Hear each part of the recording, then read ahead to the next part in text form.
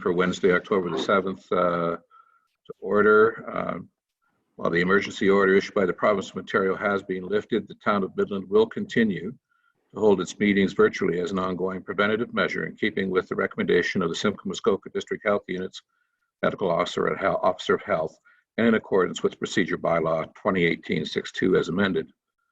Residents are encouraged to watch the council meeting on Rogers TV, Cable 53, or via the Rogers TV link on our website. Having said that, I'd like to now read the traditional land acknowledgement.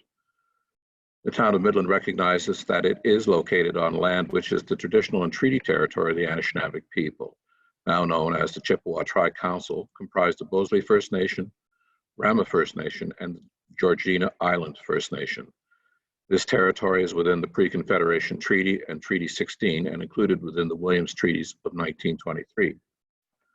The town of Midland recognizes that it is located on land which is the traditional territory of the Huron-Wendat and the historic homelands of the Métis, and that our town is home to a large and diverse community of Indigenous peoples. Thank you. I'd also at this point in time like to ask everybody to join me in a moment of silent reflection. Thank you.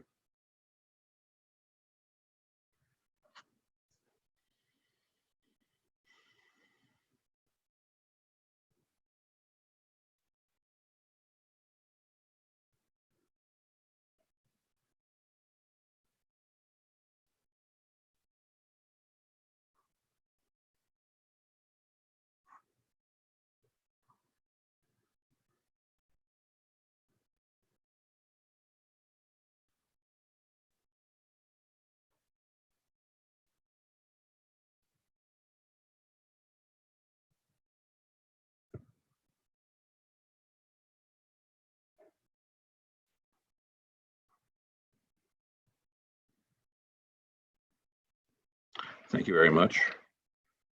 Are there any declarations of conflict of interest this evening? Councillor Olszewski. Thank you very much, Your Worship. An obvious one, I won't be voting on my own code of conduct violation. If somebody could just instruct me on when I'm to shut my camera off. I believe that was the procedure last time. Just let me know when I'm to butt out, so to speak. Thank you. Madam Clerk, you have any message for the councillor? No, when the time comes, we will certainly proceed to turn your video off. Thank you, Madam Clerk.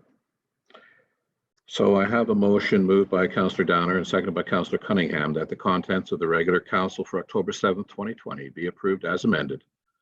Bylaw 2020-52 amended zoning bylaw 2004-90 743 Midland Point Road is amended, and Midland Bay Landing petition lists of supports.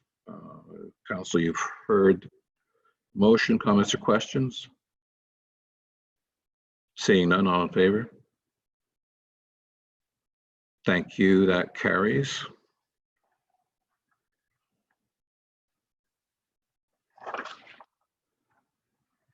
I now have a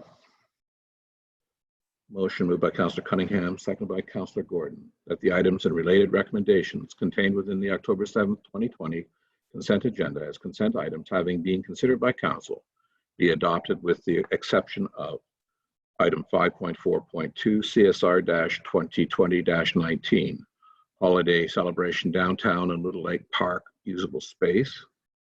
Item 5.4.3 CSR-2020-20, 12034 Braycliff Road DC redevelopment credit. Item 5.4.5 CSR-2020-22 Midland Official Plan Appeals Council update, which will be considered under Section 10, reports and other items withdrawn from consent agenda for council's consideration. Council, you've heard the motion, comments or questions? Councillor Gordon, then Councillor Main. Thank you. I just wanted to comment briefly on the letter from the BIA. I'll speak further to this when we discuss the staff report, but I wanted to thank the BIA. Sorry, I'm reading off screen here if I'm looking away from you. I wanted to thank the BIA for their offer to help transform downtown into a winter wonderland this year. And it'll be a wonderful way to begin to showcase the King Street makeover in advance of the finishing touches that we're going to add next spring. So just wanted to call out that letter. Thank you. Thank you, Councillor. Councillor Main. Thank you. Yeah, we had a great BI meeting last night, and we're very excited for the upcoming winter season. And so special thanks to staff for helping, and we're going to talk about that in a few minutes, but it's been great to try to work on some ideas that are COVID safe. I just also wanted to speak to the item of the farmers market. I reached out to one of the board members, and they were just asking for council support to extend the market for another 2 weeks. And I asked them what were their plans for the winter time, and they were very exciting news is that they're going to be looking at an online platform. So stay tuned to hear about that, and so you can be able to continue support the local farmers market through the fall into the winter. So it's a great initiative, and the farmers market's been very successful this year. So best of luck, and thanks again for asking for a simple extension. Councillor, any other comments or questions from council? Seeing none, all in favor? Thank you. That carries as well. I now have a motion moved by Councillor McGinn, seconded by Councillor Downer. The council resolves into the committee of the whole. All those in favor? Thank you. That carries. And for the first item, I believe I'll be taking that one. That being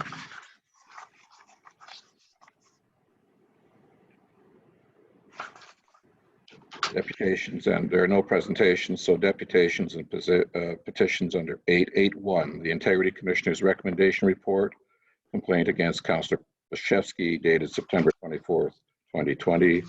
Mr. Abrams and Ms. Atwood-Patowski, co-principals of Principal Integrity, will speak to the report.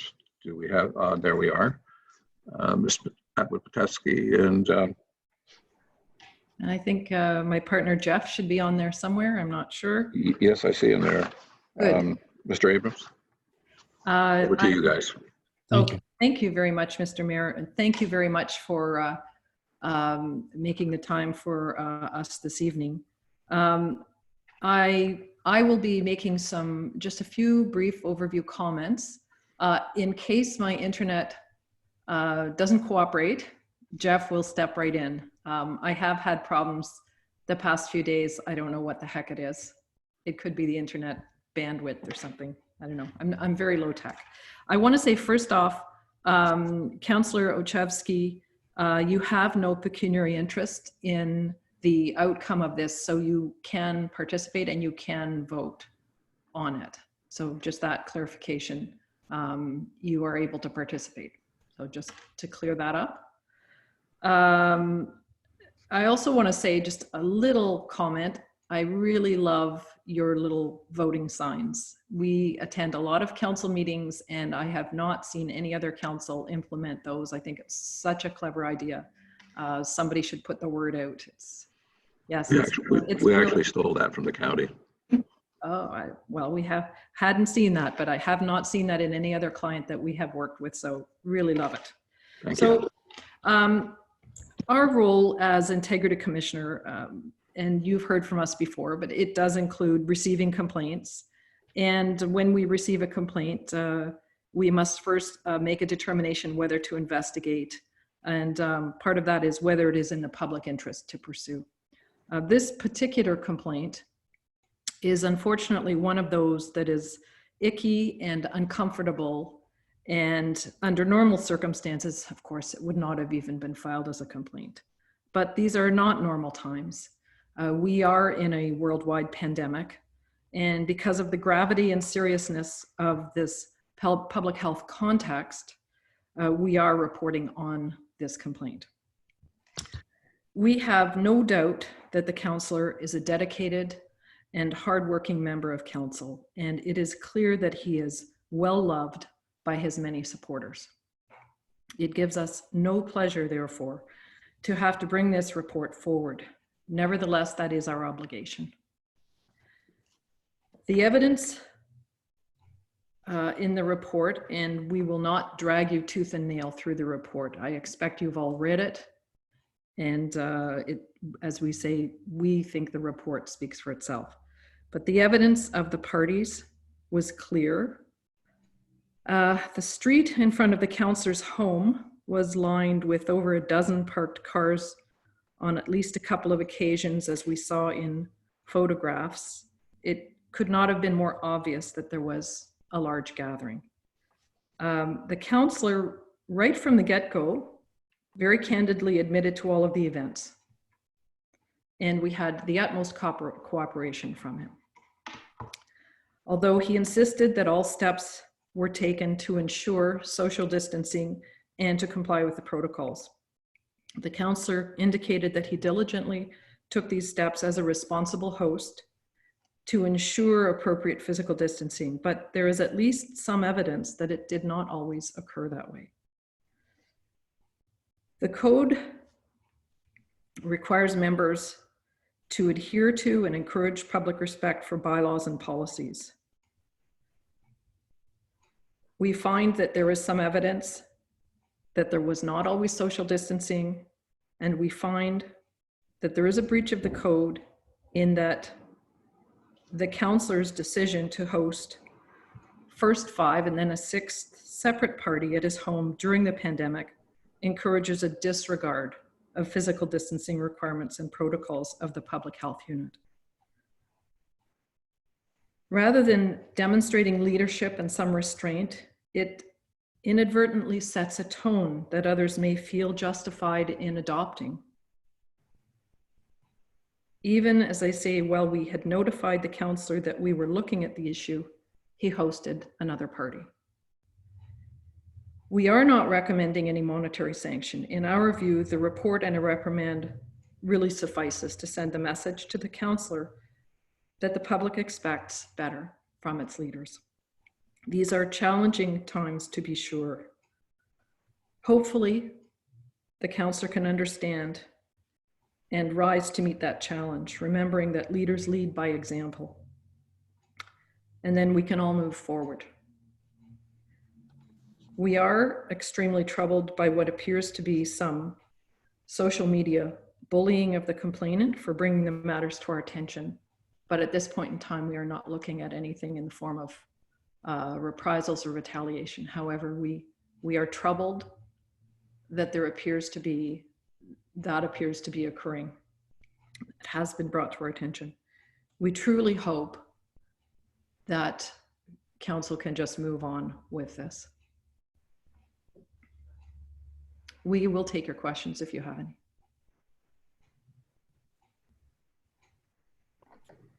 Questions from council? Councillor McGinn.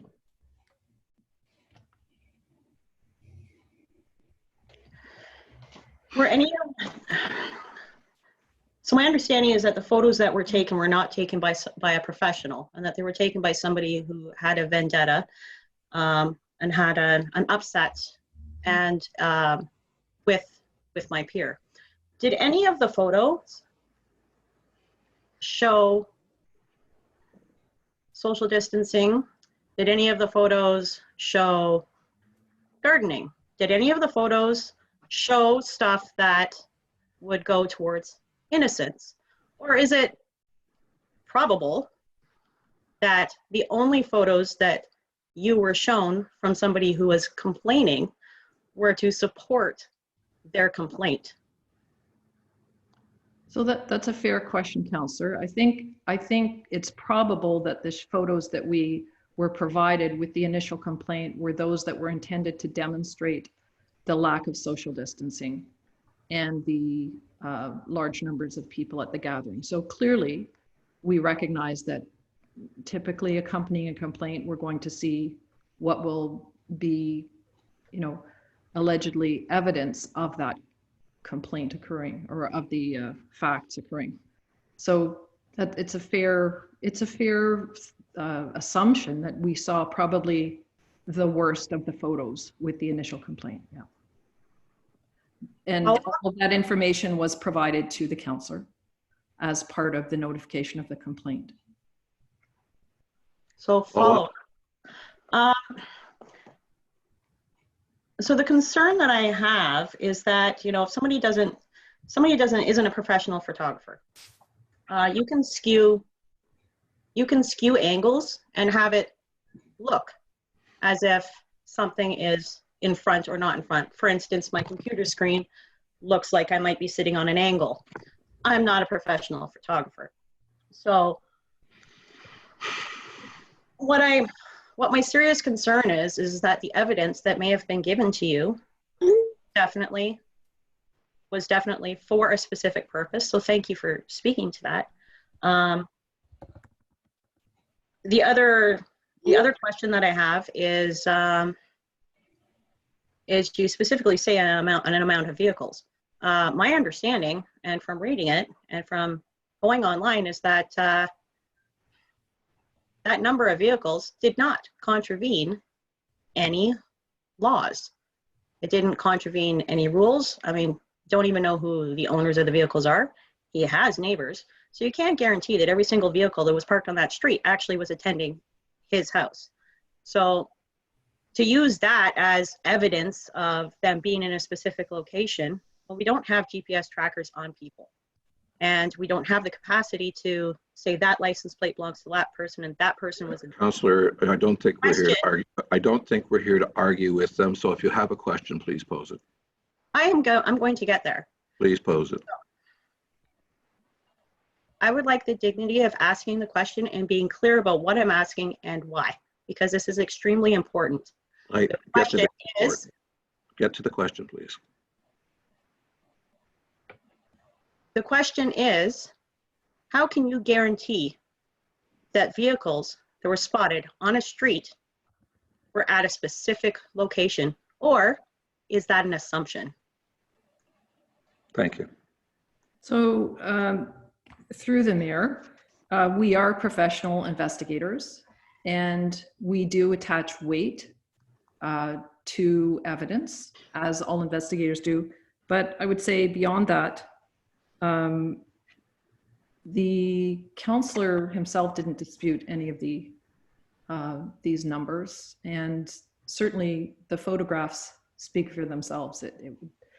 Yes, we don't have GPS and we're not doing a police investigation, but we're quite capable of looking at the evidence. And when we put the facts to the counselor, there wasn't a dispute about the fact of the parties, the facts of the events, the numbers. As I say, I think that we, on a balance of probabilities, we're satisfied completely that there were indeed that number of attendees at those functions. Sorry, my computer froze, so I don't know if it froze on your side or not. No, you were good. It went. We heard everything, I think. Okay, perfect. I think Councillor Olszewski would like to make a comment on this. I'm assuming it's appropriate that he may do so. Yep. So, Councillor Olszewski. Yeah, thank you very much, Your Worship. Just 2 points of clarification.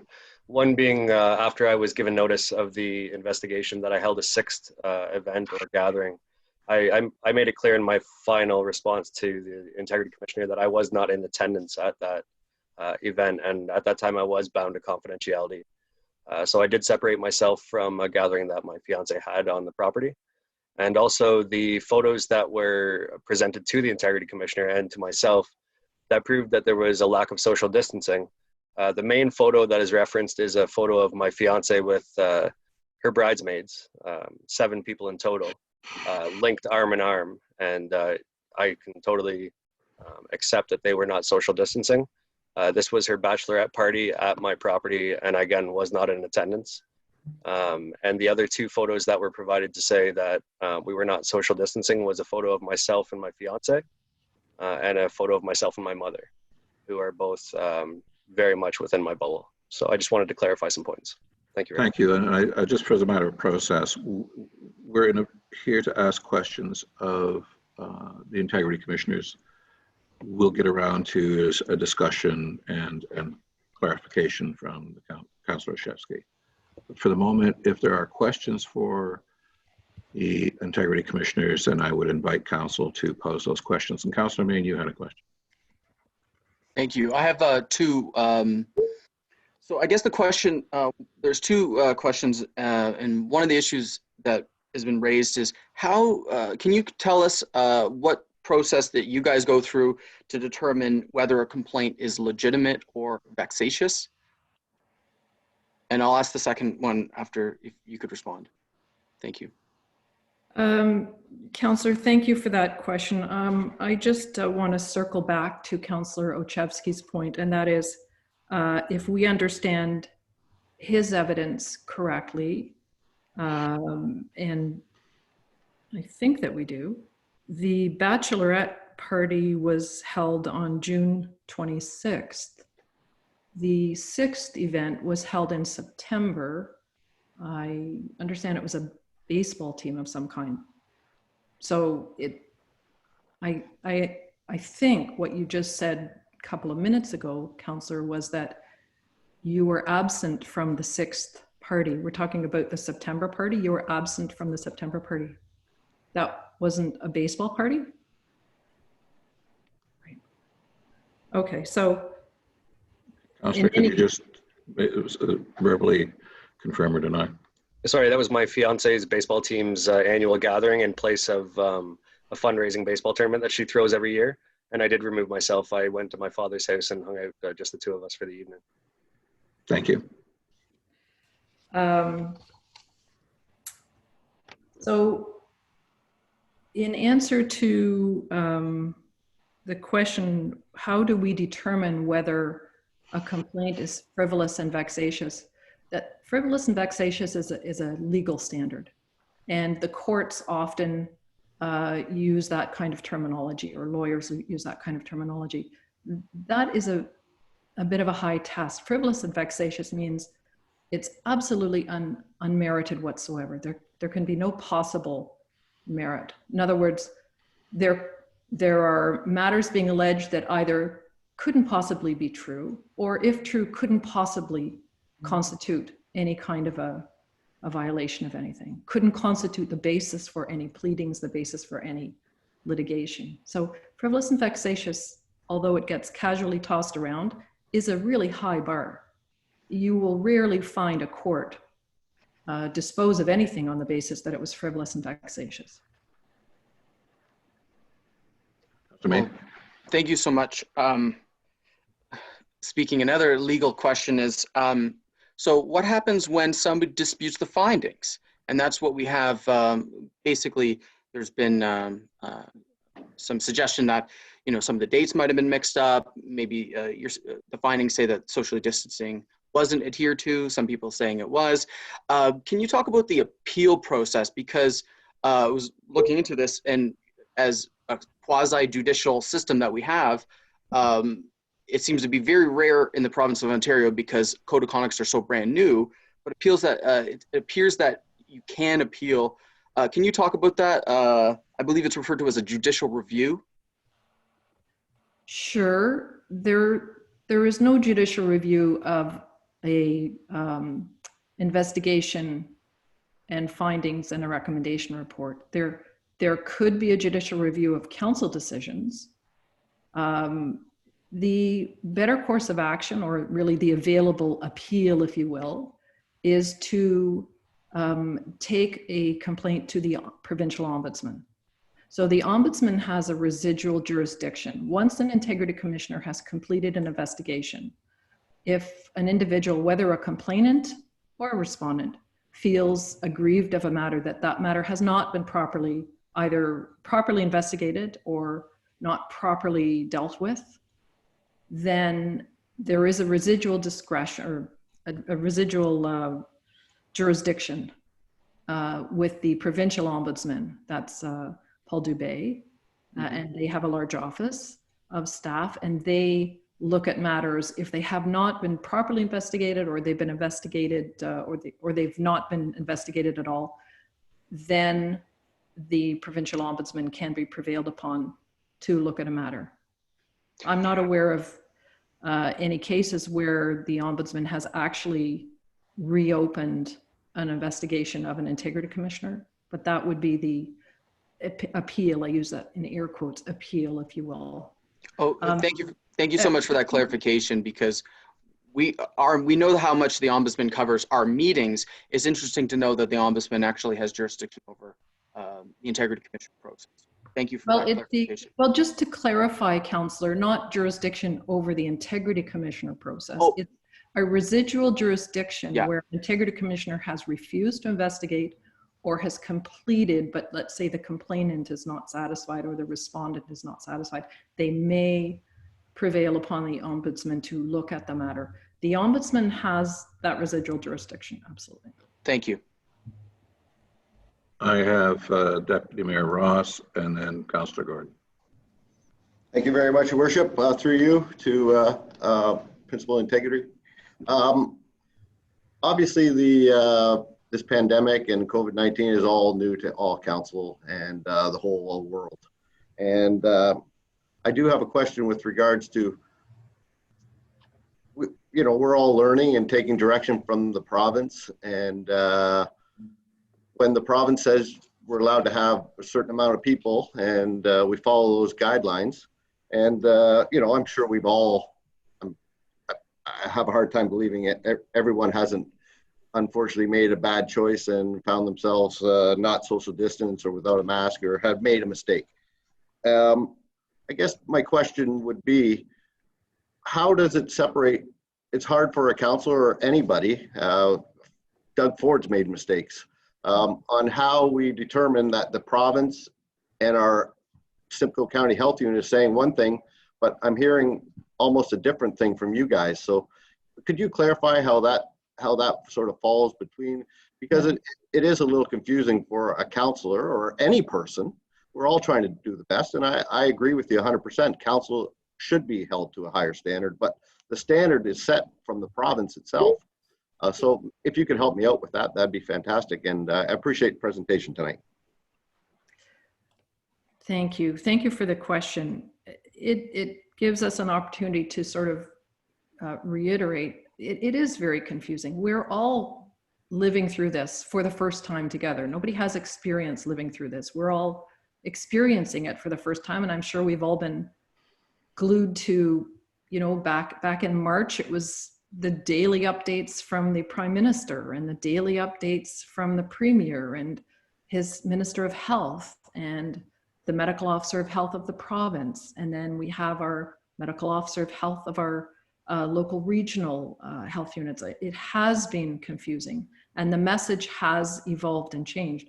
And I can assure you that if we had a complaint that a councillor, a member of council, had a couple of people over, had a few people over, we would have not been investigating that at all. We would have, through our initial review, said, this is not something we're going to be looking at. What happened was we had a complaint of essentially every 3 or 4 weeks, a growing number of people. And we looked at that from the perspective of what is the public's takeaway from that? This is not a situation where it's, yes, none of us are perfect. We're not striving for excellence. It's a high standard, but it's not a standard of excellence. It's not a standard of perfection. It's a reasonable leadership role. Yes, Premier Ford was almost taken apart for having, I believe it was Mother's Day in May. So none of us knows with perfection what to do, and we're all struggling. But at a time when many are not even able to gather together for a funeral of a loved one, it does seem a bit cavalier to be hosting events on a regular basis. So that's really all we're saying. And we're saying, we think we can do better. Thank you. Councillor Gordon. Thank you very much for your report. I'll have more to say after. I'm sure you all know that. But I have a quick question about the application of the Code of Conduct. The concept of applying a breach to the spirit of a rule. Is that something that Midland created in the language of our Code of Conduct, or is this a construct that you bring with you as our integrity commissioners we've retained? That's a good question, Councillor Gordon. That's the language that exists in most of the codes across the province and has for a number of years. You know, there's municipalities that have had that in their code of conduct for a decade. So the spirit and the letter of the law, it's a kind of a legal phrase that's often used. And certainly it's been adopted by essentially most codes of conduct throughout Ontario. All right, follow up, okay, Your Worship. Please. All right, so if it's something, I mean, our code of conduct is largely copy and paste, change the, you know, the logo. I compare it to others online. Is it fair to say then that if we chose not to have you apply a spiritual, if you will, in air quotes, rendering on things that you're tasked with, that we could modify the language in our code of conduct, and that would sort of change the parameters by which you use the code of conduct for us? It is council's code of conduct, councillor. Yes, absolutely. Council can adopt, it has quite a free hand. I would say whatever code of conduct council wants, but there are some parameters that are set out in regulation that must be met. But otherwise, council has quite a bit of a free hand to adopt a code of conduct that it feels it's comfortable with, that it feels it wants to impose on itself effectively. Thank you very much. Those are my questions, Your Worship. Any further questions? I have two, if I may. The first is relating to Councillor Gordon's question. My understanding of legislation, when it's written, there's a preamble to the legislation, and then you get into the actual paragraphs and sections and so on. And the preamble basically sets out why we're doing this, what the legislation is about, what the intent of the legislation is, and in effect, what the spirit of the legislation is about. And then you get into the nits and grits about delegation of authorities, and I'm not sure whatever's in the legislation. Is that a fair assessment of legislation generally? So, Mr. Mayor, it is with legislation, but I would remind you that a code of conduct is policy. It is not legislation, it is policy.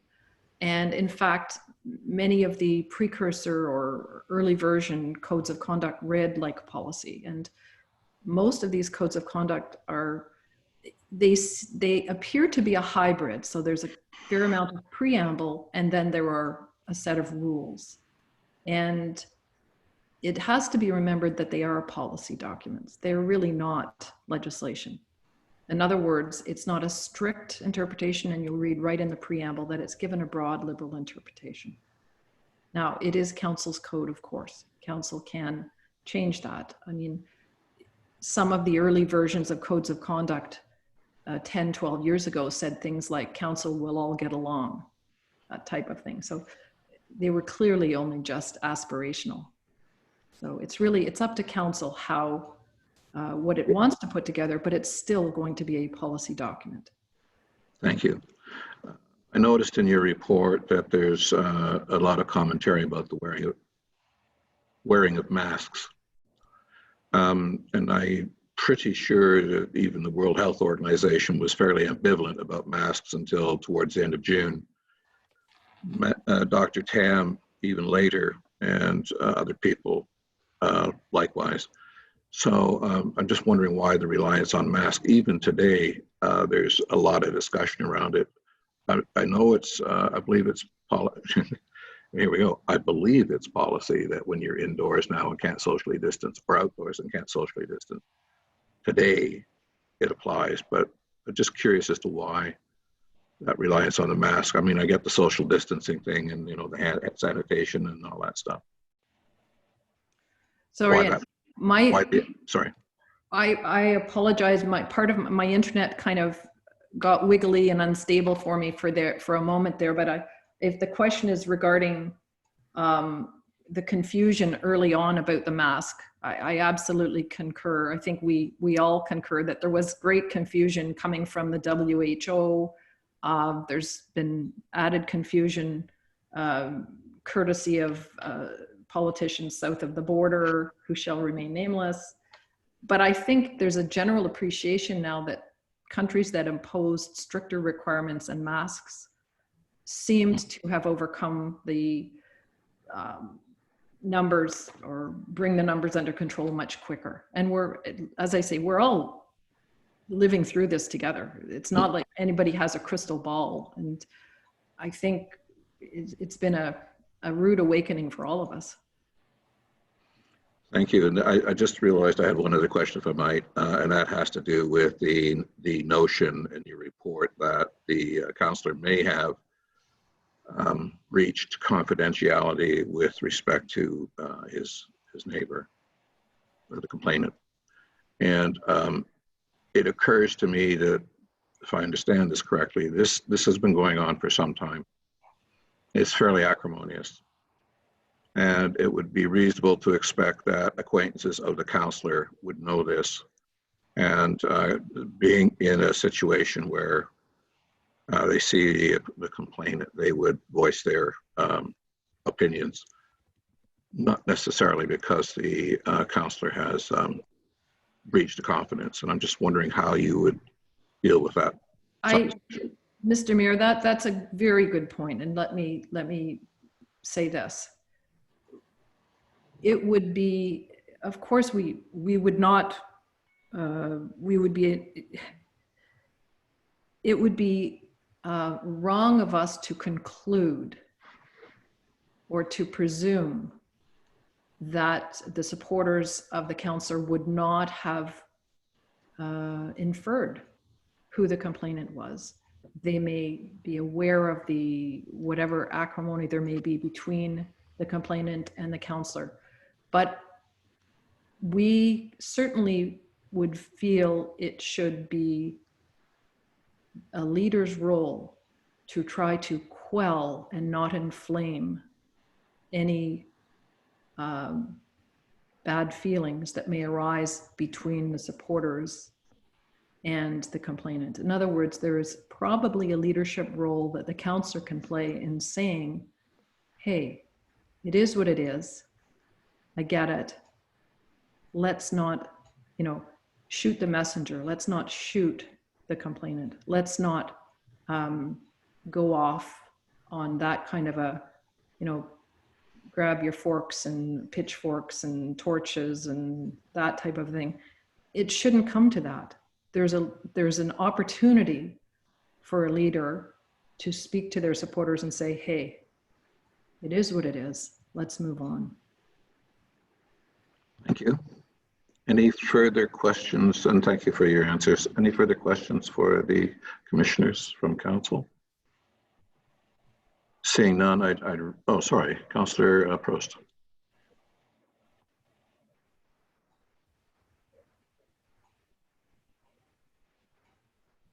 You're still muted. There we go. Okay.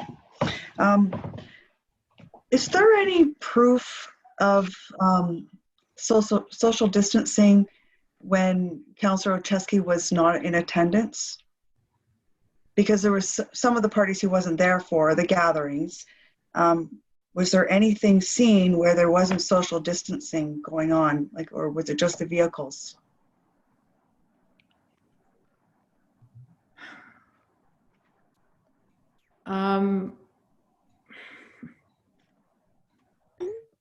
It was certainly from, we felt we had photographic evidence which indicated beyond the event where Councillor Ochevsky was absent in June at that bachelorette event, that there was evidence that there was not diligent social distancing. So that was certainly that was our conclusion from looking at all of the photographs that we were provided with. And it wasn't simply a matter of counting vehicles, although, we're looking at a balance of probabilities, Councillor. We're looking at the balance of probabilities on the evidence we have, where the councillor did not dispute any of the events. He did not dispute that they occurred, and he did not dispute that the numbers of attendees was what it was. The only issue he disputed was he was diligently trying to ensure social distancing. And I guess what we're saying is, can we do a bit better? Can we maybe lay off the various parties for a bit? Okay, thank you. Mr. Gordon. Thank you. Just so I can be clear on the summary then, the report doesn't find any fault as far as breaching any provincial statute, regulation, or policy. However, there's a belief that the violation, the spirit of those recommendations, which are social distancing, because as far as I know, even right now on there's never been any rules around private property. Right now, you don't have to wear a mask on private property, let alone outside or inside. That's a requirement by the province. Thankfully, they didn't leave it up to local mayors and councils. They made it mandated for all public places. You have to wear a mask when you're inside a public place. There has never been any rule, regulation, or otherwise that makes you wear a mask in your own house or in your backyard or any private property. Nor has there ever been a regulation or rule that requires physical distancing Sorry, on Councillor private Bittler. properties. So I just want to make sure that in fact, those are all true statements. I mean, I know them to be true, but I just want to make sure that this report has not come up with any conclusions that Councillor Olszewski reached any law, statute, or policy other than a recommendation, which really didn't even apply on private property and never has, and still doesn't to this day, even though we're in the grips of round 2. Spotowski. Through the mayor, I guess, Councillor, I'm going to have to disagree with you on that, and I really don't want to debate these nuances. It's not we don't share your view, Councillor. I'm sorry, we don't. I'm sorry, but which one? I know I probably should have done it one at a time. Masks, social distancing, what regulation? I didn't see it in your report what regulation he was breaching or what Councillor, law. sit down and read it carefully. It's in there. We think the report speaks for itself. Okay. We don't agree with your, I guess, narrowing it down to, well, he didn't break any laws. In our view, he violated the code of conduct. Thank you. Thank you. Any further questions for commissioners? Seeing none, I'd like to thank you for a thorough examination of the issue and for a fulsome presentation. And I guess at this point, I'll ask Councillor Olszewski to speak to it, from his perspective. I think I'm following process here correctly, am I not? Yeah, thanks. Councillor Olszewski. Thank you, Your Worship. Just 2 points of clarification before I give you my 2-minute summary of my feelings on this. The bullying on social media concern. I know it's not part of my punishment or anything like that, but I want to make it clear that the name of the complainant was never provided to me.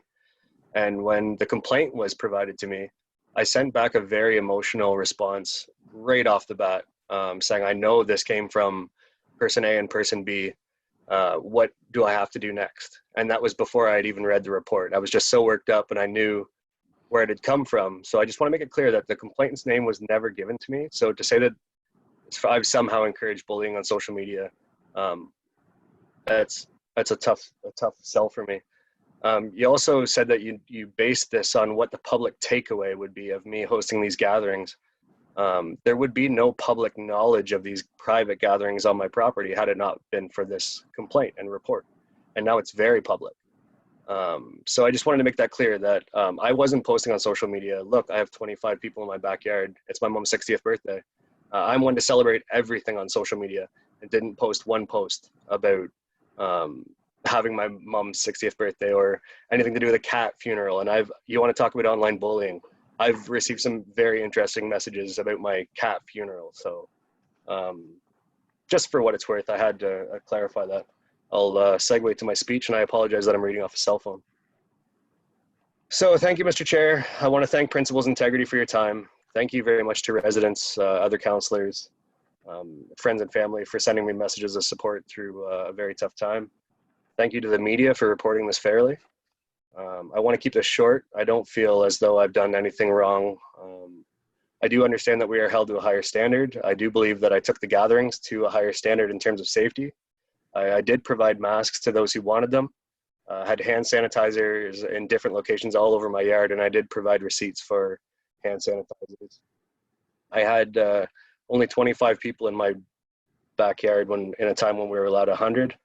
I would never do anything to put any of those 25 people in danger. These are the people that are closest to me and people that I love most. The numbers, as they were getting larger, the province was opening up because that's how the phases were going at the time. So while it looks like I was, ramping up my parties, the gates were opening on the province, and I did nothing to encourage the public to party or post on social media about that. I've segued now. My mom could have hosted her 60th birthday on her property and not been bowed by the code of conduct. Her property is 10% of the size of mine. So I felt that safety took precedent over my political image, especially while hosting a private and completely legal event. I also called the Simcoe Muskoka District Health Unit and provided that information to the Integrity Commissioners. I verified that all my gatherings were within the laws and recommendations to ensure that I did it right and safely, and this was verified. I do feel that the complaint was submitted not for the greater good or betterment of the community, but to publicly shame me and make my life less comfortable, as the complainant has done multiple times in the last year. This is a very personal matter. I don't feel that a dispute with a neighbor should be on the council agenda. During the 5th event, and 2 days before the complaint was submitted, I received a text message from the complainant, and they were not expressing concerns about health and safety or physical distancing. It was a text full of expletives and name calling, and the final sentence was telling me to move. I don't envy council having to be here tonight and make this decision. It's been 44 days since I got the original report. I've written 3 submissions. I've had media attention. I've had to discuss this within my workplace. Since it's gone public, now I have to face you and speak on live television about my mom's 60th birthday party, and the guilt that my mother is feeling, thinking that her completely legal birthday party was the trigger for getting me disciplined at work. And she's watching on TV now. I think that's punishment enough if I deserve any punishment at all. Does the punishment fit the crime? I had less people in my large outdoor backyard than in a single school classroom. I fear that if this passes, my complainant has the go-ahead to keep monitoring and recording what's going on in my backyard. And counselor or not, I don't feel that I should have to live like that. I also don't know how much money this report cost, and I'd be afraid to know. I'd love to try and fundraise to get this back. I feel a bit of this on my shoulders. So thanks for listening. It is what it is. We're here, so I'll leave it in your hands. Thank you, Councillor. I believe from a process perspective, I'm going to ask each councillor to provide comments with respect to this report and councillor's behavior. We'll go around the table once, and then I will call the question of at that time. So, and I'll start, since I'm in the council chamber physically, from my right, which would be Councillor Gordon. So we'll start with you, then Councillor Cunningham, Councillor Downer, Deputy Mayor Ross, and so on as we go around the table. So, Councillor Gordon. Thank you very much. Just before I get started, I know I emailed the clerk on this, but I'd like to request a recorded vote on this when the time is right. So I'd like to, first of all, I'm going to be reading this. I'm going to be looking at my camera, but I don't have any ability to see your facial reactions, so pardon me. I just want to make sure I don't miss anything. I'd like to thank Principals Integrity for their thorough and detailed report in this matter. I need to state that I have availed myself of your services many occasions this term for advice around conflict of interest questions, issues about the Planning Act, and other matters that have come before me. I find your advice to be sound and well-researched, and I've relied upon it time and time again without question, even when it does not align entirely with my expected outcome. That brings me to this report. I have no intention of arguing the events that are alleged to have occurred or their appropriateness. I will state, however, that the recommendations from the health units, the World Health Organization, the federal and provincial governments arrive constantly and change virtually daily, as you've alluded to, and as the pandemic changes. This leads to confusion and conflicting positions being repeated by our heads of government, even as recently as today from our Premier about Thanksgiving family gatherings and who's coming over. But your report did not find confusion on behalf of Councillor Olszewski. Although it could have been an easy plea since the lines blur daily between new laws, new or altered regulations, and confusing, if not conflicting, recommendations, which I'll remind everyone are just that, recommendations. They're not laws, nor are they regulations. They're not enforceable, and they can't result in a sanction against any member of the public, except, it seems, Midland councillors. It's clear from the language of our own creation and what I've learned tonight that the Midland Code of Conduct, you have interpreted correctly because of the parameters that we've set, and we've all agreed to be held to a higher standard. I don't intend to argue that point. I'll remind everyone that I voted for it, and I agreed then and still do to the best of my ability to be bound by it. I don't go looking for ways to contravene it, and I don't believe that any of us here tonight do. That higher standard is an aspirational goal. It's a lofty goal and a worthy goal, and it's unachievable 100% of the time. We are not better people than those whom we represent. We are not superior, we have faults, and we are human beings. We are also all bound to the very same laws of this country and the province, and we're certainly not above the law, nor should we be. However, what we're being asked to accept right now is that Councillor Olszewski breached the spirit of our code of conduct. The report notes that he did not breach any regulation or law, or acknowledges that the alleged offenses all fell below the provincial regulations that were in effect at the time. The aggravating factors are reported motivations behind this complaint, which on its own is not enough to dismiss it, but does add some color to the situation. I've personally visited his house and seen the complainant in a tree putting a camera pointing it at his backyard. That doesn't negate the complaint, but it's something that everybody needs to know. I've formed the opinion that there are people in this community, perhaps even among ourselves, that would accept the weaponizing of this code of conduct as a tool to further personal grievances, knowing that any allegation, even mildly upheld, could easily trigger a breach of the spirit of our ambiguous code of conduct. This weaponization of the code of conduct is wrong. It's juvenile and only serves to further divide this council and distract us from the real work we have to do. Furthermore, I believe it has a chilling effect on those choosing to run for public office, that this weapon can be wielded by anyone, anytime with a grudge, with virtually no defense to the spirit conviction.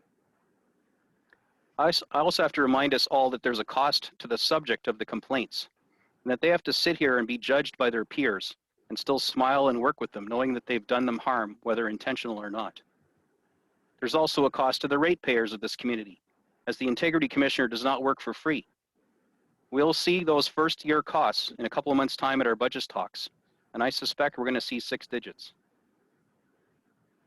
If I could not expect to achieve someone else's idea of exemplary behavior 100% of the time, and none of us could, then why would I agree to hold one of you to the same unachievable standard? I would hope that you try, but I would not convict you when you stumble. This double standard that's being misapplied here, in my opinion, can be easily characterized like this. To all the residents of our community, the speed limit signs are posted with numbers like 40, 50, or 80 kilometers an hour. But to Midland councillors, those signs simply say, don't go too fast. And they leave the offense up to the beholder, our ratepayers, and our Integrity Commissioner on their behalf. All it takes is someone with an axe to grind, for whatever reason, to advance a complaint that I was driving too fast. And no matter the actual speed I was driving, and without any evidence I actually broke a law, I could be found guilty of breaking the spirit of the law because someone perceived I was going too fast. Or perhaps they have some issue with me or how I voted on something. This would be the perfect way to get revenge. Now, I have no problem at all with people's rights to complain, with or without merit. The Integrity Commissioner has my full and undying support to investigate those complaints. They do come at a cost, and to match those complaints against legitimate offenses. Aspiring to do the right thing is an example, and set an example is a wonderful aspirational goal. And I think we should all endeavor to do our best. However, when you fail to live up to that in someone else's opinion, then you should not be disciplined. Spoken to, perhaps. But again, until something is illegal, it's legal. Do dumb things at your own peril. But formal discipline should be reserved for real transgressions and not perceived transgressions. The subjectivity of this code of conduct, as it's currently worded, makes it the perfect weapon, and it will continue to be wielded that way. Mark my words. Accordingly, I do not accept that Councillor Olszewski committed any offenses other than perhaps failing to live up to this aspirational goal in some people's opinions. You all can think of times when you didn't live up to the spirit of the code of conduct. The only difference here is that some of us will have someone complain about our missteps and some of us won't. To loosely quote a fitting biblical verse, let he or she among you without sin cast the first stone tonight. Thank you. Thank you, Councillor. Councillor Cunningham. Thank you, Your Worship. And thank you, Principals Integrity, for this probably most thorough look at the appropriate behavior of a politician that has been done in certainly the province. And I think I'd like to speak further on what Councillor Gordon speaks to about holding us to a higher standard. And the challenge in that subjective term is, what is that higher standard?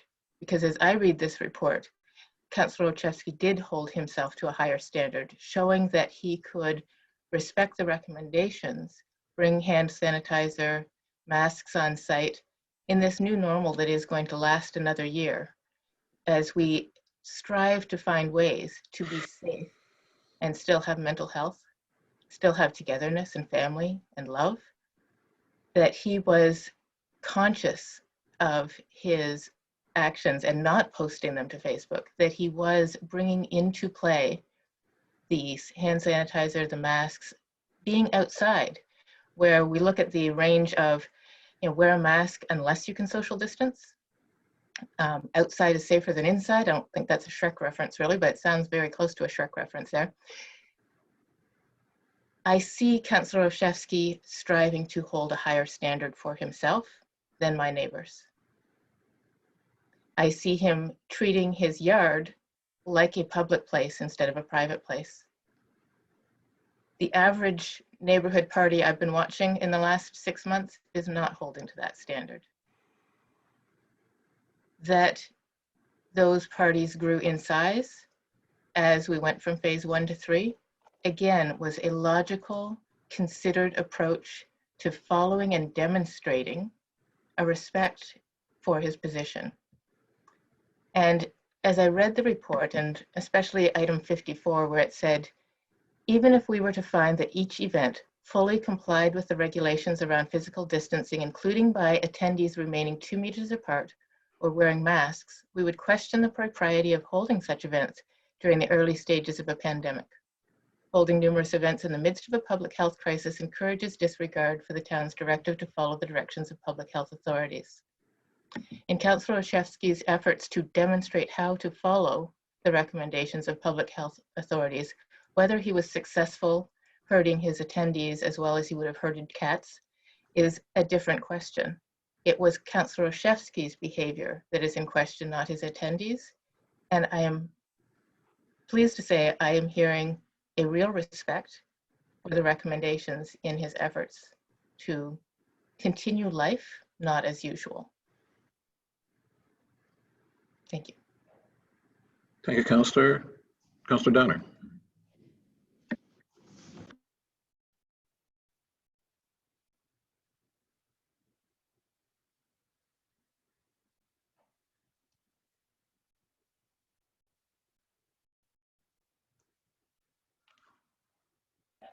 Hello, thank you very much, Your Worship.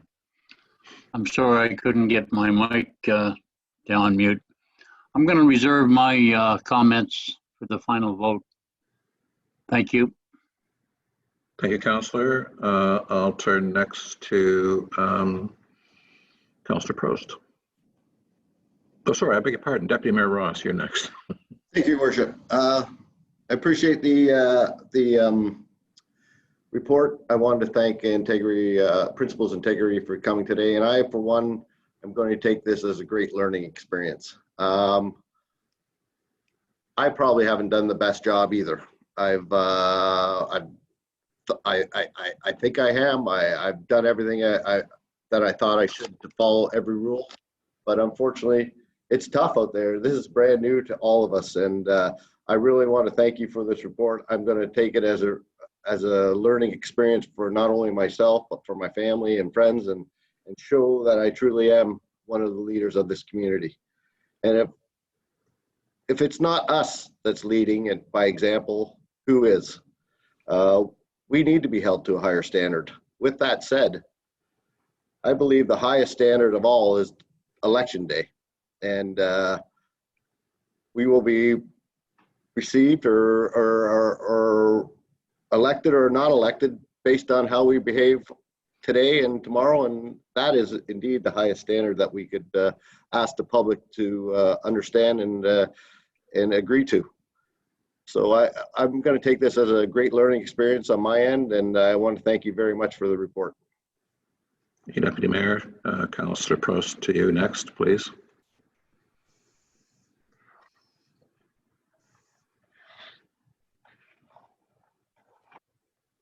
There you are. Thank you, Your Worship. Thank you for all the information tonight. I don't know if there's much more I can say that's already been said. I think we do need to learn together and support each other. I agree with everything that's been said tonight. Thank you. Councillor Main. Thank you, Your Worship. Just brief comments. Everything that I had to say, I reached out to Councillor Olszewski to let him know. Just briefly, thank you very much for the report, Principles Integrity, Mr. Abrams, Ms. Atwood-Petrovsky. Thank you for the presentation. Yeah, I think this is a very good point, is that this is a very good learning exercise. I have to concur with the findings on that this is a code of conduct violation. In the grand scheme of things, it's probably relatively mild, maybe a 1 out of a 10. Some would perhaps say it's a 0, but I think it's certainly enough merited to just so we can have a discussion about social distancing and and how and what that looks like. I too was visiting Councillor Olszewski over the summer. Took a look at the lovely yard, how much time and effort he's put into it. It looks fantastic. And I think definitely you could fit 25 to 40 people in that backyard. But I think what we're seeing is what the evidence was put together is, it was a bit of a slip up. It was a coming together. Maybe there were some hugs, buffet style food. And so really, I think that's the report basically outlines why this merits a code of conduct reprimand. And so I appreciate all of the discussion and debate and the thorough investigation of that matter. And also, I just want to reach out to the community, because a lot of people spoke about what Councillor Olszewski means to them. And I just want to say thank you for letting us know. We do love having him with us. He's so energetic. He's enthusiastic. His fiance is delightful. As they say, he liked it, so he put a ring on it. I think that's a Beyonce song. And I just went at the end of the day, when people are having functions, other people who aren't comfortable, and they're not, they see that, and there's a bit of jealousy, resentment, maybe some bitterness. And so that doesn't necessarily mean that the complaint is not without merit. It's just people are really having a hard time with this COVID things. A lot of people are more comfortable than others. So I really appreciate the information and guideline about how we can strive to be better. So I think that was a very good point. It's just stepping our game up and making sure that we are authorities and that we follow all provisions and very carefully adhere to social distancing, because what we're seeing in Ontario is over the summer there was a lax of social distancing and numbers are going up. And so it's obviously very troublesome.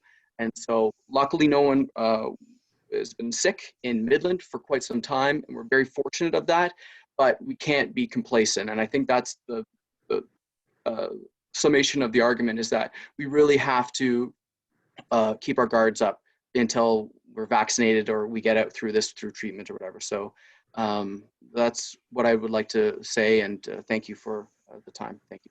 Thank you, Councillor. Councillor McGinn. Councillor McGinn. There it is. Yeah. First, I want to say, Councillor Olszewski, Cody, I'm sorry for what you're going through. That amount of time is excruciating. And now I'll carry on. So I'm empathizing with you and I'm sympathizing. We can't be expected to always exceed rules and orders. To be held to an invisible standard requires us, in essence, really to be arrogant and behave as if we know better than experts that help make these guidelines. Yet, Councillor Olszewski, he went above and beyond. My peer, Councillor Cody Olszewski, was found to not be contravening any orders. We are not gods and cannot be expected to be above any law. In my opinion, being an upstanding citizen means adhering to rules and laws, doing our best, and also being humble. For us as elected officials to remain humble, we cannot be expected to guess what is more or better than any law. Arrogance and humility do not go hand in hand. And Councillor Olszewski is one of the least arrogant men that I know. Cody, I am so sorry you had to go through this. I'm sorry your cat passed and now you're reliving that pain. I'm sorry that your mom's birthday party is being scrutinized. I know that is your immediate family. I'm sorry that someone is taking photos of your private space and that they have motives, and not being an independent investigator would share images to support you. It was one-sided and quite vindictive. I believe that your mental health matters, and for you to have not celebrated your mother's B-Day, that's a 60. That's a big one. That's a good one. That would have been a detriment to your family's health. For you to have not mourned your cat's passing, and I know that you're getting grief online. I know also that you and your partner, you don't have human children. And thank you for loving your animals as well as you do. But if you had not mourned, that would have been damaging to your health. I will not diminish your emotional needs. I will not be a part of lateral violence towards you by punishing you. I will not set a precedence today of accepting lateral violence and have you all, not just Councillor Olszewski, have you all fear that me, your peer, will ignore steps that were taken. I do not want people to be afraid of that from me. I will uplift you for your efforts, Cody. You put forth in trying to have a safe gathering. The process that you have gone through itself was enough punishment, and it wasn't even warranted. Councillor Olszewski wants peace in his home space and would not be trying to cause more grief. He's not a vindictive and mean person. He tried his best, as was pointed out, and as a few of you have said, and for him to have not disputed the events, then we must also accept that he did act as a leader. His choosing to cover costs of sanitizers and masks is being a leader. He went above and beyond, and it was verified, as was presented, that he called the Simcoe Muskoka District Health Unit.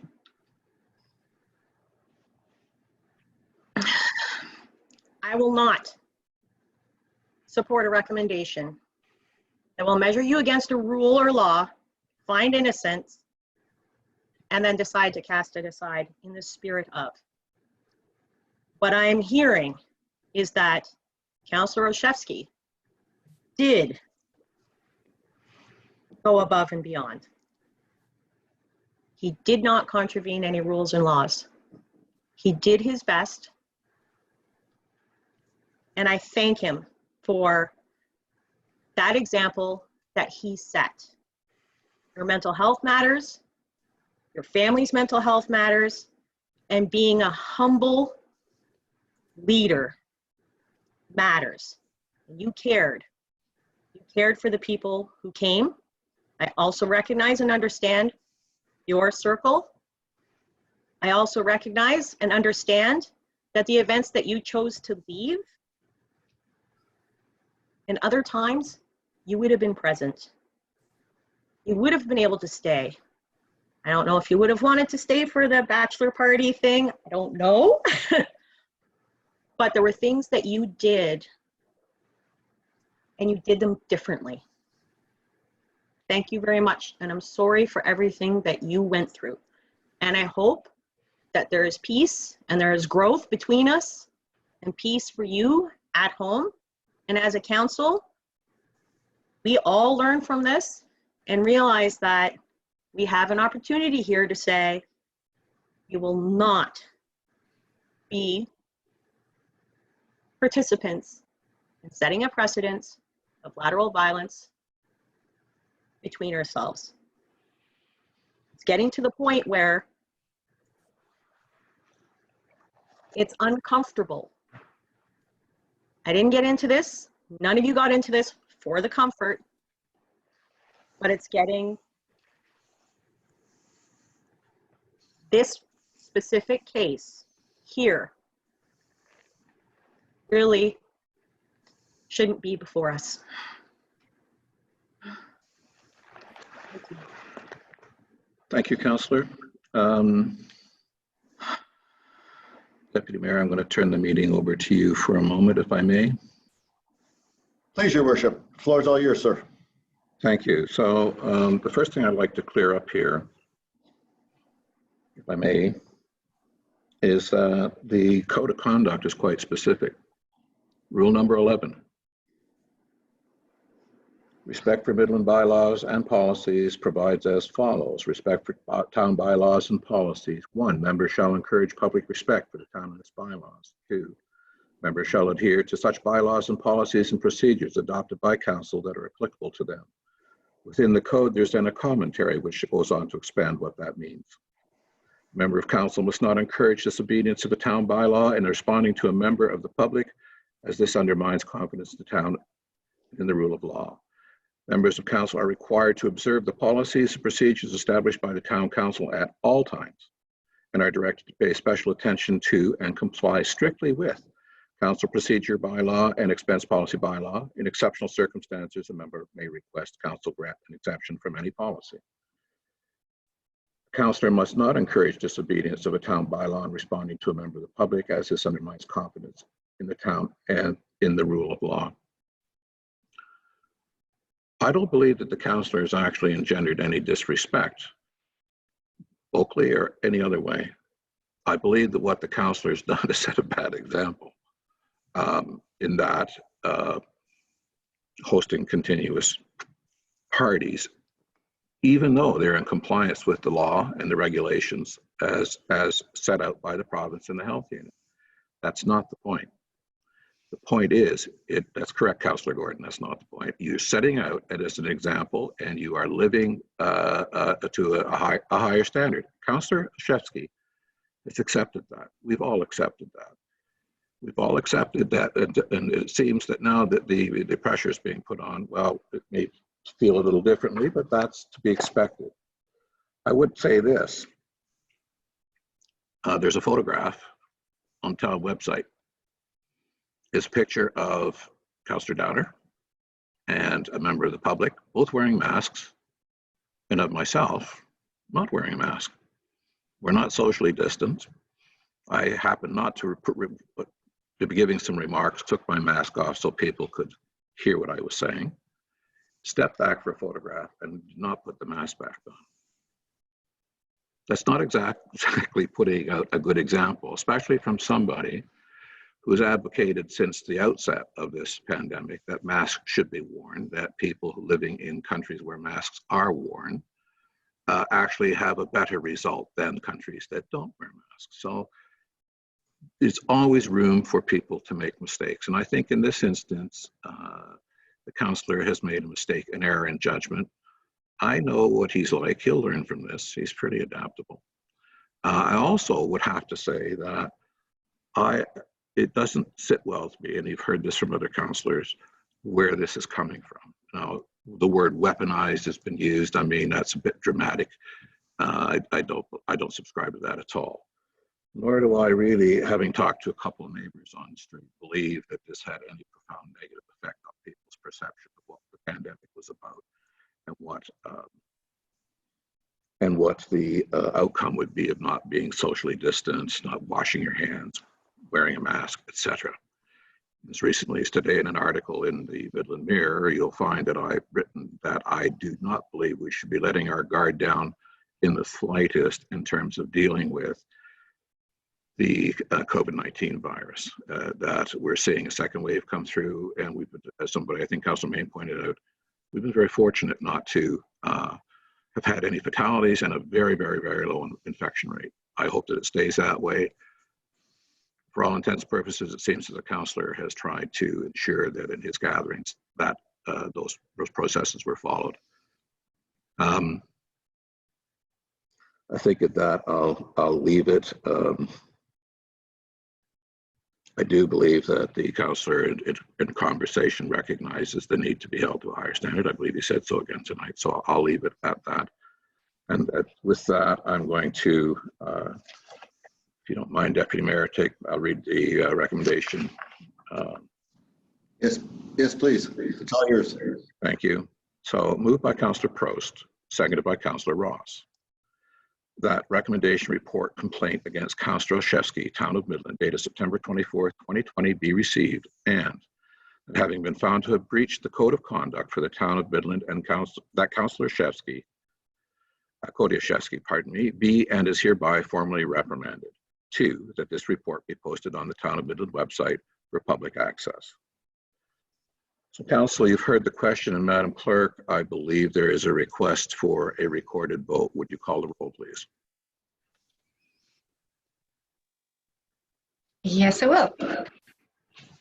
Okay, Councillor Gordon. Can you verbalize that as well, please, if you don't mind? Since we're doing it recorded. No. Thank you. Councillor Downer? No. Councillor McGinn? No. Councillor Prost? No. Councillor Main? Yes. Councillor Cunningham? No. Deputy Mayor Ross? No. Mayor Strathern? No. And Councillor Olszewski, I'm assuming that you're refraining from the vote? Yeah, I might as well.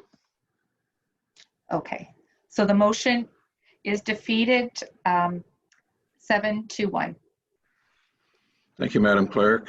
Thank you, folks from Principals Integrity. It's been a rather trying few days.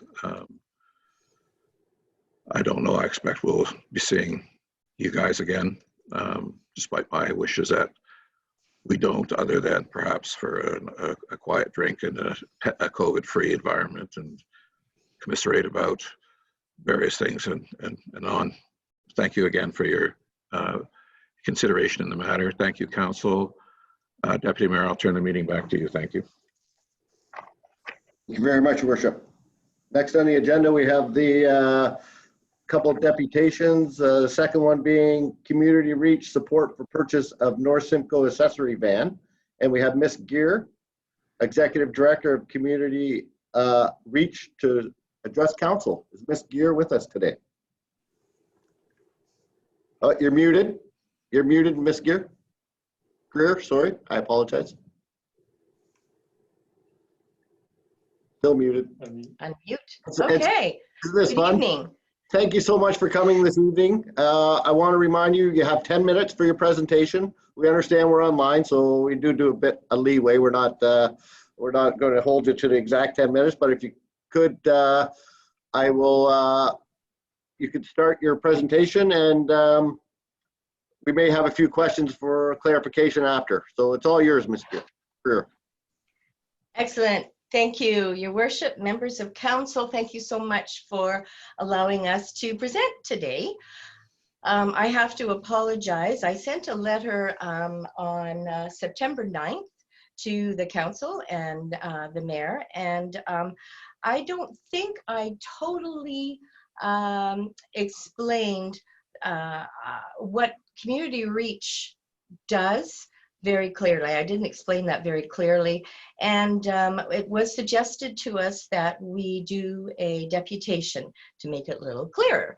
I've made a very, very short PowerPoint just to just to clarify some of the things. As most of the people know, if you can click it, do I click it or who clicks it? Oh, there we go. Okay. Just to clarify, we're obviously a charitable organization that's been operating since 2004. And we have 3 very distinct, very different programs. I'll go over each one very briefly and explain our request to you.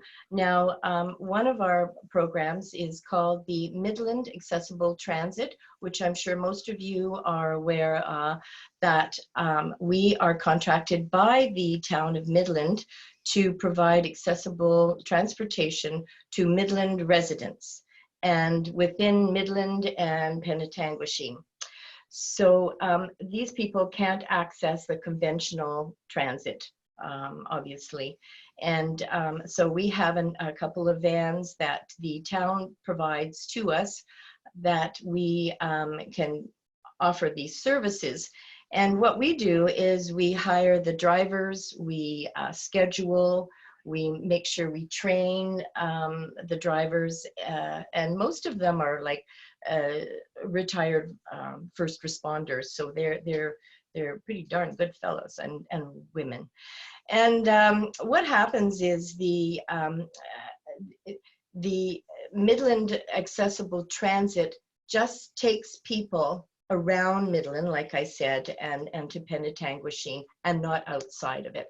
So we do all the scheduling, and we have a specific database just for AT clients, because we need to capture a lot of the statistics. So we've got a very reliable CRM that will track the numbers. And so what I wanted to talk about was not the Midland Accessible Transit. We've been, working with the town since 2004, and I think it's very, very successful. Now, our other program that again is very distinct and different is the TLC, or Transportation Linking Communities North Simcoe.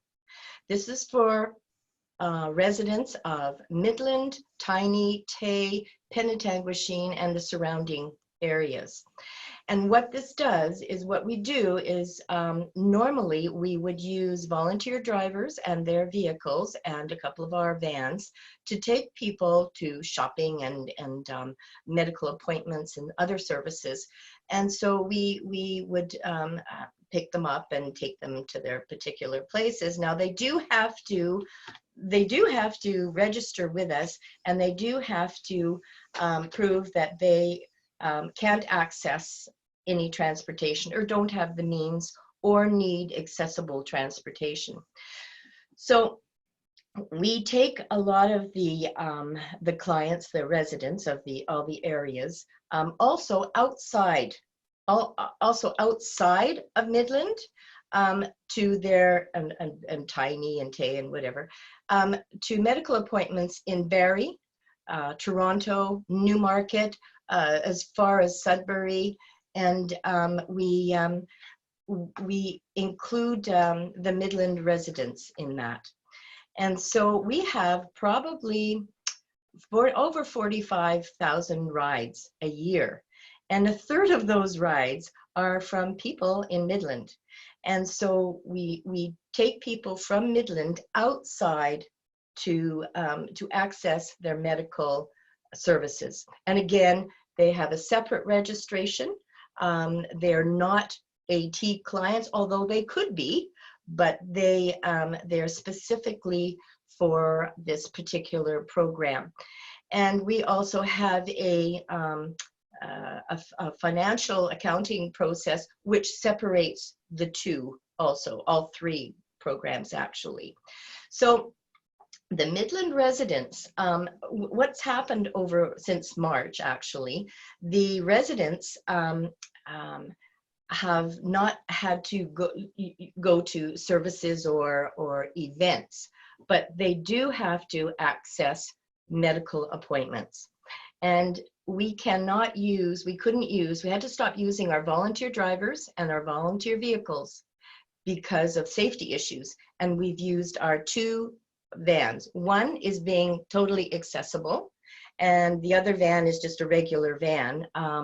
And so we've had to pay drivers and use those 2 vans to take people in North Simcoe, including Midland, to their medical appointments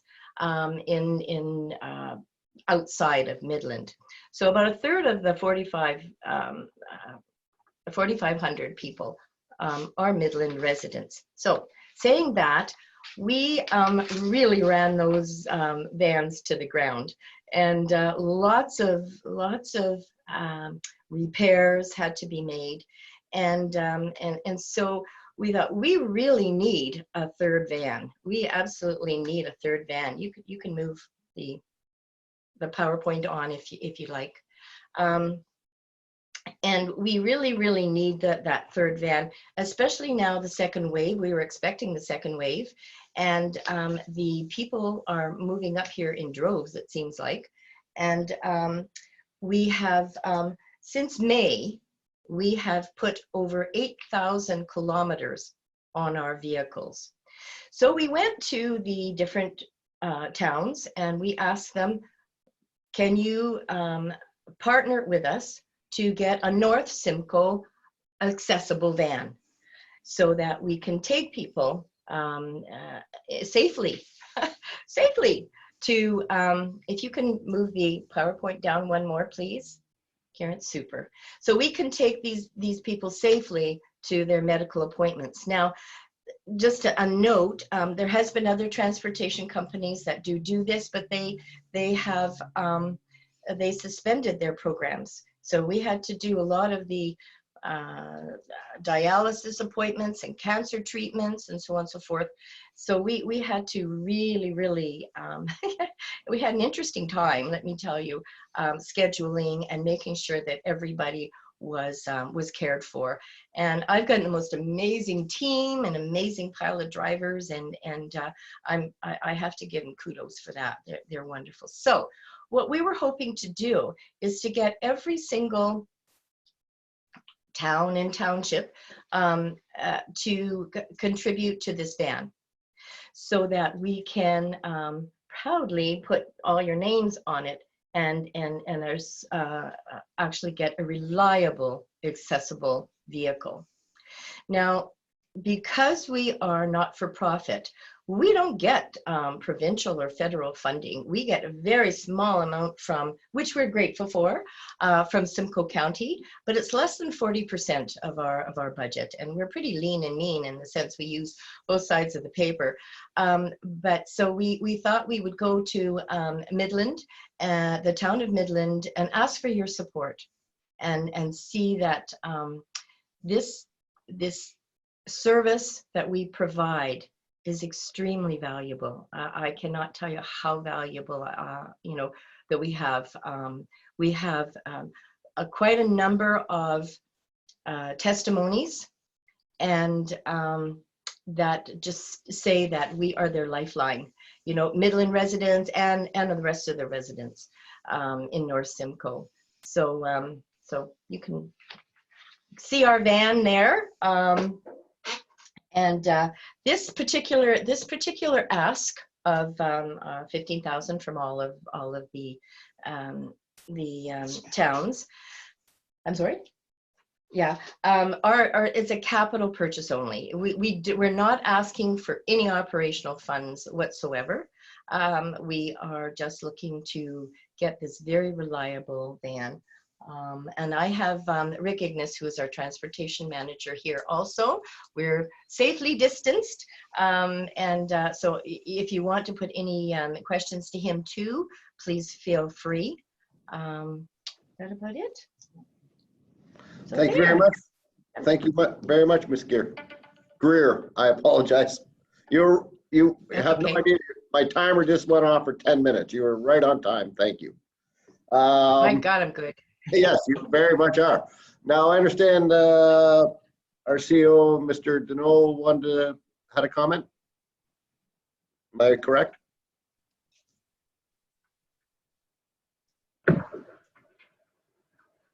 Thank you, Deputy Mayor. Can you hear me?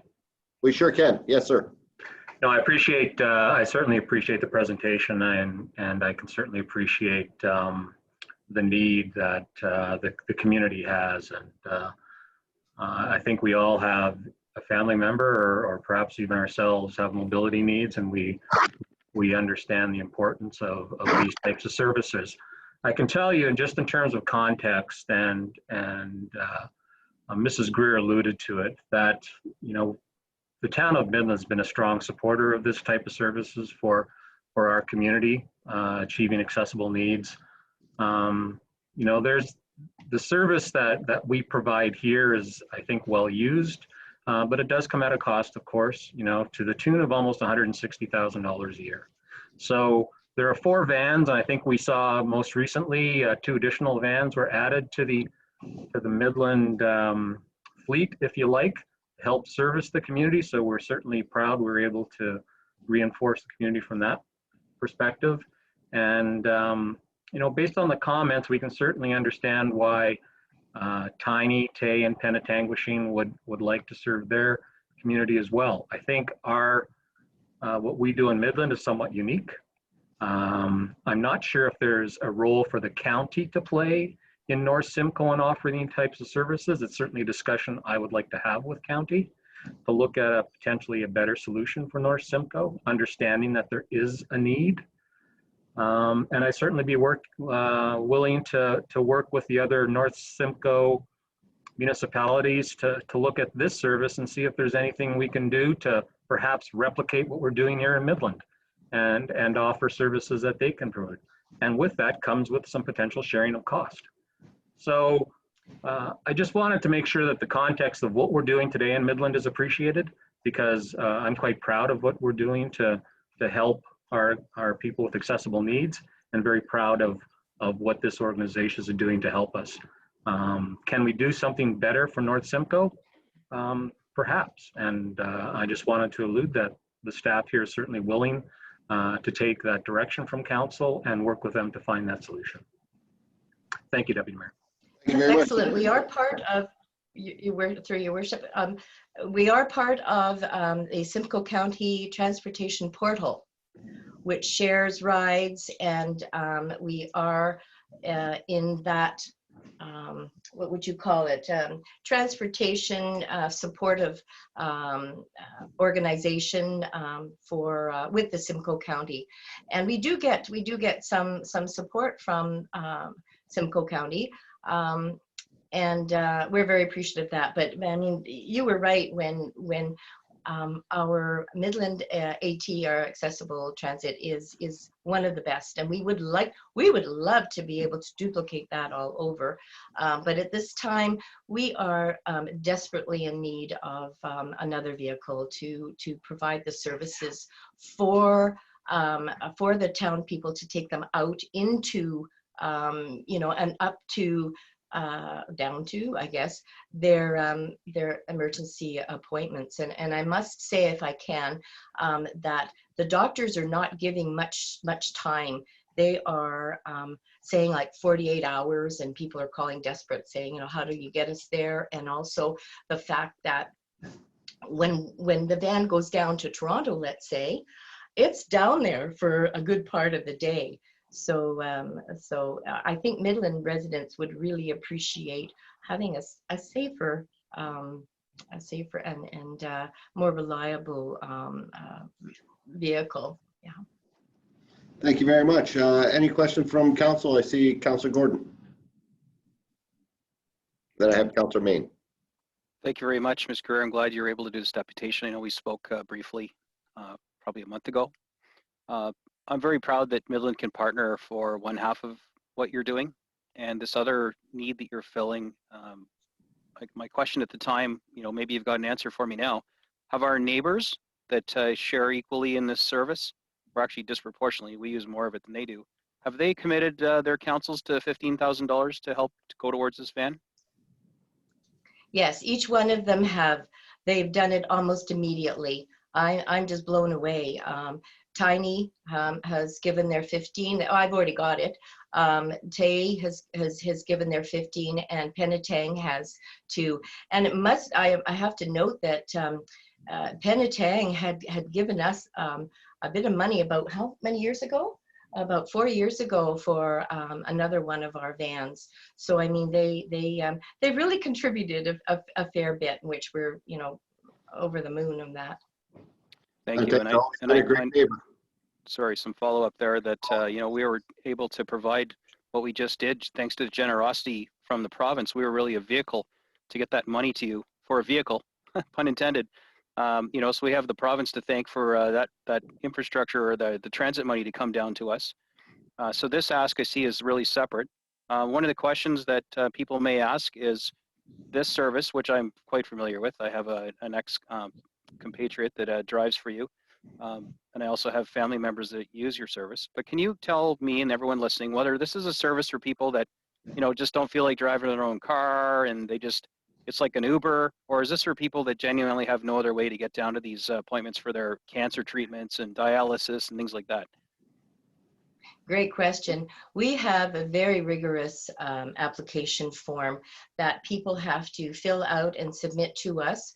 And also they have to provide a medical assessment signed by a medical professional to support their request for driving. We also charge them. We have to do that now. People want to contribute. They don't want to be a charity case. So we do have a scale for going out of the but it's pretty small in comparison to our budget. But yeah, no, it's a very rigorous application process. All right, thank you. If I could, one more, as I mentioned to you as well, we have an actual process for getting money from council for asks like this. There's one intake a year. It's usually in the springtime, I believe. So it's a fairly good distance away. And I can tell you now, I mean, I chair that committee, so I mean, I would be remiss not to mention that we have a process for this. But again, processes are not carved in granite. These are things when pressing needs come. We have in the past already made exemptions where we dip into that pot a bit ahead of time. And it just means there's a little less money when it comes time for doling it out in the spring. So if it's council's will, and I'd be prepared to put a motion together at the end of this, Madam Clerk, to pledge the $15,000, then we could very easily do that from our funds that we would normally evaluate and disperse. We could do that ahead of time. So I'm all in support of this, and I'm glad you came to talk to council about this. And there is a vehicle for us to get you a vehicle or play a part in it, keep our sticker alive, and serve our citizens. So thank you. Thank you very much. Councillor Main. And then I have Councillor McGinn. Oh, thank you much. Thank you much, Deputy Mayor. Thank you for your presentation, Ms. Greer. I don't think Community Reach gets the love and appreciation that they should. Operating in the background, you know, like it's such a valuable service, and it's not an optional service. I mean, we're actually mandated to run an accessible transit service if we run a transit service. And so you're doing us a huge favor by running the service so successfully and so well. And so kudos to you. And I mean, I even use the information portal once in a while, trying to find contact information for various groups. I've been finding that very useful. So thank you to whoever who keeps those numbers updated and refreshed. The transit has been something that we've been really making some huge strides on the last several years, especially expanding into Penetanguishene, Simcoe County Links, which is Midland to Barrie, and in a couple of years, the Midland to Aurelia connection is going to be obviously very popular and very successful, and that will really help citizens of Tay Township as well as they're heading east towards Aurelia. And I think, like you're saying, this is tapping into people that kind of fall between the cracks. They can't access the transit service because of accessibility issues.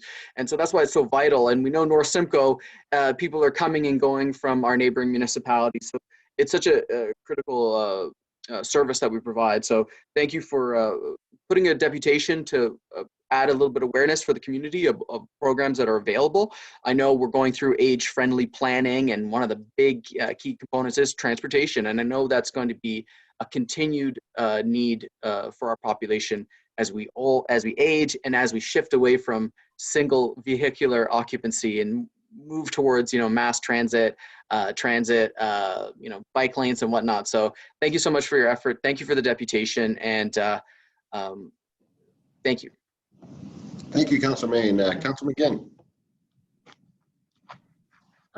So Councillor Main spoke to accessibility and transit, and so thank you. Yes, it's something that we are mandated to do, and I appreciate very much that it's being done so well. I support this 100%. I have a question that I know the answer to, so I would like it spoken to, because I got asked a question. Why is it that it was referenced that we already support in the value of $100,000? I understand and I know the answer, so I'm hoping that that through you, that it could be explained where the vehicles are housed, how they're taken care of, and that is something that is entirely separate from this ask.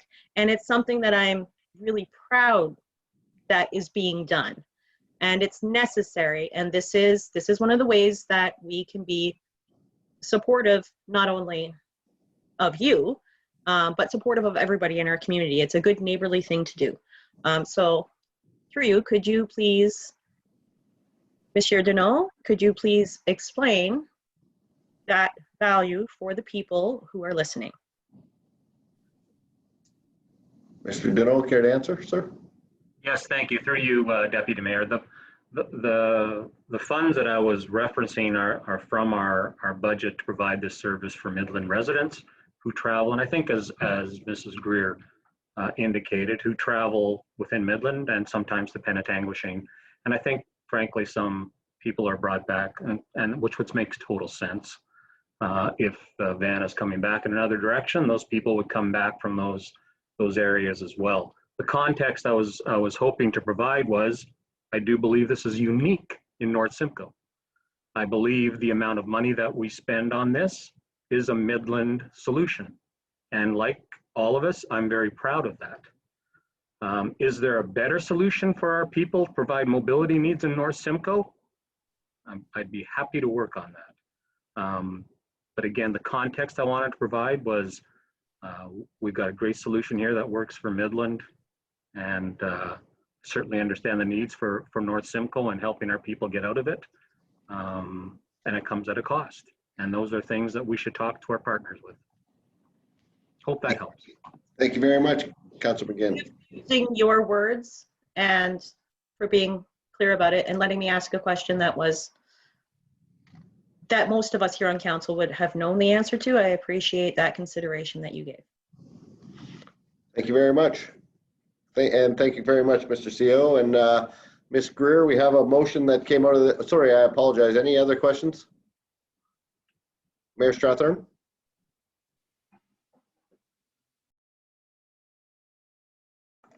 Thank you, Deputy Mayor. Just a bit of clarification, if I could, on a couple things.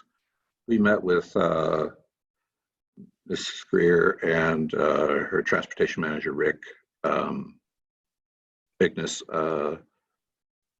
last week, and the conversation revolved around how we might participate in this process. And I think we agreed that it was worth taking a look at through the staff about how we could get to a solution for this. The other point of clarification I wanted to make was that the town of Midland, through the grants for the two, in participating for the grants for the two vehicles, plus a bus, plus some GPS dispatching software that is designed to work with, I understand, Community Reach as well as some of our own apparatus, was to the tune of $120,000. So thank you to the province, but thank you to the taxpayers to go above and beyond the $200,000 that we put into this program locally for the local program, but also these funds in addition to, thank you to the province and taxpayers for the additional $120,000 and provincial federal contribution. I think that, I have a question actually for Mrs. Greer. Do the other municipalities provide the sorts of services that Midland is providing to their residents? Through you. Your worship, I've just been here a year and a half, and during that time, I have found that each township provides some money towards the delivery of the TLC, the North Simcoe Transportation Link and Communities Program.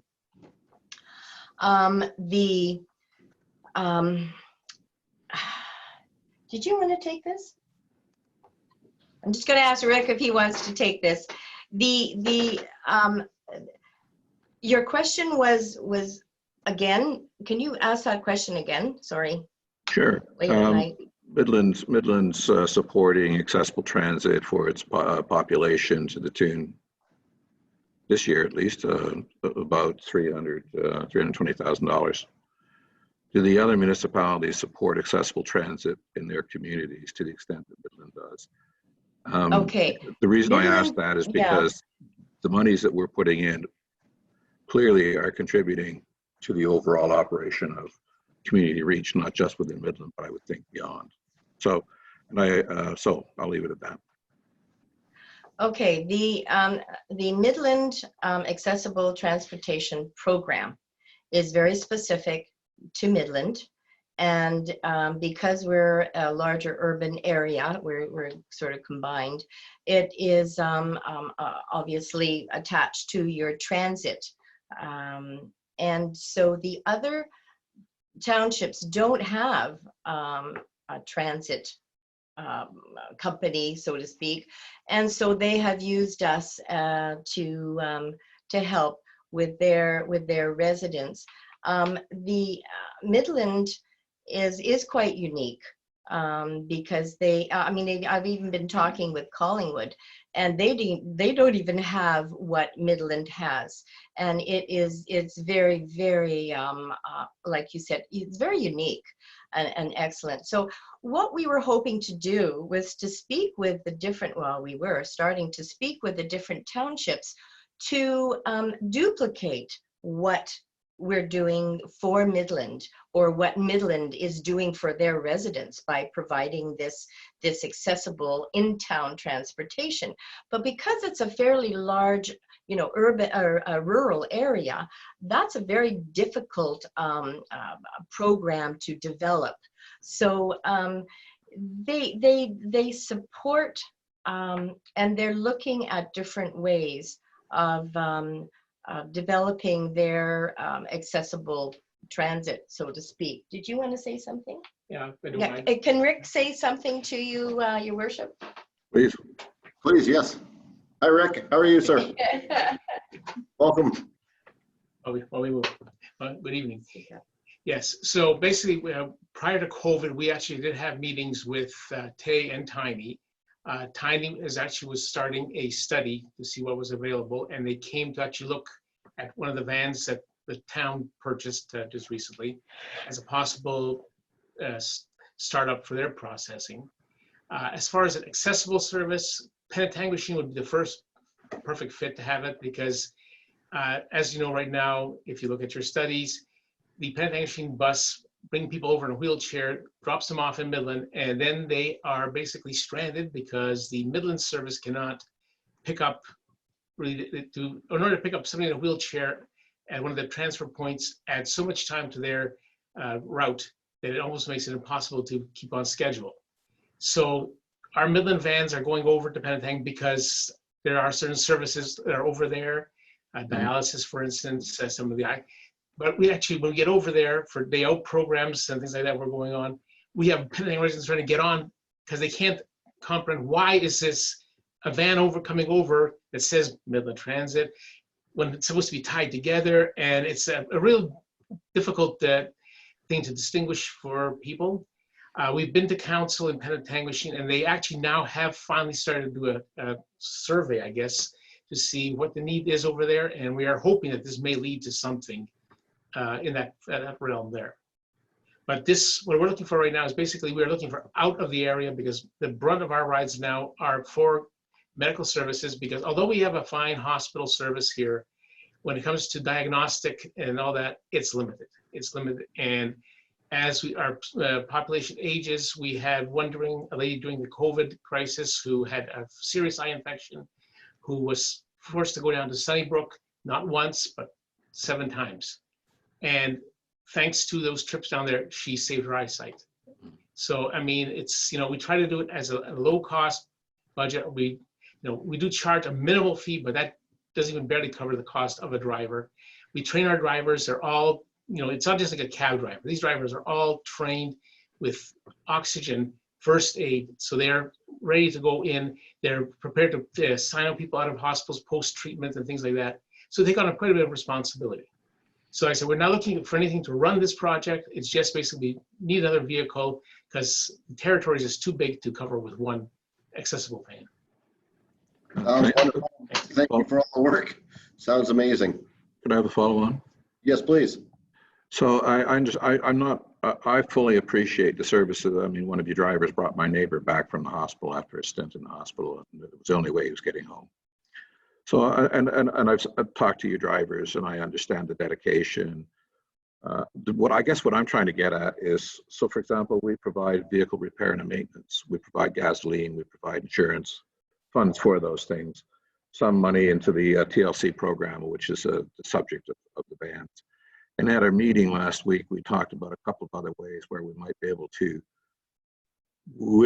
in concert with some of the other municipalities, alleviate some of those operating costs that allow you to start to create, potentially, not was putting these words, but create a reserve so that you actually, the funds are still flowing and you are then able to become a little more self-sustaining. The other possibilities, we've added 2 vehicles to our fleet.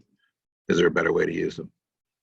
So I think for myself, I have heard Mr. Deneau say that he would like to have the opportunity to sit down and engage in the near term, I would think, how we can broaden the scope and better assist.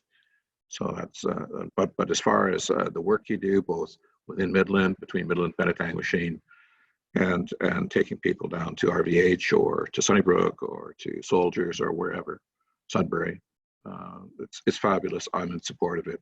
I just like to find through staff best way to support you, and so that's really the basis of some of the questions I'm asking. So it's a fantastic idea. I'm sorry for interrupting. It's a fantastic idea because, I mean, you imagine our vans go over to Penetang to drop somebody off and they come back empty. So it's a waste of fuel, of resources when they could be shared. And I mean, if something that should be looked at, but that's not, we can't do that. It has to come through the municipality, talking to municipalities. So it would be a fantastic idea if that would happen. Yeah, so, but this is actually completely separate. So this is why we're looking at trying to get something on the road as soon as possible. We're coming into winter now, and one vehicle is just not going to cut it. So that's what we're looking at. Okay, thank you. Thank you, Deputy Mayor. Thank you very much, Your Worship. Any other questions, comments? I see none. We have a motion that's come out of this. Moved by Councillor Prost, second by Councillor Main. Hope they both agree. That further to the letter dated September 9th, 2020 from Kathy Greer, Executive Director, Community Reach and related deputation. Council directs staff to investigate a model to share costs for the transit across North Simcoe with Community Reach and other North Simcoe transit operators to determine a North Simcoe solution. Any questions or comments with regards to that? Councillor Gordon? Thanks. I think that's a fantastic motion. It's just missing the part where we give them $15,000 right now.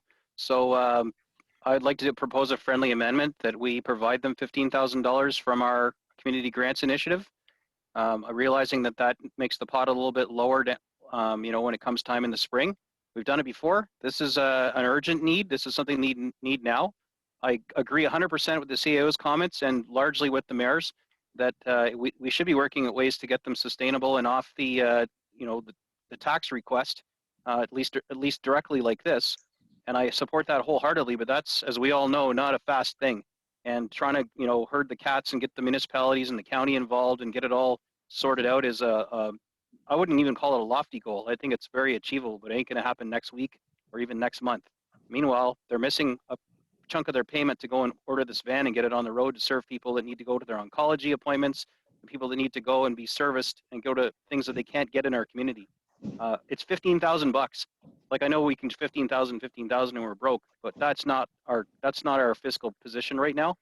And I think this is a deserving ask. I mean, every ask is deserving to some degree, but I'd like to do a friendly amendment where we cut them a check for 15K. We can mull over how we're going to wean ourselves off of this later, and I suggest we do. But let's not bog the process down and defer, basically. Let's just write them a check and let's have this tandem conversation. So however that's going to be worded, I'll leave that up to the wordsmiths. Well, I thank you very much, Councillor Gordon and Councillor McGinn.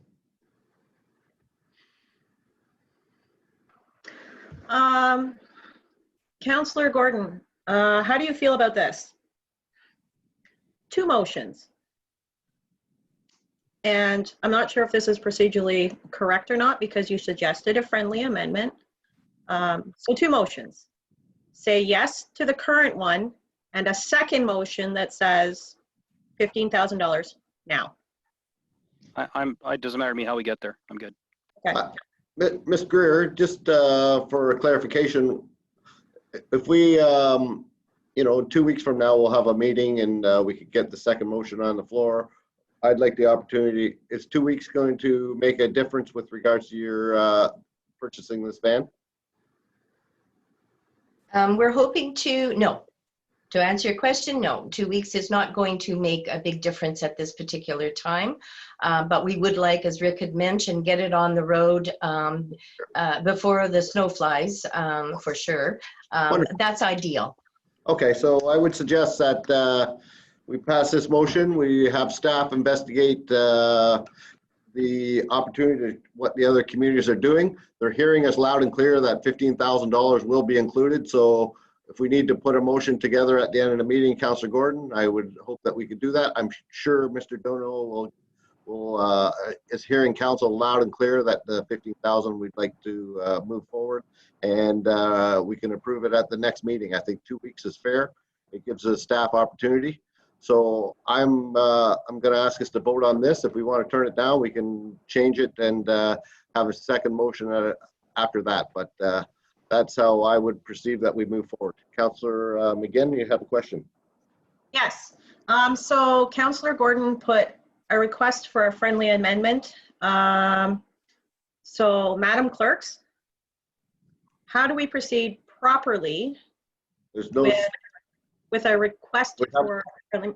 We have a motion on the floor, so what we would have to do is, I can answer the question, is vote it down and come up with a different motion. There's actually, believe it or not, no such thing as a friendly amendment. We can vote this down and have a second motion, or if we choose to add to it, but I would suggest, and that is going to be up to council, we vote this down, but I would suggest that the council is hearing us, our staff is hearing us loud and clear that we'd like to have this 15,000.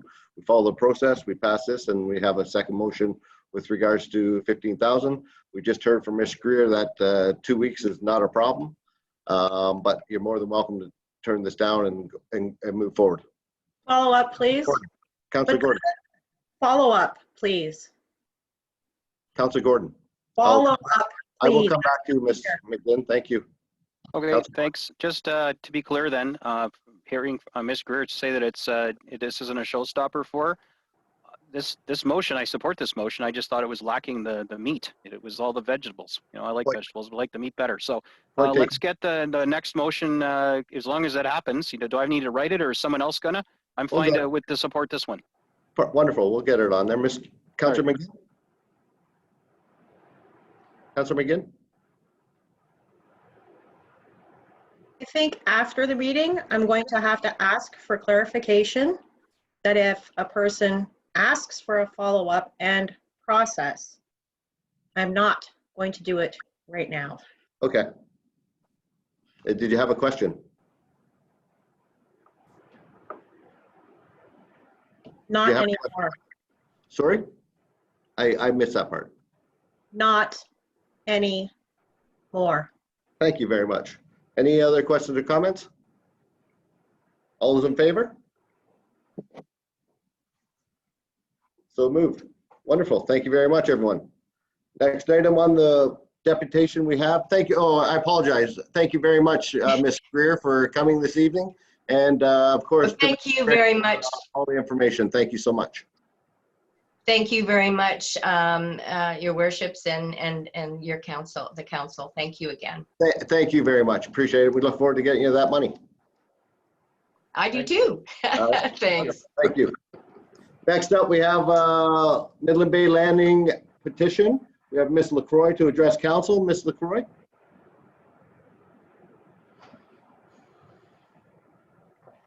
Hi.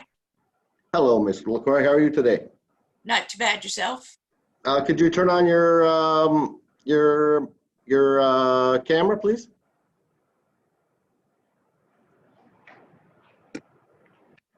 Wonderful. There we go. Thank you so much for coming this evening. Well, I'll remind you that you have 10 minutes. We're, we'll if you need a little extra time, we're pretty easy to get along with, and we understand you're online. So if you do need a bit more time, and I'd ask you to please stick around. We may have a few questions for you after.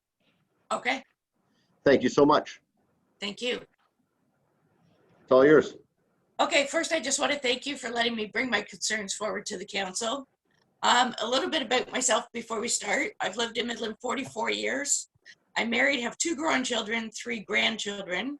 I've lived on Bay near William Street for 34 years. I've watched Midland grow, and I understand the need for growth and development. I've used the path along Aberdeen for many years. It's beautiful. However, there's no places to picnic or for children to play. The lake park is also beautiful, as well as Pete Peterson's park, but unfortunately, they are frequently not safe for swimming. Most parents don't want to listen to their children cry, and they do not understand why they can't swim. They just know that they're playing and they're hot. When my grandchildren were young, if I wanted to have a fun day with them, we would go all the way to the Aurelia waterfront, where there's a small beach, a huge splash pad, lots of park playground equipment, and food vendors. They unfortunately got all my money and not my own town. I've read the master plans for the Uniman property and love most of it. I, along with many others in this town, find that there is too much residential space given and not enough for the town. We would also like it if you would specifically say whether there's going to be condos or not. Your plans do not specifically say what kind of residential is going there, just how many stories it will be. I started my petition in July and printed it off in early September. I had at that point 2,100 signatures. 639 of those were from Midland. 214 were from neighboring towns. 569 votes were from out of the country, which after some research, it was from the United Kingdom, where they have East Midlands, which is tons of waterfront property, and I could see why they would be upset. 58 were unknown, although I did recognize some names as local. I guess they just didn't want to disclose where they lived. The important part here, 620 of those votes were from Ontario. Those 620 votes are potential tourists to our town.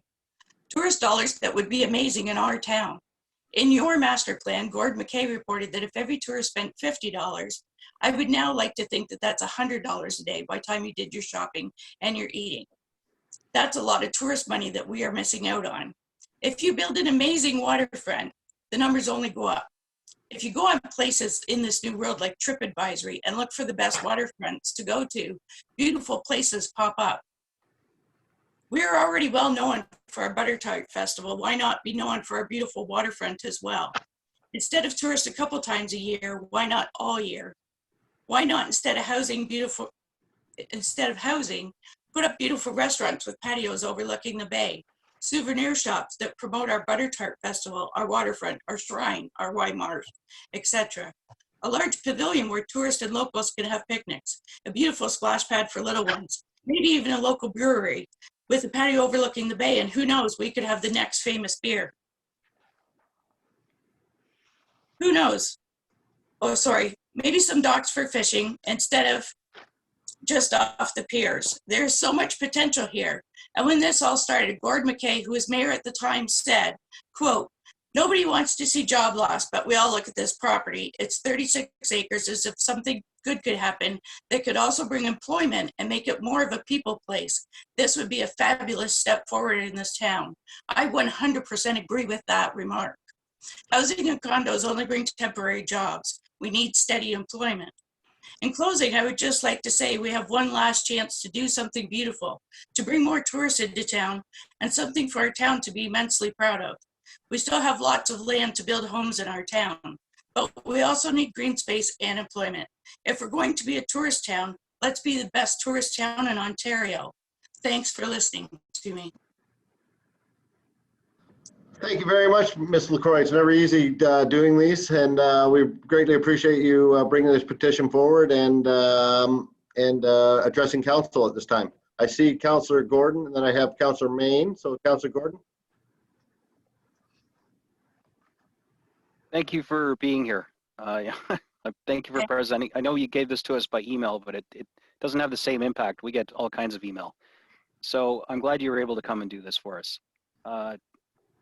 Suffice to say, there is a master plan in place that provides a lot. This is the council line I got to toe here to some degree, that provides for parkland, that provides for public access all along the waterfront. And the actual end result of what this thing's going to look like really is going to be up to the developer, if we ever get one, who wants to build to our plan. And their renderings will be a little more commensurate with what you could expect to see. Our plan has parameters on it, from what I understand, that are semi-negotiable. But I believe, and that as long as I'm still here for a couple more years, if anyone tried to give away the whole front section and change things around so that we lost at least that boardwalk, it would be over my dead body. So, and there's no one's pitching to do that. I'm just telling you, what we have in place right now isn't bad. But I hear from what you're saying, and from the large number of people that have signed this, and from the many people that have talked to me over the past 2 years, that not everyone's entirely pleased with the current plan, even though it hasn't, progressed for a variety of reasons. What exactly, or can you put into word for us, what exactly would you like us to see with our current plan? I'm trying to really understand the core. I mean, I believe I know this, but I think we all need to hear this. What is it you're actually asking for us to do with this plan? Rip it all up, throw it in the fireplace, start over, or edit it, or revisit it with the community, or some of the above? Like, just what is it you're trying to get from us? I think it should be revisited with the community.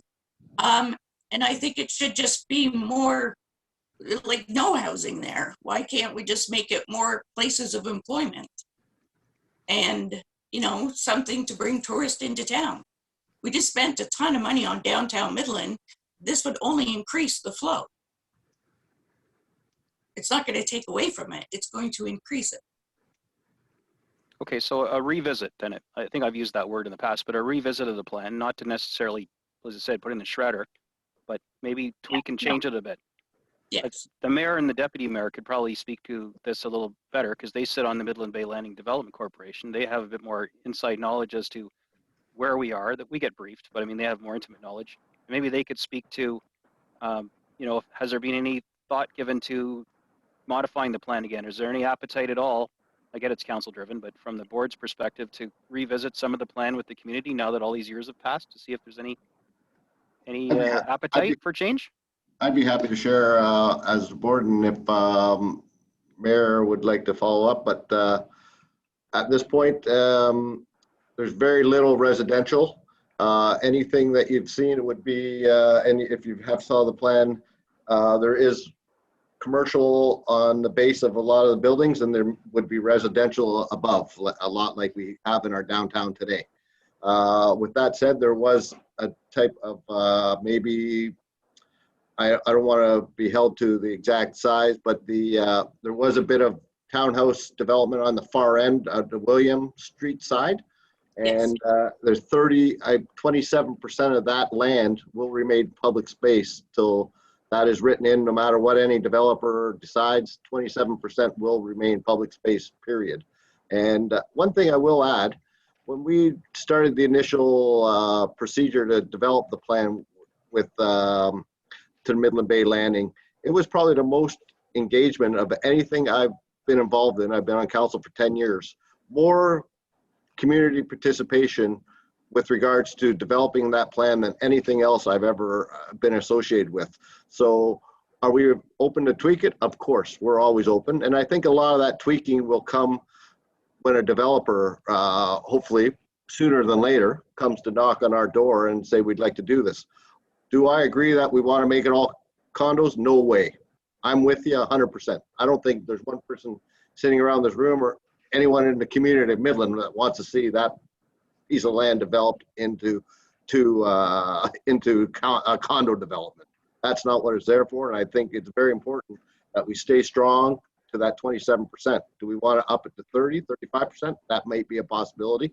But I think I really appreciate it. And it's been a great conversation to have. And I want to thank you for doing this petition, because it really has opened up the conversation with regards to that land. And unfortunately, it was a little slow with the process of, I was definitely hoping that it would start faster and that we would have, Midland Bay Landing and somebody come along, but it is what it is. And I think if COVID hadn't hit, and we probably would be quite a way on our way, because we have a great Midland Bay Landing committee that's working very hard.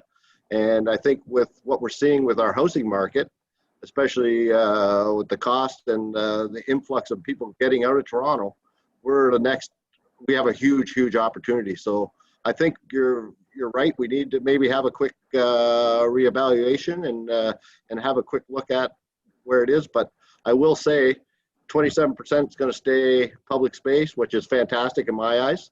The one downfall with that piece of land is we do have to come up with a way. The unfortunate part of the waterfront, as you know, as a longtime resident, the first step off that pier is 60 feet down. So it is a very deep water port, and I know what we're being told, there are ways to make a little beach and have part of the inlet come in, and there is opportunity. But yeah, I agree with you. If you're asking council, I can't see any of us saying, yeah, let's build a condo development.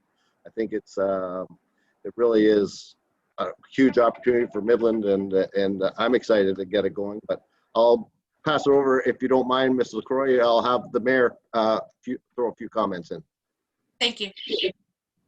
Thank you, Deputy Mayor. So first of all, it goes without saying that there's 3,700 feet along the shoreline. I drove my boat along that about 2 days ago with a sonar on, and as the Deputy Mayor said, there's about 25 feet of water to 30 feet of water along the entire shoreline. We used to have ore carriers come in there fully loaded and unload either coal or other materials on site. There was a shipyard there, boatworks and so on. It was an industrial site, subsequently Uniman. Fact is, though, that there's 3,700 feet of shoreline there. There's 10,000 feet of shoreline approximately in Midland Harbor and around through to, from William Street around through to Dolly Park, that is owned by the municipality. The site, particularly the Uniman site, the plan calls for the entire 3,700 feet from the seawall back 100 feet to be fully developed as public space with parkettes. There's a square designed into the plan that it's a public space, and we're talking there about a water feature, which could be a rink in the wintertime, splash pad in the summertime, also commercial along entirely from west to east until you get to the residential. And the residential is a total square footage of the development is relatively minor. It's the actual total square footage under development. When you start at the west, there's an allocation of 6 stories, bonusing to 8.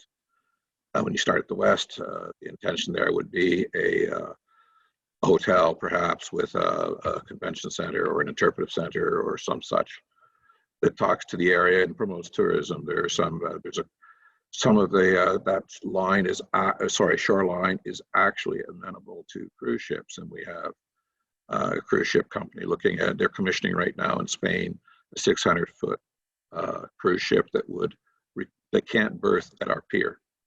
It's too short. So somewhere either down towards William Street or up towards where the Uniman site is would be a perfect spot to berth that. Again, a tourist attraction, people coming in. The issues that are holding things up currently are it's the fact that it was a brownfield, is a brownfield site. What you have is we've done a bunch of testing. We sent those results to the Ministry of the Environment. The Ministry of the Environment will issue what's known as a record of site condition. One thing that's clear is that from what's been found there will have to be some remedial action, but not particularly onerous. So you build a building, and by putting a building up with parking and so on, it's called capping. So you're capping, they're not particularly noxious elements, not particularly volatile or mobile. So by capping, by putting a building on top of it, you're going to lock those in. To turn it into fully green space without capping, as you go further east, you can start to do that. As the Deputy Mayor said, the plan calls for about 28% of the area to be fully accessible to the public, no hands barred. Absolutely, it's not going to be like the Rotary Trail over in Aberdeen. You can actually dip your toe in the water, especially this year, with the water levels the way they are. So the record of site condition is been a bit of impediment. Council, since Mayor McKay and the Council of the Day acquired the site, have been working to minimize risk for ourselves and for the development community. And so we passed first of all, we did the interim control bylaw to secure the site. And subsequently, we built it into the official plan. It's now fully embedded within the municipal official plan. The plan that was developed for the site. Since that plan, which, as the Deputy Mayor said, rather, had phenomenal public participation. I personally was involved in every meeting that went on. Has since had the Parks Trails Master Plan, where we had a lot of public participation with respect to those properties as well, and the fact it was 27% is public realm, and a lot of people again are in support. What strikes me about your petition is that yes, the folks in the UK, and there are quite a few of them, are in support of their comments. There's in support of your petition, and their comments reflect almost. If I hadn't read the plan, I go, man, I'd like to make a plan around that. And this plan, from where I sit looking at it, for the most part, reflects their comments. I think that you've had great public participation to develop it. I think, yes, there are going to be opportunities for the public to engage as the plan builds out. But one thing is that the committee is well aware of, and council tasked the committee with, is that this plan, with its design principles, which are about public access first, recreational space along water, et cetera, is sacrosanct. You can do the renditions, as Councillor Gordon has said, about how you want to do the bills. And the last time that we went through this, saw some drawings of what it might look like. It was fabulous. To your point, it'll make some of these other waterfronts look, frankly, like they want to be like Midland, and not the other way around. So I just like to assure you that from what I've read in this, and I actually went out and talked to some of my neighbors and showed them your petition, and I said, okay, so here's a petition. Would you support the petition? And every one of them said yes, everyone. And then I says, okay, so here's the plan for Unimint, and gave them time to flip through it. And I said, what do you think of that? And they said, well, it's sort of like what's being asked for in the petition. So I said, would you support the plan? They said yes. So I think we're sort of coming from the same place. I think, yes, there will be public participation as we go forward. I think we need to get to a place where we get somebody up here who's interested in making a proposal, having a look at what it looks like, coming back and touching base with the residents of Midland, making sure that it links with the downtown and with Little Lake and with, and beyond over towards the other side of Little Lake, which is now becoming, if not already, will be part of the Midland Park and Parks and Trails. Yes. Through this season development. So I just want to assure you that there will be participation. There are things, we're now about almost to the point now where it would go out to the public. There are other things that are being considered here that build on the Unimint site for the entire harbor. We're now talking offline, not the Midland Atlantic Corporation, but staff.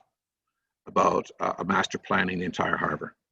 Because we own all that land, what would that look like? And there's again another point of contact with the public about, well, what do you want this to be? We've done that again through, if you look at the old Winter Berth, the Parks Trails Master Plan contemplates doing something with the Winter Berth so that A, you have shelter from the sun, B, you have good access with good sight lines, and it's safe for people if they want to jump off or just swim. So I don't know that I would say to you personally, having spent a lot of time, I went through every name and said, okay, where are these folks from? And then I went through all the comments. Now, I didn't go through every one of them, but I went through enough of them to get, I think, a feel. There were some people said, no, just leave it the way it is. We can do that, but I don't think that's what you're asking for. I don't think what your proponent, your respondents are looking for either. I do believe this plan, for the most part, embodies the aspirations of the people who responded to your petition. Most certainly, it reflects the inputs that we've had from residents in Midland on at least 2 different processes. I personally like the fact that you've done the survey and the comments have come back pretty much, in my mind, in support of what this plan is saying. And I don't think we're very far off from each other, to be honest with you. And there's a couple things that we hope will come down the pipe that you'll be quite surprised at and very happy with. We just can't quite talk about it yet. So, Oh, no problem. Thank you very much for doing this survey. Oh, you're welcome. Yeah. One thing I would like to add on top of the mayor's comment would be any developer that comes to Midland, they're really looking, if I understand correctly, when I've talked to a few of the people on the committee that's done it a lot more than I have, they really are looking to satisfy the residents of Midland. They don't want to come in and disrupt, and that's not how they're looking to operate, because they obviously want the people of Midland to buy in, because they're hoping, you know, that we'll open up the shops and we'll extend our downtown, et cetera, et cetera. So did you have anything to add before I move on? I have Councillor Main, then I'll go back to Councillor Gordon. I'd just like to say a couple things. Sorry, were you asking me or were you asking Ms. LaCroix? I was asking Ms. LaCroix. Oh, beg your pardon. Oh, that's okay. I'm good. All right, Councillor Main, and then, oh, sorry. I just wanted to say 2 other things. You mentioned employment. When we made a presentation to the province and the federal government for, it was in the order of $56 million to start the project. So to rehabilitate the seawall, the estimates are about 20 million. To do the public realm, as in broad strokes, broad terms, it's about another 17 million. The estimates to build this thing out, according to this plan, are, you know, approaching $500 million, according to the plan. But what was clear to when we started doing some estimates, there were approximately 500 jobs around construction, maybe a few more, and probably 1,000 full-time, part-time jobs attributable to the end result from the plan.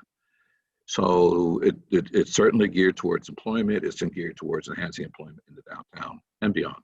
So with that, I'll put a zipper on it. Councillor Main. Thank you. Well, that was a pretty comprehensive overview. Thank you, Mayor and Deputy Mayor. As a former committee member, I really appreciated reading through some of the commentary, and it's so important that we build quality public realm spaces, great parks, access to the waterfront, and that rings true all across town. And if you see our strategic plan, you know, build vibrant public spaces, and this is a perfect example of that. So I just want to thank you for the deputation, and thanks for all the great ideas. A lot of them have been considered, but not all of them have. So it's great to have, community engagement on this piece. And as it turns out, a lot of people hadn't even flipped through the master plan. So it's great to try to, you know, disseminate this plan that a lot of people had worked on, and even predates a lot of us who are now into our 2nd term, right? The only question I had for you, Ms. LaCroix, was you were talking about condos, and were you referring to like condo towers, or are you talking about condominium housing type? Condominium housing type. And basically you would prefer to see like home ownership or even apartments, or as you said, minimize the amount of residential on the site and maximize park space. Yes. Okay. Well, not just park space, but commercial. Okay, thank you. Thank you. Councillor Gordon? Thanks. I think the one takeaway for sure tonight, I mean, this conversation went a lot differently than I thought it would. Honestly, I'll give it to my peers, like right on. I thought this might be a little more different. Is that there's a commitment from what I'm hearing from everyone who's spoken tonight that public consultation didn't just happen whatever years ago to build this, that it's going to be continual, and that evolution of this plan, when we start to get actual design concepts and we know what, who's proposing what and how much dough they're prepared to spend on remediation, or is that our job? Like all these malleable things we don't even have any clue about yet.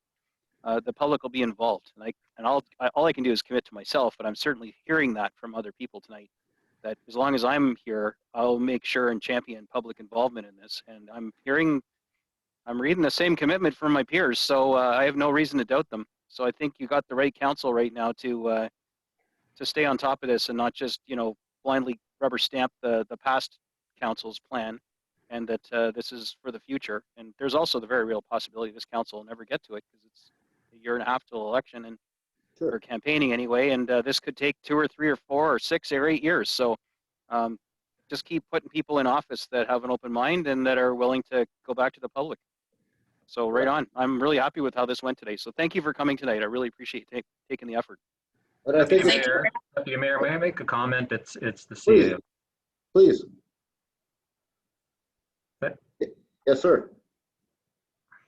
Thank you, Mr. Lacroix, and through you, Deputy Mayor. Thank you, Mr. Lacroix, for the presentation. I wanted to take this opportunity, obviously, to thank you for providing the input. I won't repeat a lot of the information that was shared with you. I did hope to also, though, make you and anyone else who is listening feel comfortable that I feel we've got a tremendous board working on this opportunity, and I feel we have a tremendous plan to develop this opportunity.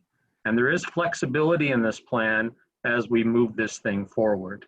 All of the things you mentioned, the pavilions, the patios, the paths, the places for people are part of that plan. So if you were concerned about the absence of those, let me assure you, those are part of the plan.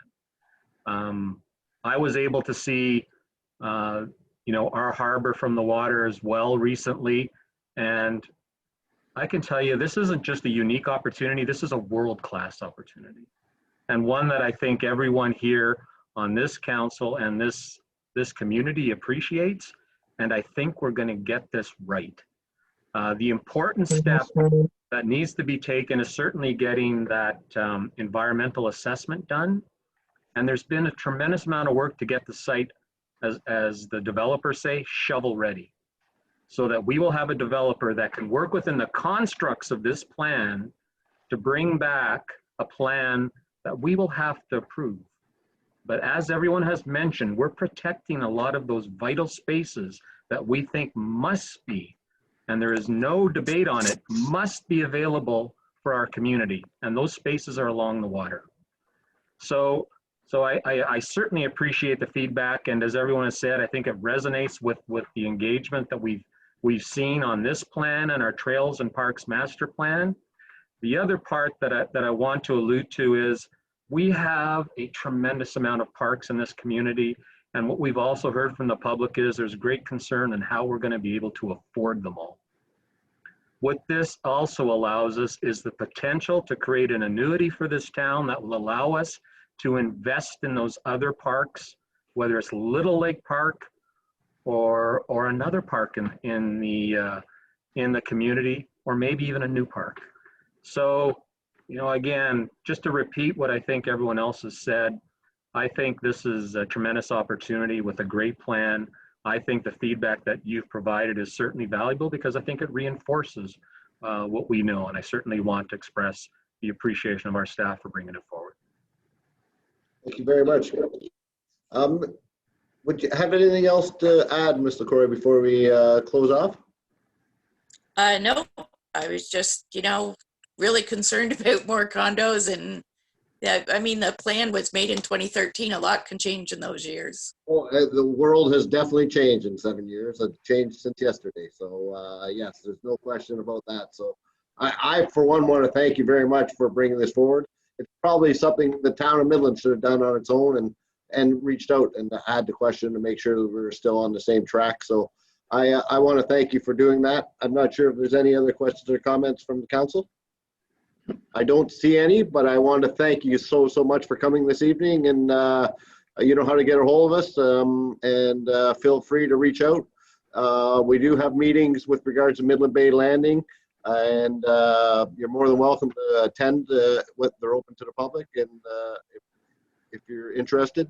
But there's definitely minutes and other things, so we can definitely provide you with information as we go on. But thank you so much. Appreciate it. Thank you for having me. Thank you. Have a great evening. Thank you. Too. Now, council, we're about to go into a public meeting. Would you like to take a 5-minute break before we, I see thumbs up by Council McGinn. So, all right, we'll take a 5-minute break. It's 9:30 right now. Let's say we start at 9:35 for the rest of the meeting. Thank you.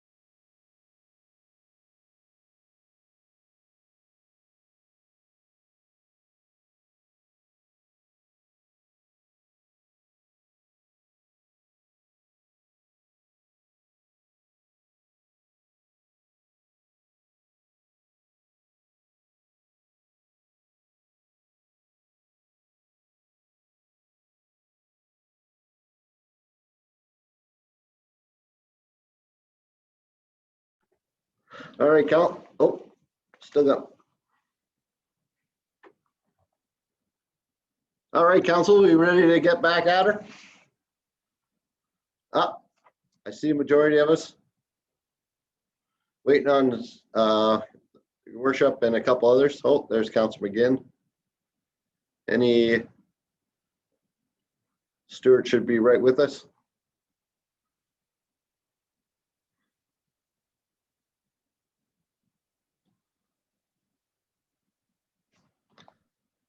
Yeah, oh, there you are. I apologize, Councilor McGinn. I shouldn't have cut you off on that follow-up, and I'll do my best not to do that again. I'm very sorry. Thank you very much. Apology accepted. Thank you. So I guess we should wait for your worship. Oh, there he is. All right, look at that. Okay, so next up. Apologies for the long 5 minutes. Yes. Next up, we have a public meeting with regards to 650 Binnen Street. I would like to call the public meeting to order. The public meeting is being held under the Planning Act to consider an application for proposed draft plan of subdivision and proposed amendment to the town zoning bylaw respecting 650 Binnen Street. In accordance with the Planning Act, if a person does not make an oral submission at the public meeting or make written submission before the bylaw is passed or an approval given, you will not be entitled to appeal the decisions to the local planning appeal tribunal, and you may not be added as a party to a hearing on an appeal to the LPAT unless, in the opinion of the tribunal, there are reasonable grounds to do so. The purpose of this public meeting is to hear from residents and to seek clarity on the application. Council is not to make a decision on the application or take a position. Staff will report back in the future with the recommendation report. This is your opportunity to speak, and council encourage you to do so. So public, please engage if you would like to do so. I would like to ask our town executive director of community and development service, Rob Elliott, to introduce the applicant, confirm notification, and to note any correspondence received. Mr. Elliott. Well, good evening through the chair and members of council. Thank you. And to members of the public. So I will quickly introduce the application, a little bit of background, but the developer is represented by the land use consultant, Darren Vella from IPS Consulting, who will also speak to this as well. So I'm going to ask Sherry to walk through the presentation, and I will highlight the key elements that are pertinent to the application. Sherry, if you could move the next slide, please.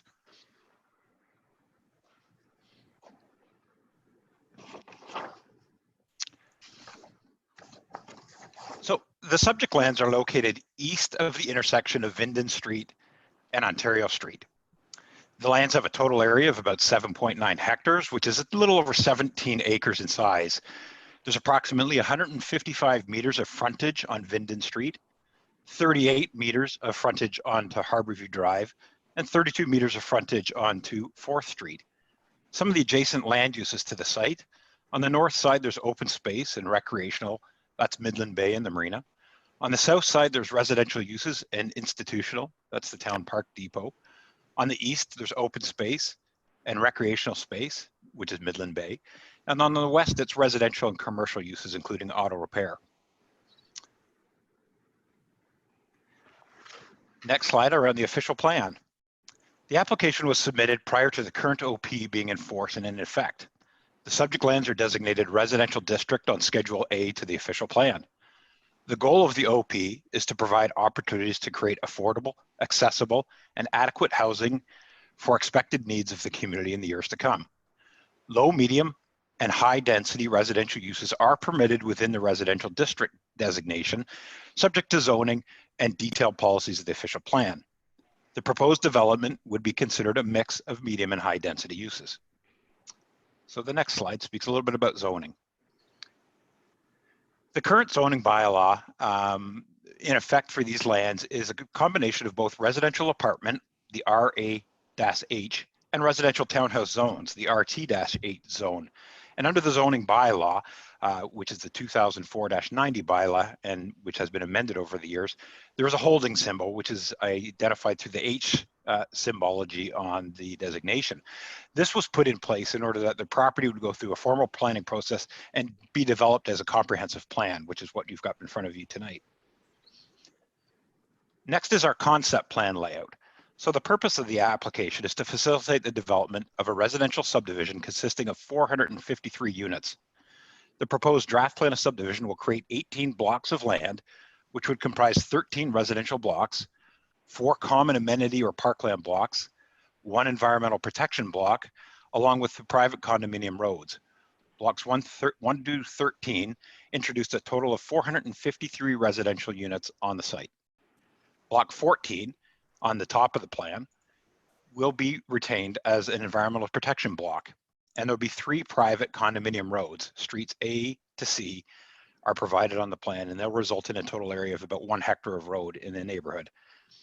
We will still work with the applicant on the road design and ultimate ownership of those over time. Blocks 15 and 18 will be provided as a common amenity space in the community. The next slide is around the proposed development. And this is just really a summary of the housing mix. So as you can see through this table, the proposal is for 53 townhouse units and 400 apartment units. The next slide is a high-level depiction of how the zoning would be broken into 3 different categories. And I'm going to ask Darren to speak to that in a little bit more detail. And finally, the proposed zoning on the plan. So although there is zoning in place, the application does propose some amendments to the existing zoning. So in regards to the existing zoning, the applicant is proposing various reductions to side setbacks, rear or interior yard setbacks, block areas, which is the area that we require in the zoning bylaw for each dwelling unit, and relief from the height restriction of 11 meters to a 15-meter restriction. So that is a high-level overview of the plan, and I'm actually going to pass it over to Darren Vella, who's got a little bit more detail that we'll share with you from the applicant's perspective. So thank you. Philip?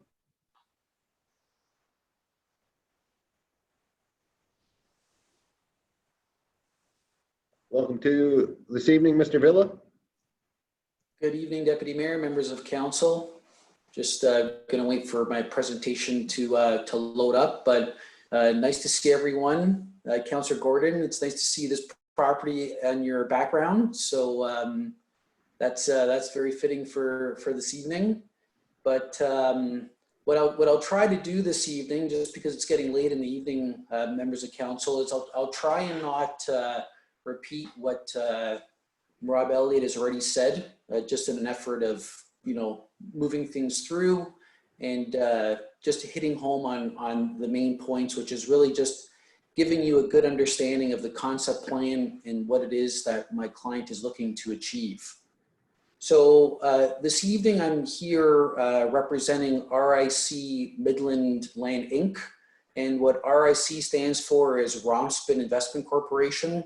They're a large development company based out of Toronto, and they have owned this property for quite some time. And I also have with me, if there's any members of council that have any real technical questions, also with us in attendance this evening is Gary Pearson from Pearson Engineering. He's our civil engineer on this file, so he can address matters of stormwater management, overall lot grading. He can have some discussions regarding traffic.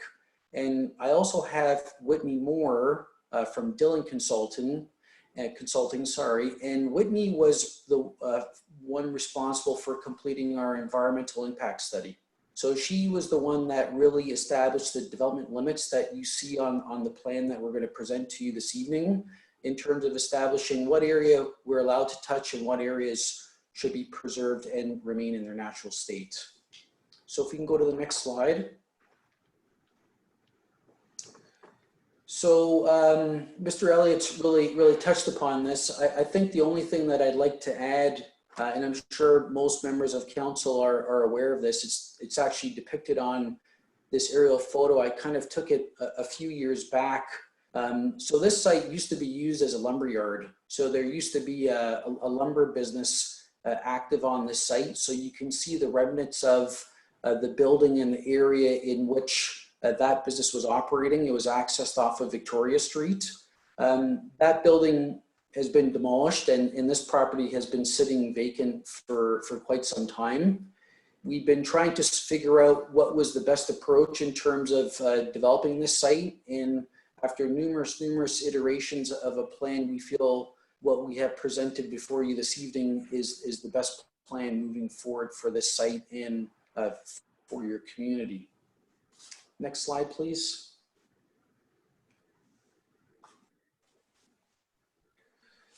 So surrounding land uses. So the previous deputation spoke about some of them. You can see the Uniman site there on the property.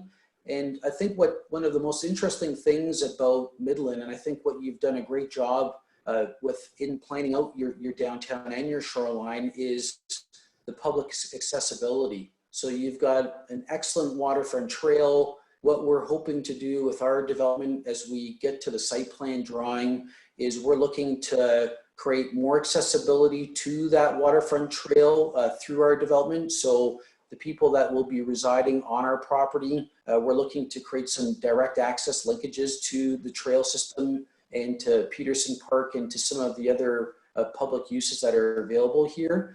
But this is a bird's eye view of the surrounding land uses. So you can see that the predominant use is residential. We're about half a kilometer to the downtown core. So your main street, which is looking really nice through your renovation. Other important things to note here, obviously, is the proximity of this site to ADM. So that's an important thing that I wanted to highlight, just so that you can see the proximity of our property, which is highlighted in red, to the ADM operation. And then obviously on the other side of our property, we've got Bayport Marine, we've got the Peterson Park, and we've got some public boat launching facilities. Next slide.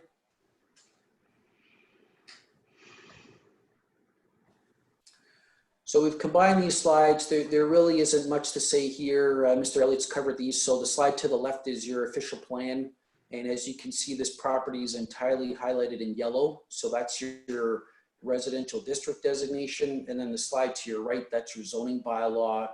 So that identifies what the current zones are for the property. So I just note that what's being proposed here this evening is actually already permitted by your bylaw. So this current zoning does permit apartment buildings and does permit townhouses. We're just going to be asking for some minor variations to those in order to develop a more comprehensive plan. So next slide.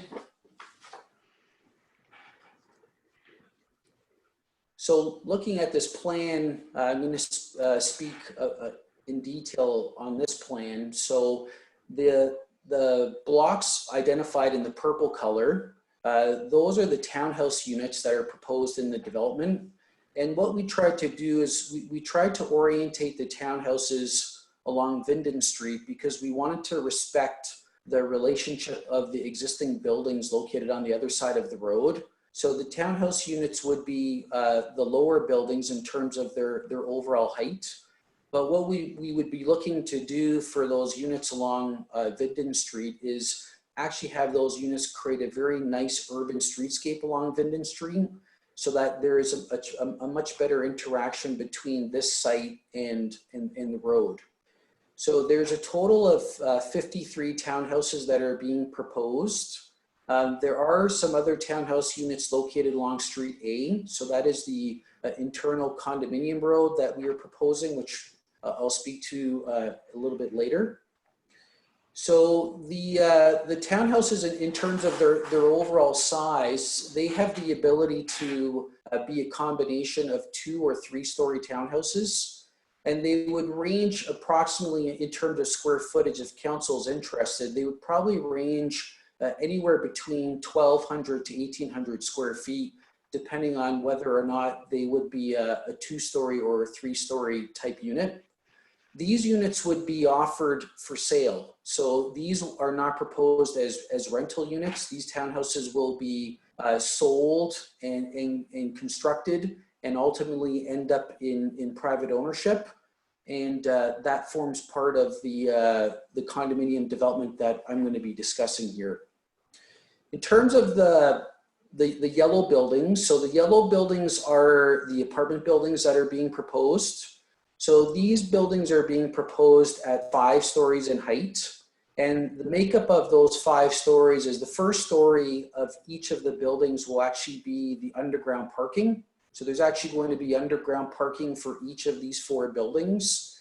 And if you look closely on the site plan, I'm not sure if my arrow, members of council, I can't move my arrow, so I'm not going to do that. But you can see that there are access points directly leading under the building, which would be the vehicle access to get into the underground parking structures. And then the other 4 stories of the building would be for residential purposes. So each building will contain 100 units. The buildings have been designed in terms of their orientation to maximize the view of the water. So there was a lot of thought about, what's the best way to orientate these buildings. So our thought was, let's give as many people who are going to be renting these units the ability to see the water versus changing the orientation in a different way where maybe only half of the people residing in these buildings would be able to see the water. So that's why these buildings are running more perpendicular to the bay versus parallel to the bay to maximize the view for the people within these buildings. In terms of parking, we are exceeding your parking requirement because I know that's always a concern when we're looking at intensification. So this site for the 453 units that are being proposed actually has 723 parking spaces. So there will be a lot of parking here to accommodate residents as well as guests that will be coming to this new neighborhood if council chooses to approve development in its current form. The other thing we wanted to pay careful attention to was amenity spaces. So when you're intensifying and you're bringing a lot of people into a smaller area, where are these people going to walk their dog or where are their kids going to play? So the areas in the darker green color are actually 7 new proposed parkettes that are being proposed through the development. So each of those parkettes would have the ability to have a different programming structure to them. So some may be geared more towards adults, others may be geared more to children, some may be active, some may be passive, but having a lot of different amenity spaces gives a lot of opportunities for even residents within this community to gather and meet one another and just enjoy the beautiful outdoors in this location. The area in hatching with the brown lines through it kind of at the top of the site plan. So that is the area based on our environmental impact study that is deemed to be non-developable. So that is the area that has to remain as is. And when we look at the relationship of this site, for example, to Peterson Park, it actually serves as an excellent buffer between that municipal park use and the development that's being proposed. But we thought it would be important to provide some passive recreational opportunities through that area. So those areas with the brown lines are just noting where we could have some trails with mulch or wood chips, nothing overly intrusive into those areas, but just an area where people can enjoy nature and the different species and vegetation that exists in those areas. So as I mentioned, there's some other locations through the site where those brown trails are denoted, particularly in blocks 11 and 12. Coming out of the amenity space areas, we are proposing for some additional trail connections to the Rotary Waterfront Trail, just so that people can get from this site onto the trail system and move through that beautiful trail that's in place for the community. We can go to the next slide, please. So in terms of how this site is going to be subdivided from a development perspective, this is more of a technical slide, but still important for council to understand. So what's being proposed here is a common element condominium. And what that would mean is the roads in particular in this development are not going to be owned by the municipality. These will be privately owned and maintained roads.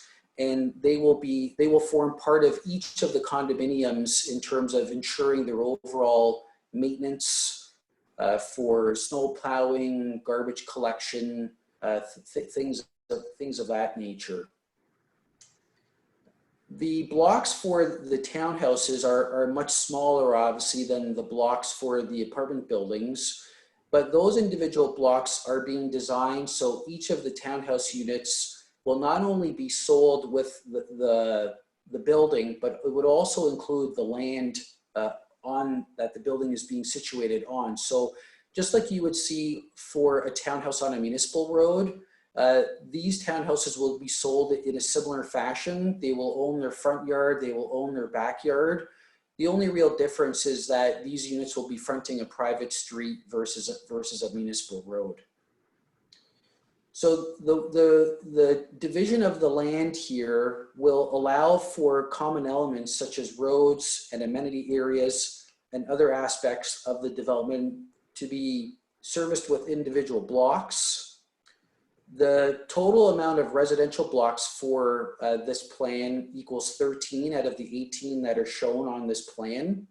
And what that allows this development to do, as it is a fairly large development for Midland, is it will allow for there to be some flexibility with how the development will be phased in.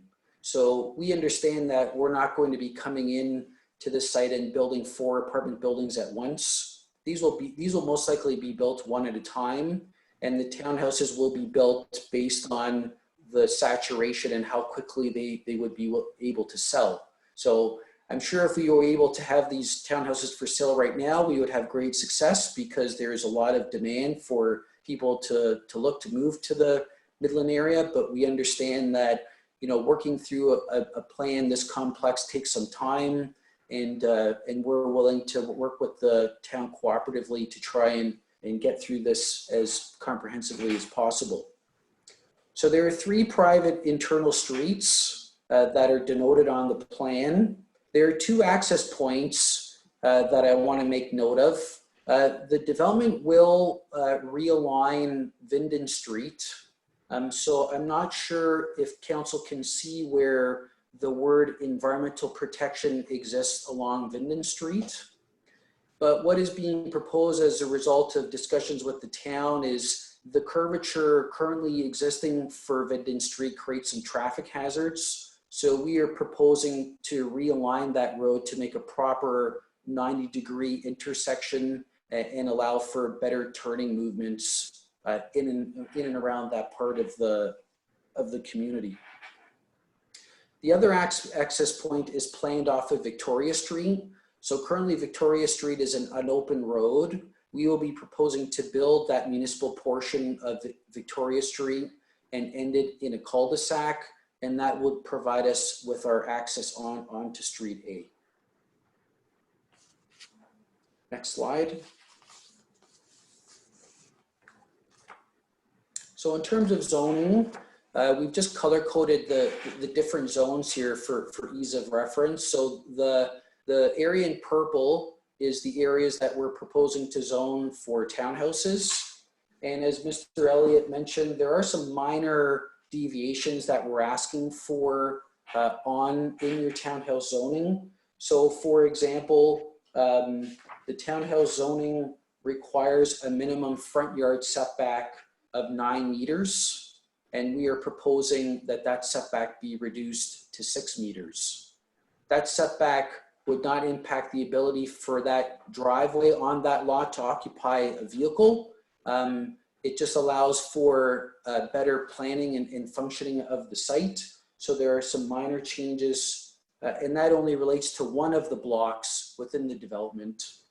There's another block of townhouses where we're proposing just a slight reduction from 9 meters to 8.6 as an example. So there are some minor deviations to the zoning bylaw that are being requested, and those are the areas in purple for the townhouses. The area in yellow for the apartment buildings, there are some minor modifications that are being proposed there. The greatest one relates to the height of the building. So we're asking for an increase in height from 11 meters to 15 meters. And effectively what that does is allows us to have that first story of the building for parking.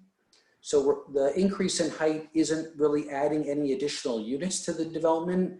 It's just allowing us to have the building a little bit higher out of the ground because of the existing water table on this property. We can't build a traditional underground parking structure on this site because we would be building it into the water table, effectively creating a bathtub. And I don't think that would make a lot of sense moving forward. And then what we would also be doing here, just to finish off, is the area in green is currently zoned for residential development. So we would be zoning that land to environmental protection to ensure that land never sees any development take place. Next slide. So in terms of technical studies, there's a number of studies that were asked from us by the municipality and from Severn Sound. So they're listed here for reference. So I'm not going to go into great detail here, but you can see that is an extensive list from archaeological to geotechnical, hydrogeological, environmental. Noise obviously is a major issue in the proximity to ADM. We've got a traffic study. There's a functional servicing study which deals with engineering. And there's obviously a planning study that deals with justifying the development with your official plan and zoning bylaw. Next slide.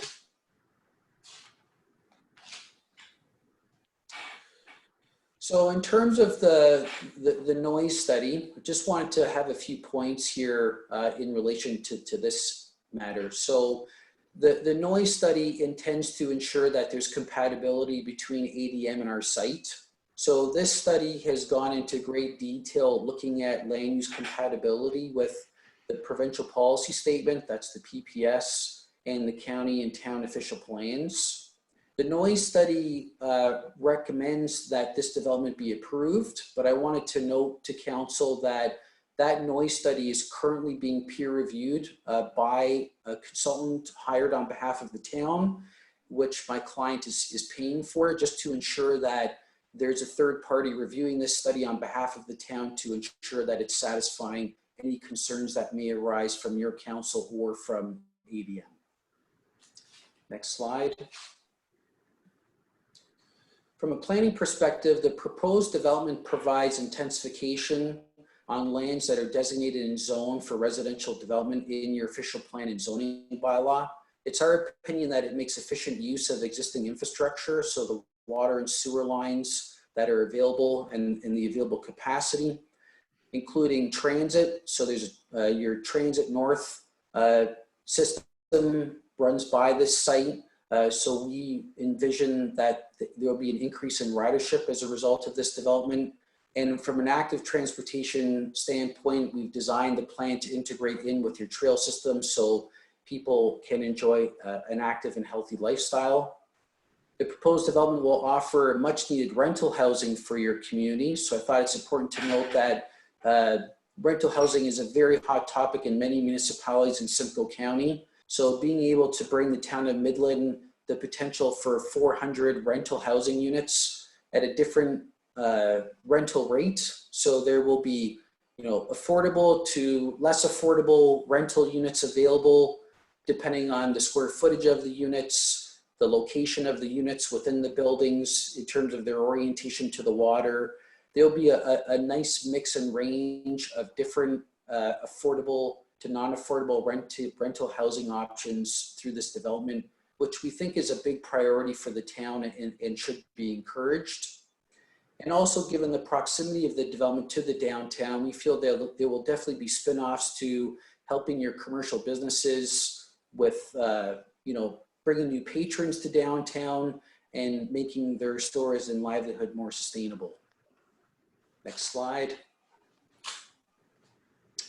So this wraps it up, Your Worship and Deputy Mayor. So the application proposes 53 townhouses, 400 residential apartment units. There'll be 0.9 hectares of environmental lands protected forever.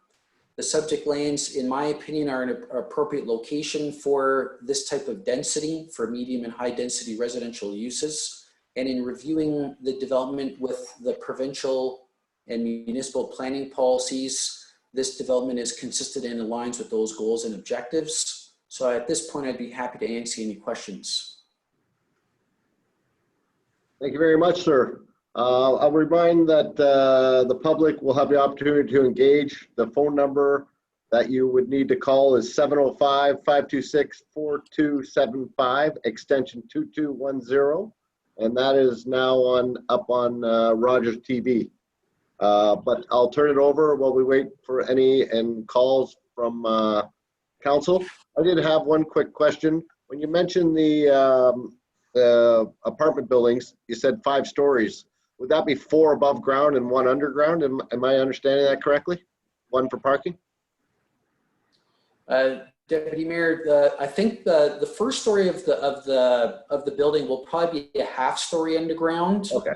All right. At most, like I said, depending on the water table, that's really going to dictate how much that first story can go underground, respecting the existing level of water. Thanks for that clarification. I see Councillor Gordon, Councillor Ochesky, and I have the mayor. Oh, and Councillor Main. So I'll start with Councillor Gordon. Thank you very much. Great presentation. I think you touched on a few of my questions I had. It's very obviously attractive to have attainable and accessible housing being pitched by a developer rather than, you know, the town always trying to find some like an inclusionary zoning or some tool to either force that on people or really find it enticement. So I'm very happy to hear that this is a mixed community. So it's not, you know, we're not building a slum, not that I'd suggest you are, but I mean, it's not all like low rent stuff. It's a blend. So no, we don't make those slums. I think that's a fantastic idea. We don't have anything like that in Midland. Seems like a great land use. One of my biggest concerns, I think, is the proximity to ADM. And I know they talked to us early on, right after we got into office this term, with really deep concerns, knowing that they must have been knowing that something was coming. And they have a long history in our community, and they don't want to be forced out of the community because of progress that happens around them. So much like housing development built beside a working marina that's been there forever, you know, we had complaints from new homeowners with fancy houses. They didn't like the clang, clang, clang sound of the wire from the sailboats, you know, especially in the wintertime when they're just laid up. And that became quite a sore spot. And I think eventually they ended up just being told, well, you bought a house next to a marina, you know, what do you want us to do? Tell the marina to go away? So I'm just concerned that you're going into this with your eyes wide open. It sounds like you are, because you've referenced it several times. The ADM's there. They're not going anywhere. We don't want to have to pick you guys over ADM. And as long as there's a way for the few times their ship comes in and unloads all night, that you guys can coexist, I think that's a big plus, and that will relieve a lot of fears that the ADM folks had, that one day this presentation was going to happen, and this would be their concern. Sidewalks too, with the decreased setbacks. I know in one of our communities, like on Cook Drive, I don't know if they have these smaller setbacks there, but they're little tiny driveways. Are sidewalks still going to form part of your development? I don't know. Do you want to do these one at a time, or do you want me just to lay them all out here? Deputy Mayor, if I could just interject, there are 2 calls that are holding here. Oh, you know what? I'll digress then. Let's get the public, because the hour is getting late. I can ask my stuff later. Please let the public go. I was going to suggest that. I just got the text from our clerk. So if we could hold off on those questions, we'll come back to you, Councillor Gordon. But we have 2 thank you. on the phone. I'll have the first one come on. And okay. Are they available? Okay, so the first person to speak is Yvonne Teets, 229 Bay Street, so I'll put her on. Ms. Teets, thank you very much for calling in. You had a question or comment with regards to this development? Go ahead, Ms. Teets.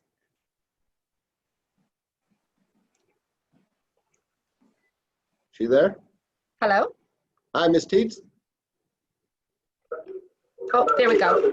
Hi, You Ms. may Teets. want to turn your TV down. Thank Okay, I've got it down. Can I go ahead now? you. Yes, please. Please. Hi, Ms. Teets.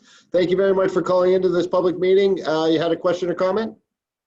I did. Good evening, council members and staff. I was wondering, what is the impact on our current water wastewater system that is already taxed with the ongoing development of Bayport subdivision and the new apartment type of condos that they're being built, as well as the Hanson or the Seasons on Little Lake on Highway 12? We'll get an answer. Mr. Elliott, you care to comment with regards to that question?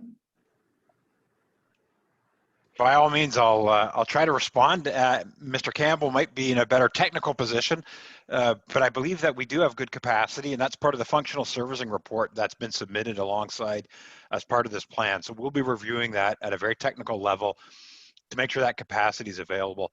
The other thing to remember too is development comes in and they pay development charges. And a big part of our development charges is the collection of monies for an expanded system for water, sewer, and they'd be putting the local infrastructure in as well too. So generally the philosophy through the development charges is that growth pays for growth, and that would include the required expansions of these servicing elements. And to that earlier point though, it is the functional servicing report that will indicate the capacity that's needed, how that's going to fit into our existing allocations, and staff will review that to make sure that we're confident that we can properly service these projects here. Wonderful. Mr. Campbell, you care to comment? I have a follow-up.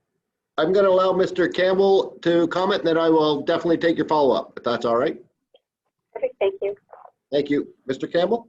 Mr. Chairman and members of council and the public, our current wastewater plant's running at 60% capacity, so we do have available capacity today for the growth. We are doing our water master plan, a wastewater master plan. We've already had the public meeting on the water master plan that will be coming to council in the next few weeks. And our wastewater master plan will also be coming to council and having a public meeting in the next month or so. So all the appropriate analysis dealing with growth is happening, and all those issues will be in front of council prior to the budget going forward later this year. Okay, thank you. Sorry, thank you very much, gentlemen. You had a follow-up, Ms. Teets? Yes, I did. Please. And you can call me Yvonne. All right, Yvonne, sorry. That's okay. So currently we have a Skidoo trail system that follows along the waterfront. As I'm looking at the development, I see that it's eliminated, and it doesn't seem that there will be any type of area that the Skidoos can actually utilize. The Skidoos, they bring a lot of snow enthusiasts to the area, bringing a lot more money to our area. Has anybody thought of where that Skidoo trail may end up being reverted to since this new bill?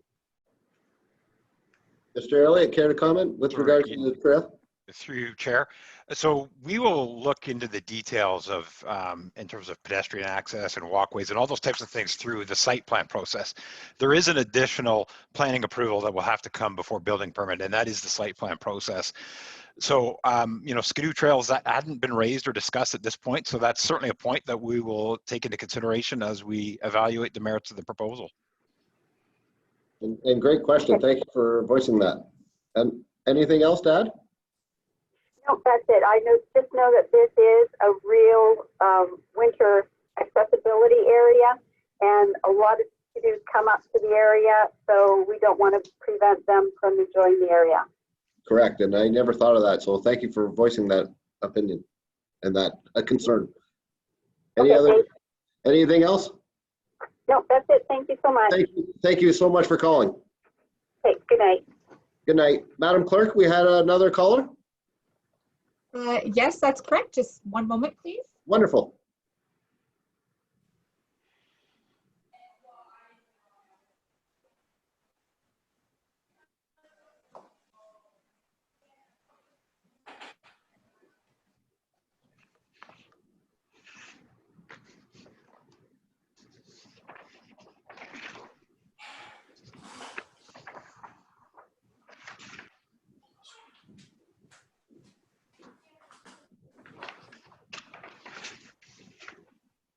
Okay, Deputy Mayor, I have Mr. Daniel Dickinson on the line, 353 Gloucester.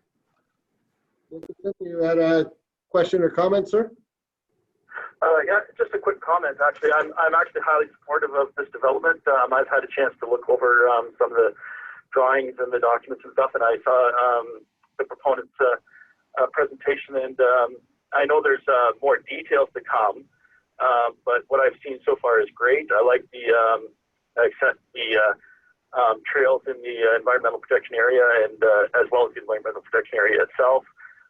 It looks like they've given a lot of thought and care into this, and I'm just highly impressed, and just want to say thank you to them and to Ms. Dow and the rest of the team for working on this, and I look forward to seeing this come to fruition. So that's it.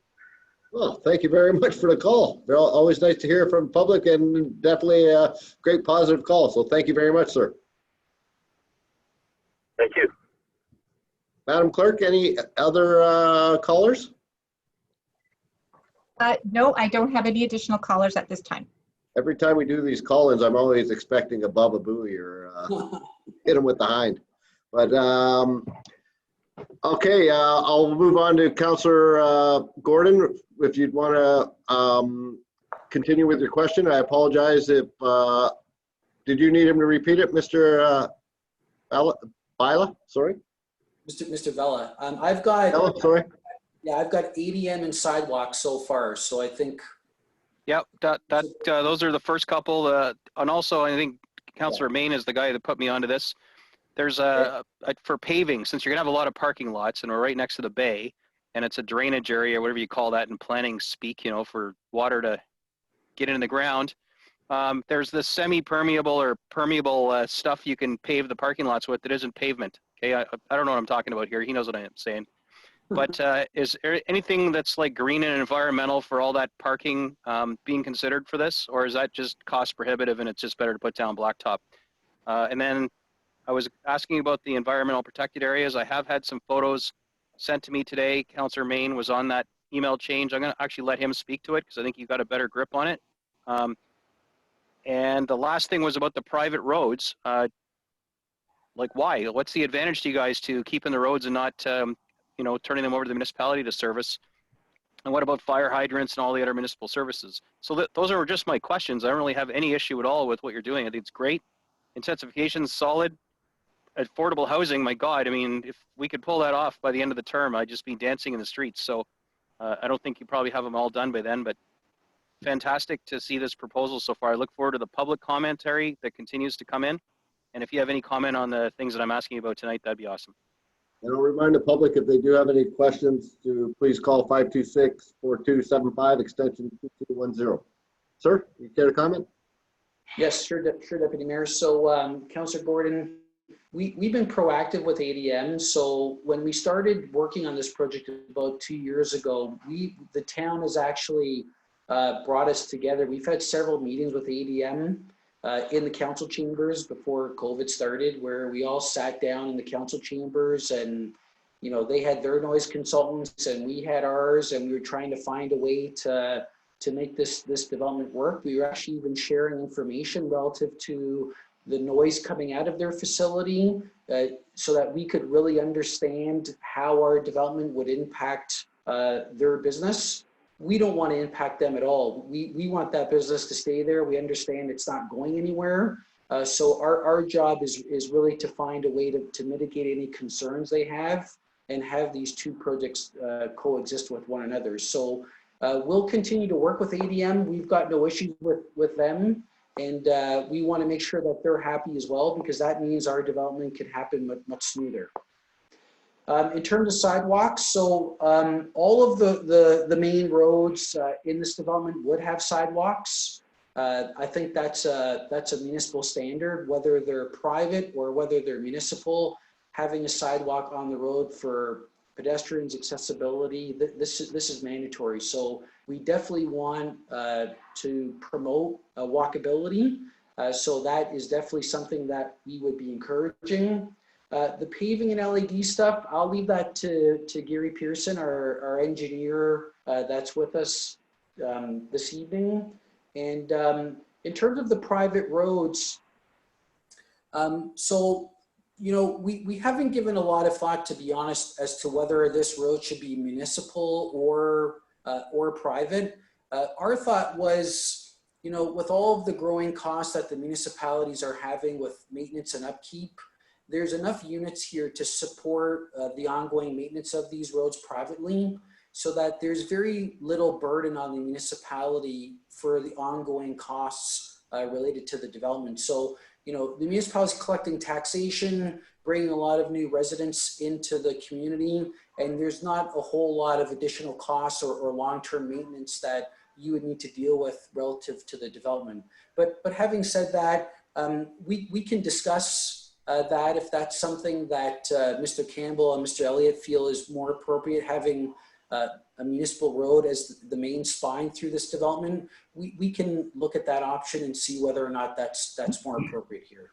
And I know there was a question with regards to fire hydrants, et cetera. I presume that's all standard equipment with regards to subdivision this size. Whether private or municipal hydrants are mandatory, all of the roads need to meet turning radiuses for fire trucks, garbage trucks to ensure accessibility. So yes, that would be definitely taken into consideration. Wonderful, thank you, sir. Mr. Pearson, you care to comment? Sure. I was looking forward to a comment from, or a question from John Main. So here we go. Yeah, I mean, you know, we're not in a conservation authority per se in terms of approvals. You know, the Severn Sound Association will definitely have some input, but you know, it's very common now to implement low impact design.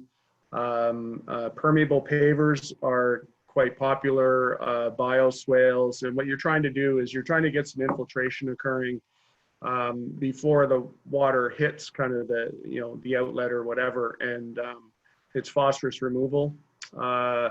There's also rooftop infiltration. I'm not sure if that's going to be implemented here because we're so close to the lake. It's probably what they call groundwater under direct influence of the lake. So, you know, we may consider it, but definitely the you know, the filtering, the permeable pavers, the bioswales, things such as that to meet low impact design and phosphorus removal.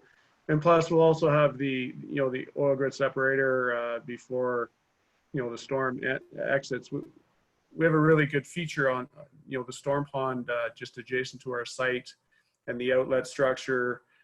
We aren't suggesting any new outlets to the lake. We're gonna try and just build on the one that's there and utilize that one. It's you know, it's very handy that it's there. And just talking about sanitary and water, I mean that we're tying into water main at 2 locations to quite large mains, so we don't anticipate there being any, you know, flow and pressure issues. And the sanitary, there's a pump station quite close to you know, the Minden entrance that you know, there'll be probably some modifications to float depths, but it should be quite easy to accommodate this site, I would imagine. So hopefully that answers some of the questions, but if there's anything else. Well, I haven't gotten to Councillor Main yet, so I'm sure you'll have another one coming. So I'll go to Councillor Chesky and then to Councillor Main, and then I have Mayor Strathern. Oh, excuse me, Deputy Mayor. There's a caller from the public. Oh, I apologize. Yeah. I believe we have a call. I apologize for interjecting. I apologize. No problem. We have another caller. If you could hold off on your question for now, Councillor Chesky, we'll go to the caller. Okay, I have Mr. Paul Adams on the line, 287 Hugo Avenue. Hi, Mr. Adams. How are you this evening? Thank you very much for calling in. Do you have a question or comment with regards to this subdivision? Yeah, I just wondering, from the old TRW factory on 4th Street, how close towards the elevator is this development going to go? Is there, would we go to Mr. Pearson? How far away from the actual elevator is the development, sir? Do we have a distance? I'm not certain, Darren, do you? Not Deputy Mayor. I'd have to get back to a member of the public on that one. So we'll make a note of that question. I just don't have that number offhand. I don't want to give the wrong information. Mr. Adamson, if we, Adam, sorry, we could take your number and get back to you on that question. And we apologize if we don't seem to have that information at this point. Okay. But I know there is a map that we could put back up, and maybe you could see online on the TV, but it's not too close, but it's not too far either. So I'd hate to give a distance and be wrong. Yeah, I just was wondering if some of the houses on 4th Street that are between the TRW building and the elevator, the old TRW building and the elevator, are they going to be blocked of their view of the lake now? Will there be anyone care to answer? There's a row of houses along 4th Street that is in between the elevator and the road. Sorry, and there's a trail that would run between. Will they be blocked? Will these buildings be going there? No, Deputy Mayor, I think so. Our buildings, the closest building to that location would be behind the building that's municipally owned at the corner of Victoria and the 4th Street. And that's kind of where 4th Street turns into Vinden. It's a bit of a weird spot, but we're not in the section that the gentleman's referring to. So your answer is no, sir. There would go directly along. If Vinden were to go directly to the water, they are looking at the water to the right-hand side of them. That's where the buildings would be. So there's no houses that they would hinder. Does that answer your question, sir? Yeah. Thank you so much. Any other questions or comments? No, that's everything. Thank you very much. Thank you very much for calling in, sir. Okay, have a good evening. You too. Thank you. Bye-bye. Thank you, sir. Councilor Chesky? Thank you very much, Mr. Chair. Just a quick question. You talked about synergies with the adjacent park and connections to the walking trail. I'm just wondering, has there been any conversation about use of the piers that are along that walking trail, or any discussion about synergies, or would they work well with the development, or will they not? Deputy Mayor, very good question through the councillor. So we've been told by staff that there may be some exciting opportunities coming to those piers through other things going on in town. So our focus has really been on just providing accessibility to the walking trail system and those piers so that they can make use of whatever the town decides to do with those two piers. But definitely a great opportunity there. I'm sure the town has some big plans, so we're just looking to provide good access. Thank you very much. Thank you. Councilor Main? You ready, Mr. Pearson? Thank you. Well, I actually don't have any questions for Mr. Pearson. As you know, I've used to declare conflicts as I used to work for Pearson Engineering. I don't anymore, so I'm unshackled and can provide some wild commentary tonight. But I didn't have any questions for Gary. It's more for Mr. Vella. The one question was, why did you guys forego a private consultation and basically decide to piggyback on the municipal consultation process? This is such a mega development. It would have been great to have, a separate little Zoom meeting or something to talk people through this matter. Regardless, thank you for the clarification on the condo. Thanks, Councilor Gordon, for asking about private roads. The other question was, two questions. One, I guess staff could tackle is, with the intersection realignment at Vinden and Harborview, does that have to go through a further environmental assessment? I know that was many options were explored in the transportation demand management plan that we went through. So about how we figure out what's a good alignment. But the one question that I had for the design team was the shoreline and a high water. We don't know if the water is going to keep going up or if it's going to go down. And we certainly had some erosion on the shoreline of Georgian Bay this past year. Is that a concern for the development, close proximity to Georgian Bay and to the piers as mentioned? Thank you. Gentlemen, not sure who'd like to answer. Gary, do you want to give that a try, or should I go at it? Yeah, I can. I mean, I think so far, we've, the grades that we're dealing with and the high water elevation at Georgian Bay, I think we're set back far enough, to be safe from there. But if there's any, if there are any issues or concerns, I mean, we can look at that, but we haven't been made aware of any kind of, there might be some localized erosion, things like that, but we haven't been made aware of, long-term issues that would impact our development to date. So again, we could probably look at that a bit more in detail in site plan if need be, but to date, I haven't heard that it's a major concern. Thank you, sir. Did you have a follow-up, Councilor Main? No, it was just a quick question about the intersection. Do we have to go through a further planning process, or has that been all the options reviewed as part of the multimodal transportation plan? Thank you. Mr. Campbell? Through you to Councilor Main. Because we've had the transportation master plan completed last year, we have met the municipal class environmental assessment. So really we're ready to go into final design, and that will be part of the capital budget that council has to consider for next year. Thank you, Mr. Campbell. And I'll remind the public, if they have any questions with regards to this public meeting, the number is 705-526-4275, extension 2210 to voice your comments or concerns. Mayor Strathern? Thank you, Deputy Mayor. I guess my first question, and Mr. Campbell knows I'm a fan of traffic circles. I'm just wondering why you would use a lighted intersection there as opposed to a traffic circle. We're seeing, I drive through there every day. Some days, depending on time, you see some considerable backup, either along not so much Minden, but Fourth, and also Harborview. So that would be my first question.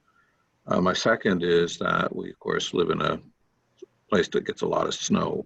I'm just wondering if you considered impacts of snow storage on your parking and your street access.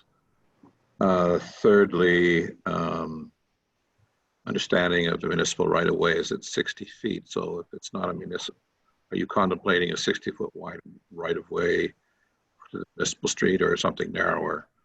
And finally, the definition of affordable, what is that for you? And I also believe that the official plan now calls for a 10% contribution to affordable or attainable. Maybe Mr. Elliott can confirm or refute that one, because it's a reach for me. I haven't seen the official plan in a while. It's just a recollection. Thank you. So Mr. Vella or Mr. Pearson. Questions? Mr. Vella, you care to answer? Sure, I can definitely go first. I'll let Mr. Pearson, do you want to deal with the traffic circle first and maybe the snow storage? Okay. Sure. I mean, definitely they're becoming more popular, especially on heavier travel. I know MTO is looking at implementing them quite often. It's easier on, you have less of the kind of, they call them catastrophic accidents. You have more of fender benders and not kind of T-boning or whatever. So it's definitely a consideration. When you get into a built-up area like this, it tends to take a bit more land, and it might be impacting some of the existing neighbors there. And then land acquisition, then it would definitely be you'd be into a different EA process for sure. So I don't think it's been looked at yet, and I don't think it was kind of considered during our discussions with the town. But again, I mean, it could possibly be explored at site plan, but I think that changing the configuration of that intersection is definitely an improvement, and it's going to help that area function better for sure. And I just don't know if the land would have allowed for a turnaround. And then talking about kind of, the road being municipal versus condo, for sure it's a 20-meter, usually it's an 18 or 20-meter right-of-way when it's the municipal road that's being handed over. And, when it's a private condo road, it doesn't require the same amount of land width, but the asphalt footprint is typically the same. The services are very similar within it as well. But like Darren said earlier, you know, the maintenance and the long-term maintenance of it is taken care of by the condo corp. There's you know, life cycle costs that are collected over the years to help with repaving and things. So we're seeing a lot of condo type projects like this, and you know, easily we could look each way, each option we could still consider it, but you know, it just seemed to fit this size of a site. It seemed to fit in well. Thank you. Well, I think, did that answer the questions on my end, Darren? I think there was one other question with regards to snow. Snow storage. Yeah, I mean, I don't know if we've identified it clearly on the architectural plan or the site plan, but you know, when you look at it, there is quite a bit of room for snow storage. I don't think we're that tightly packed in on this site that we aren't going to find that room. So again, you know, during site plan, we can look at that a bit more, but I think that room is quite available. Thank you very much. Just remind the public, last call for calls to be involved with the public meeting. Number is 705-526-4275, extension 2210. We have any other questions or comments with regards? Deputy Mayor, yes, sir. The mayor's question regarding affordable housing, just to make sure that gets answered. So in terms of what we're proposing here, I'm not sure, it's not our intent to meet the affordable housing definition from the county. So our thought here is we're planning on developing attainable housing, which is housing with more affordable rents that you would typically see, but that obviously is directly related to the size of the unit that would be rented. So our thought is we would have units ranging from 500 square feet up to 1,200 square feet. So obviously the smaller size units would rent for much less than larger size units. And then obviously depending on what level of the building you're on or what view you have of the water, that will obviously influence the cost of the rent for that unit as well. So this developer is not going to be looking for any sort of community improvement benefits or CIP grants and build County of Simcoe affordable housing through their program. What we're thinking of doing is just offering a good mixture of different rents, understanding that, you know, we can't put 400 units here of all high rental prices and make these developments sustainable. So it's going to be a range. Thank you. Thank you very much. Any other questions or comments? I see Councillor Main. Yeah, I was going to provide some commentary on parking, but I thought I'd ask the design team, Mr. Vella, if we're going through a zoning bylaw amendment for this property with the 2004 zoning, do you think this is a perfect opportunity to kind of refine that number? I think we have 1.5 parking units per parking stalls per unit.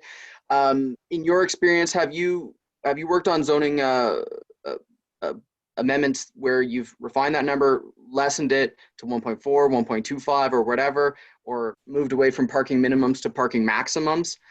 Is that something, because you said 700 parking spaces, that's going to gobble up a lot of the land.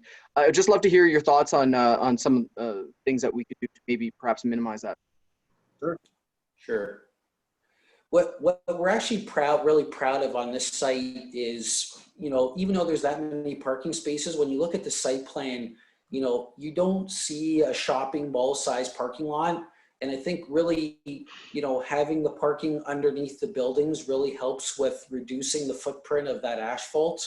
But having said that, you know, parking is really a function of where you're located. So if these buildings, for example, were in the city of Barrie, they would be at 1 space per unit. If they were seniors buildings, they'd be even at 0.6 spaces per unit. So you don't even have to offer 1 space per unit if you know that the demographic looking to use these buildings are more on the higher end. So, you know, more of the seniors range. So we can definitely take a look at that. I mean, ultimately, if the parking lots aren't being used, we would like to use them for something else. So maybe, you know, taking this time with Mr. Elliott, thinking about, you know, is there a way we can build something into the zoning bylaw so as this development builds out, if the parking spaces are just not being used, is there something else we can do with that space?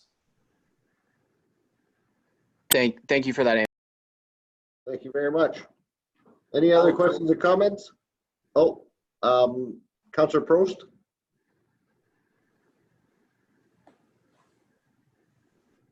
Okay, I just have a comment. I think affordable housing might be a little bit misleading. If cost is based on the size of the unit, so, you know, a 1-bedroom or a bachelor would be less than a 3-bedroom. That's kind of the way it would work anyway in any kind of housing. So I don't know that that would help, you know, a family of, you know, 3, 4, or even 5. So I'm just wondering if I'm hearing this correctly, because I thought in the beginning it was more affordable housing and even better, and not really by the size of the unit, but for families in Midland. Am I understanding this correctly? Through Deputy Mayor to the council. Yeah, so that's why I wanted to clarify that through the question with the mayor. So this project is not going to be following the County of Simcoe definition of affordable. Our thought is, you know, there are many different ways of providing affordable housing. Typically the rule is it's 30% below the average rent. So whatever the average rent is in the town of Midland, in order for you to be considered affordable, by definition, you'd have to be 30% lower than that. So, I mean, that's something that we're gonna have to take a look at, you know, because these buildings are having underground parking, they're gonna be more expensive to build. So we have to find a balance. So we're gonna take a look at that, Councillor Prost, and see what we can come up with. But currently the direction is that I should have probably used the word attainable versus affordable, but we're looking to provide a variety of rents from low to higher rents, but may not meet the definition of affordable in terms of how the County of Simcoe defines it. Okay, so follow up. Yeah, so I guess if you had, you know, 25% of a building, not the whole, not every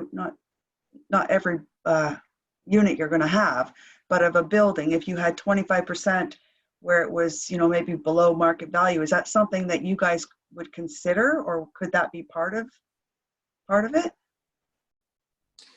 So through the Deputy Mayor to Councillor Prost, I mean, the typical rule of thumb or policy, as the Mayor mentioned, is there's a 10% threshold. So each development as a guideline strives to try and achieve 10% of the housing on the site for being affordable. And then the question is that affordable rental housing, or is it affordable for sale housing? So there's different types of affordable housing that we can look at, and then we can discuss with Mr. Elliott and think about how that can be integrated here. But right now, I can't make any promises on that front. Okay, thank you. You're welcome. Thank you, sir. I have Councillor Cunningham, Councillor Gordon, then we'll wrap this up. If that's all right, Councillor Cunningham. Thank you. Through you, Deputy Mayor. I think so many of the questions that I had have already been covered. The only one I'm looking at still is stormwater ponds. I know that in that area, it's a very wet area, and I don't know if I missed that. My internet got very spotty, but I'm not seeing space for stormwater in this preliminary plan in what is a very, very wet area, as you mentioned, with the underground parking being above ground. You're certainly aware of that. So I'm wondering if you could just explain how you'll be tackling that drainage. Person, I presume, would like to answer. Sure. Yeah. I mean, the plan is there's the existing storm pond to the north of the site is there. It has the outlets. This site's a little bit unique because it's right near the lake. So typically a storm pond is attenuating the flows in order to hold flows and release it slowly. What we're finding on this site is we actually just want to let it go. We want to treat it for quality, which we'll probably be doing through oil grit separators and low impact design. So we want to get some of the permeable pavers and bioswales. and then it's kind of called beating the peak. So there's a large area that comes to this outlet, and during a rainstorm, we almost want to just let our water go out before that water gets here, and utilize that outlet without, we're so close to the lake that we just don't need to hold the quantity on this site. We can just let it go straight into the lake. So that's why you're not seeing a large pond. The size of the site might not warrant it also, but the main reason you're not seeing it is because we are right next to the lake, and so quantity control, it just goes straight into the lake more or less. Thank you very much. Councilor Gordon? Thanks. So I'm going to put you on the hot seat now. Yeah. Because, first we were talking about affordable, and now we kind of walked back to affordable and are calling it attainable, which I'm okay with. I would rather be completely upfront about this than dangle the carrot. Can you give me an idea of the range in price for a rental, like a 1-bedroom on the non-lake view, not the best rental view, I guess, on the ground floor? I guess that'd be cheaper than the higher floors. Just can you give me an idea what the ranges that you're looking at for rent estimating? Obviously, we're not going to hold you this to the penny, but just a range. Give us an idea. Yeah, so Councillor Gordon, I understand that the comment. So I'm just a planner, so I'm not, into the market values, but, further to what I said to Councillor Pross. So, if we have a 1-bedroom, 500 square foot rental unit, that unit is going to rent for a price which would probably meet the affordable housing criteria in the county. But what she's expressed to me is, well, how's a 5-person family going to live in that unit? Well, that unit's not designed for that family. So if they're looking for an affordable unit, a 3-bedroom affordable unit, they're probably not going to be able to find it on this site. But this site is going to service other people who need to have affordable units that have smaller families. A single person, many people are struggling with affordability and rentals. So I'm just looking here because I think. No, that's fair. If you don't have a number, I don't want to make you guess here. That's okay. I just was trying to get an idea because we lack rental stock. So the fact that you're building a bunch of rentals is awesome. Well, that's the other thing I was going to mention is, so, rental is tough to come by already. So the fact that we're proposing rental, I think, could be viewed as a positive. But I'm hearing loud and clear what council is saying. You would like to see us to try and strive and bring some more units in here in the affordable range. So I'm going to speak with my client about that coming out of this meeting, and we'll definitely report back to council on that.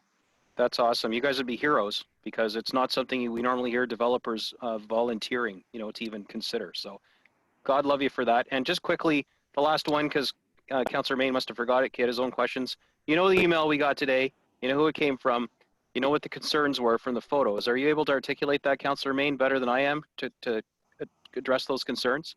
Thank you. Yeah, it was basically just a question from a concerned resident about the existing condition of the site, and he was reviewing the environmental impact, and he was basically saying, is this a wetland? Is it industrial land? Obviously, there's some big, beautiful trees. There's a woodlot, and so the question was, what is the impact on the site, and what's kind of the rationale of how you came to determine that the certain environmental protection area is where it is and not in other places of the site? So Whitney Moore is on the call from Dillon Consulting. We saved her for she's the last batter up. Here she is there. Go ahead, Whitney. Hi, Ms. Moore. How are you? I'm good. How are you? Thanks for joining us this evening. Thank you.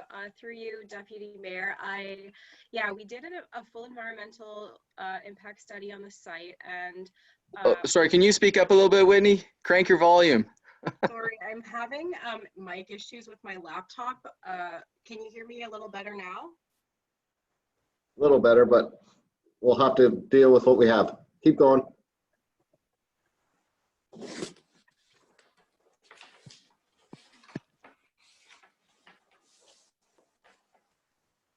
Can you hear me better if I use this? Yes, that's much better. Thank you. Okay, perfect. Sorry about that. That's all right. So we did find wetlands mapped on the site through our environmental impact study. They weren't included as part of the provincially significant wetland that's on the southwest side of Harborview Drive.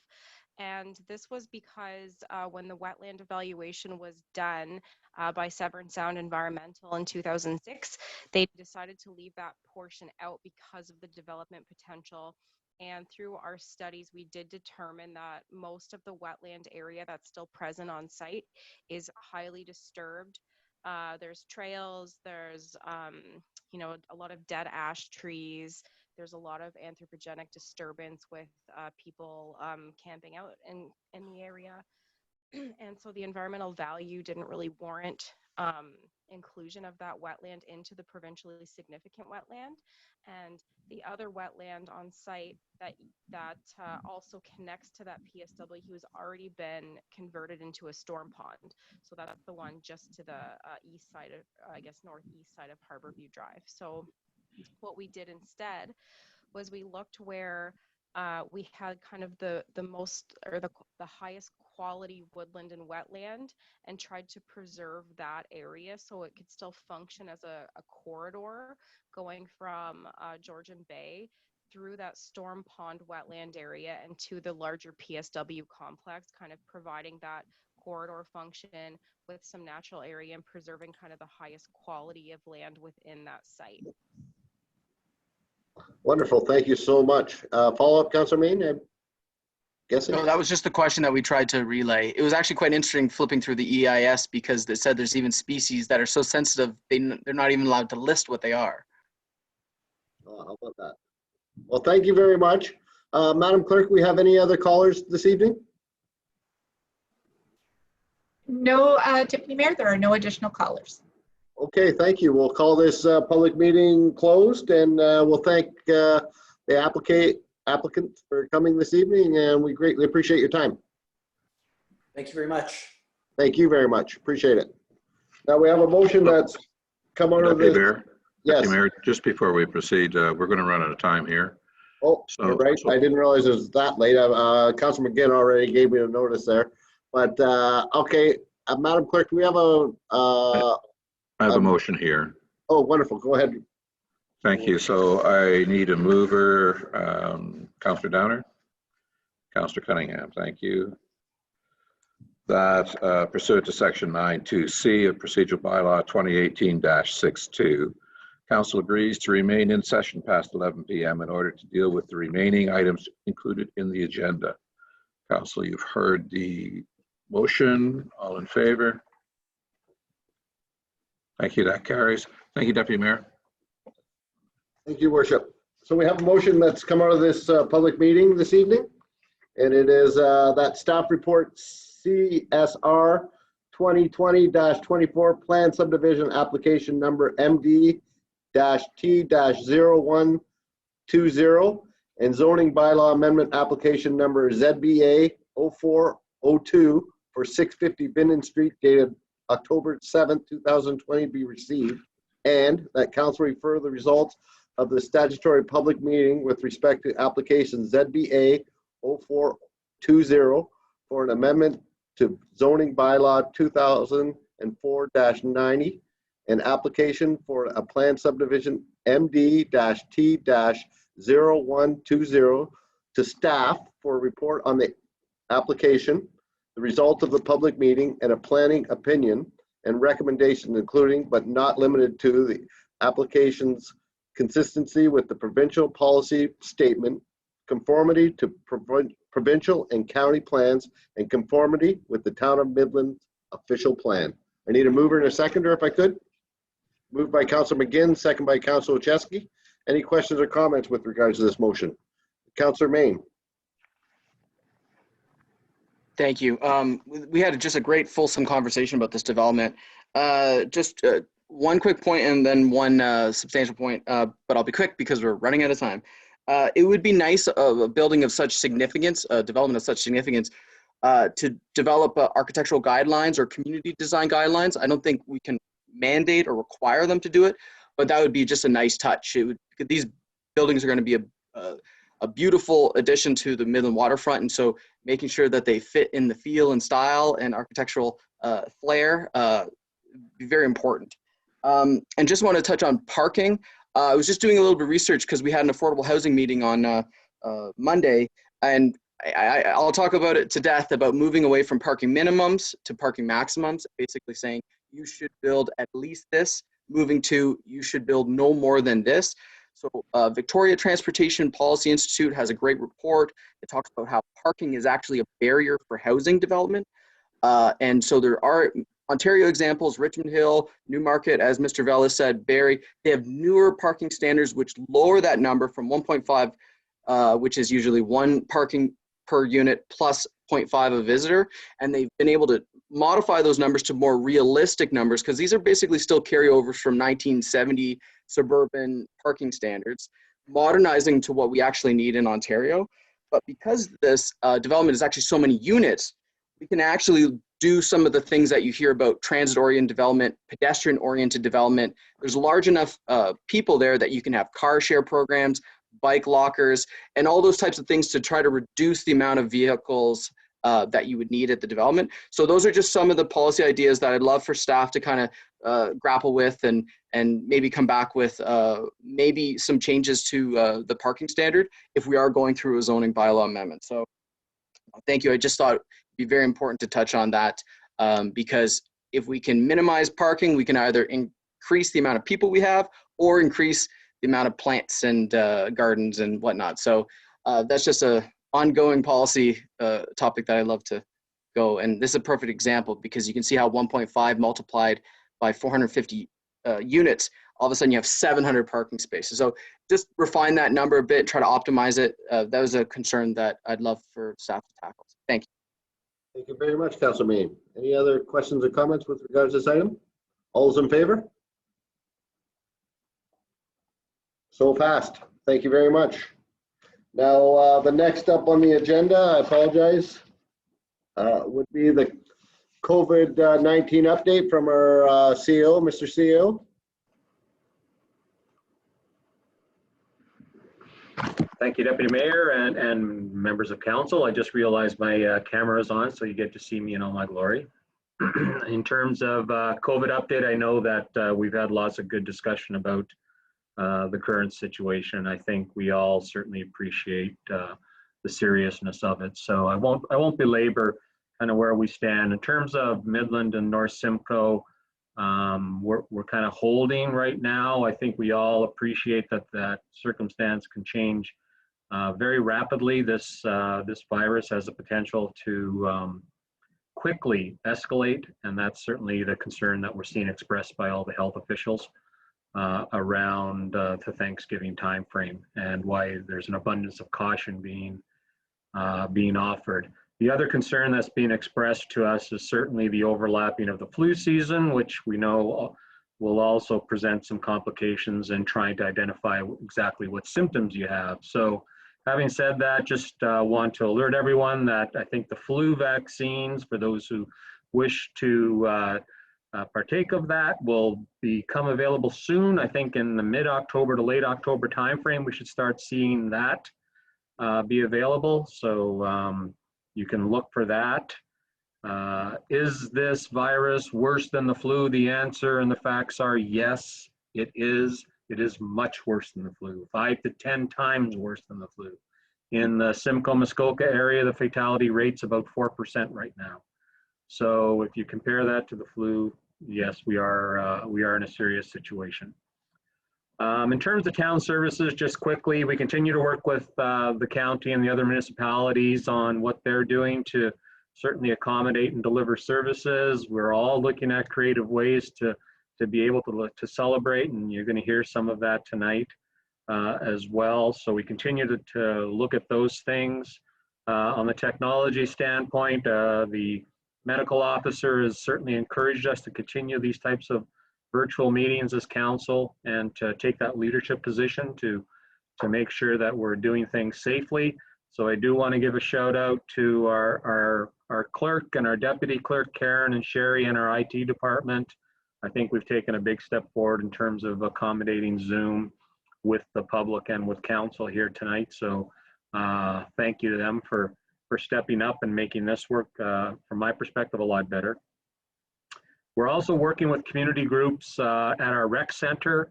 Some of them have some plans to maybe reintroduce some of their programs. So we're working with them and the health unit to make sure that those plans, in fact, are acceptable to the health unit. So again, we continue to work with them through that. The celebration alternatives, as I mentioned, again, we're looking at trying to provide alternatives where people don't have to congregate in big groups, but still able to celebrate at various parts throughout our town. And we want to be able to at least offer those types of alternatives. So a lot of creative minds coming together, not just in Midland, but in other municipalities, and we're all sharing those types of ideas. The last thing I'll add, and that's an important aspect to certainly the COVID situation, is our finance team, which continues to work on all kinds of good recovery plans in terms of getting us in shape financially, working on our budget process, but they're also working on making sure that we can take advantage of the grant money that will come available in 2 tranches. And as that may sound simple, but it's actually a little more complicated than just accessing a line of credit, if you like. You know, there is certain requirements we have to meet. Some of them are well understood and some of them aren't. So we continue to work with the ministry to make sure we understand that very well and take advantage of those opportunities to the extent that we can. So with that, I think that's the extent of my update, and look forward to any questions you might have. Any questions or comments with regards to COVID-19 update? I don't see any. Thank you very much, Mr. CEO. Appreciate your time. All right, next up, we have 3 items that were pulled from the agenda. First up is number 5.44.2, that staff report CSR-2020-19 holiday celebration downtown in Little Lake Park, unusable space, dated October 7th, 2020, be received. And number 1, that downtown Midland be transformed with the assistance of the BIA, local merchants, and service clubs during the month of December 2020 for the holiday season. 2, that staff work with the BIA and local service clubs to organize a tree lighting event and a reverse Santa Claus parade in December. 3, that Midland Transit run a free service for the reverse Santa Claus parade. 4, that the roadways through Little Lake Park be maintained during the winter months as a safe open space for the community. 5, that Sled Fest proceed in Little Lake Park. And 6, that we recognize that these events are subject to cancellation if the province of Ontario or medical officer of health impose a restriction due to the COVID-19 pandemic. I need a mover and a seconder with regards to these items. Moved by Mayor Strathern, second by Councillor Gordon. Any questions or comments? If I could, I'll add, last meeting I asked to defer this to the fact to reach out to a couple service clubs. The one club I had in mind, unfortunately, is not available at this time due to the fact that COVID-19 having, trouble generating money and membership, et cetera, but they are definitely interested. I'll keep you posted. I'm hoping to hear back that there may be a few people that would like to be involved for next week. So I apologize for the delay on my side. With that said, thank goodness we had to delay because we were lucky to get this BIA involved in it. So it actually, in my eyes, it's a plus to have the BIA come on board. So some things happen for a reason. So Councillor Gordon. Thanks. I asked to have this poll. I don't know, maybe some of you guys did too. I've got a bunch of questions around this. First of all, I support it. It's great. But I just have questions. So can staff provide some additional color around, sorry, I'm reading off my other screen here, around the Santa Claus Parade's 5 locations, and if the Civitan Club has any special needs from the town to make this happen, assuming the Civitans are involved in this. And will the town be putting in a float this year? We have a bunch of trailers. I know I used to borrow a big one every year for the police and the Central North Correctional Center. That'd be really cool to participate in. So that's my first comment. I have or question. I have a bunch more, but I'll just break this into parts. Mr. Campbell. Through you, Mr. Chair. Yeah, the Civitan Club has been, Nicole Major has been working with them, and they're interested again to help participate in the parade. And really the issue around discussions with other municipalities, how do we put together an event that due to COVID is safe? So one, we don't want people congregating. We want people to be able to travel around. So some municipalities are saying, let's take that parade and put it a few floats in one part of a town and some in another location, just so you can break the traffic up a little bit. If there was some foot traffic, you could break that up a little bit. So we don't have any of those firm details yet. It's really the commitment we have is from the BIA and the Civitans and the municipality, if council approves, for us to really get into those discussions and work out the details. But the key is, how do we develop a parade that is safe given COVID? All right, well, praise the Lord. Right on, good for you guys, because, I mean, bigger communities than us have just packed it in and thrown their hands up saying they can't do it. Santa's not coming to Barrie. So this is like, bravo. So the next one is the BIA's letter asks for town funds and resources to pair with their own, but this report seems to speak to only the BIA and merchants and service clubs collaboration. Are they in a position to do this without the additional town funds? And what do we usually contribute towards the holiday event? Currently, the contribution that the town makes is to install the lighting downtown. And that's our contribution, aside from just staff time and helping organize parades. In the report, it mentions a tree sale, a Christmas tree sale event day. And town staff would be there to help with the sale of that, and Nicole says they'll have coffee and cookies and that to hand out to some of the patrons downtown that day. We don't have a budget line item for decorations and things like that. That isn't in our current budget. Fantastic.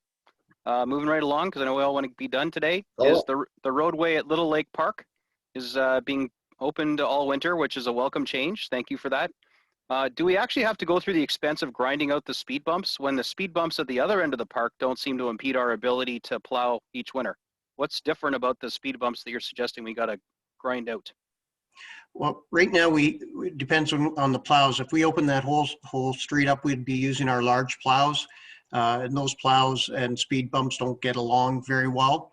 Right now, one of the problems we have is going from Yonge Street, you're going down a hill, you make a very tight left-hand turn, and those speed bumps, one, during the summer, help cause the traffic to slow down, of course, but we also have to make sure we sand and salt that hill properly.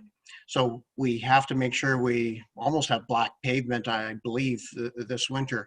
My understanding is that road was closed over the years because of traffic accidents, and then it wasn't salted because of environmental concerns. So we'll have to work that through. But really, it's just I don't want our plows being damaged and turning that corner and hitting those speed bumps. It's the cost to grind those out. We have the equipment, and to buy temporary speed bumps that we put in and take out every year, the rubber plastic ones, is way cheaper than damaging one of our snow plows. Okay, fantastic. Another one if I could. The staff have documented the 5 power outlets we do have in the park, and the fact that the LED lighting draws very low current and can be supplemented with solar lighting. What can we do in Little Lake Park this winter, even if it's a small start on the larger project, and more lighting in subsequent years? Work it up. I don't subscribe to really the all or nothing thinking in this. Surely we can add some kind of lighting to the park this season, and we can plan for bigger and better next year. I don't see any options in this report for that other than a study, like 25 grand. And I really would like to see us do something to try and start implementing Drum and Pete's inspirations that everyone seemed to be behind. So not competing with downtown, supplementing downtown. Even if a cluster of trees were to be erected on the Rotary stage where there's lots of hydro, it could be lit and sits right along the path, and perhaps the trees near other outlets, those other 4 outlets or whatever we have, could be used. Nobody's expecting a showstopper Christmas extravaganza in Little Lake Park when we just invented this, a couple weeks ago. But just putting something down there so that we have our downtown merchants participating in BIA, we have something in Little Lake Park for this winter would be awesome. Is that possible, or is that just like, no way, don't do this to me, Bill? Mr. Campbell? Well, I always say I can do anything you want. Give us some money. Right now, we have no budget allocated to buy Christmas lights and spend staff time on this. If council wishes to allocate budget resources to us, we'll certainly undertake the wishes of council. But at this point, we don't have any decorations in stock. So we'd have to purchase stuff, and that requires council to give us budget allocation. We've all bought our decorations at home, and a couple $100 doesn't buy a lot of lights. So if council wishes to say spend $10,000 or $5,000, you know, that's, I'll leave that to council. But right now, we don't have budget to do anything. Okay, well, we'll just keep working towards it. Thank you very much. I appreciate this report. I see it as a compromise, and I'm a big compromise guy. So this doesn't mean, for the people that really were looking forward to the Little Lake Park lighting this year, it doesn't mean we've poo-pooed that. We just are kind of pushing it off so we can plan it a bit better and hopefully budget and pull the pin next year. So my resolve is still there, folks. And even I'm with you. And even if we could get one tree on that stage, a nice 15-footer with some nice donated lights. I'm sure some people have some old lights they might want to. We can light up for a few weeks over the Christmas holidays. It may be something just to start and be great. Mr. Campbell, sorry, am I talking out of turn? I would just like to add, on King Street, there is a brand new, very large tree in front of the library that we've installed as part of the King Street project. So that one tree was a $10,000 expense, and I'm going to find money to put the lights on that one without asking council. Of course. But Okay. we've already spent over $10,000 with a new Christmas tree for the downtown for this year. So we do want to move in this direction, but as I mentioned, if council during the budget process, if we want to allocate money next year, then we'll have time to, you know, plan it and get something done for next year if that's the will of council. More than fair. Downtown will be awesome. Thank you so much, Mr. Campbell. And yeah, downtown will be awesome, and they need that little punch in the arm to help kickstart a great holiday season for them. They sure deserve it. Sorry, I saw Councilor Chesky, Councilor Main, and Councilor McGinn. Is that correct? Anybody else I missed? Hold your sign up, please. Councilor Chesky, you're up. Thank you very much. I'm going to support this report. I love the idea of lighting up downtown. It's the perfect gateway to our brand new downtown. So I love that idea. I just want to speak briefly to the lighting or trees or anything at all down in the Lake Park this year. I personally don't support, and I love the idea. I love the thought of skating trails through the Lake Park eventually. I just don't think that this is the year. Being that we closed it for traffic concerns before, it's a great pilot to open it up and see if we can actually get people driving through here. You know, fool me once, shame on me. But so we'll see how that goes. And I think creating an attraction is kind of premature and maybe irresponsible. It's hard to social distance when you're helping somebody push their car out of the snow. So I think it's great that we're going to open up the Lake Park, and let's see if we can drive through there. And next year, let's hope COVID's gone away and we can have great dreams of beautiful park all lit up. Thank you. Thank you, Councilor Chesky. Councilor Main? Thank you. Yeah, I really love this report. I've been working closely with some of the BIA members and coordinating with some staff, Nicole Major and Karen Mealing, who are always fantastic to work with. So shout outs to Christine Taylor, who keeps pushing for more Christmas stuff, and Nicole DePinto, who's done such a wonderful job with the tree lighting. And so they're working really hard to try to adapt those events, tree lighting, and also having a little market to sell some Christmas trees. That was an item that BIA has been asking about for the last couple of years, so that's great that this has been materializing. The BIA last night also supported a motion toward paying towards some of the costs for that event. And yeah, I think I would concur with Councilor Oshesky about spending $25,000 on electrical engineering. Just like we did on King Street as we were reviewing plans, when we do our Little Lake plan, that's probably the best time to review power and how we roll out power, because it's not just a special event question. Well, it is a special event question. Was we talked about Little Lake Park, access to power, and like how we roll out these big events in the park.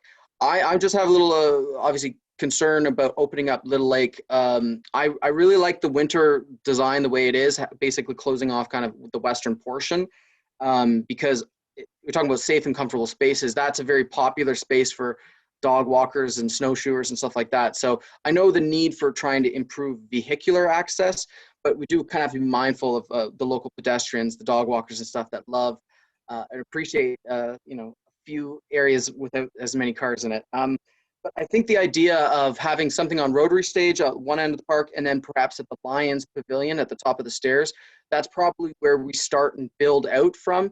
And I know building ice rinks is usually cost prohibitive, but maybe the Lions Pavilion is a place that we explore where you put a small little rink in and maybe put some twinkle lights, fairy lights on that little pavilion.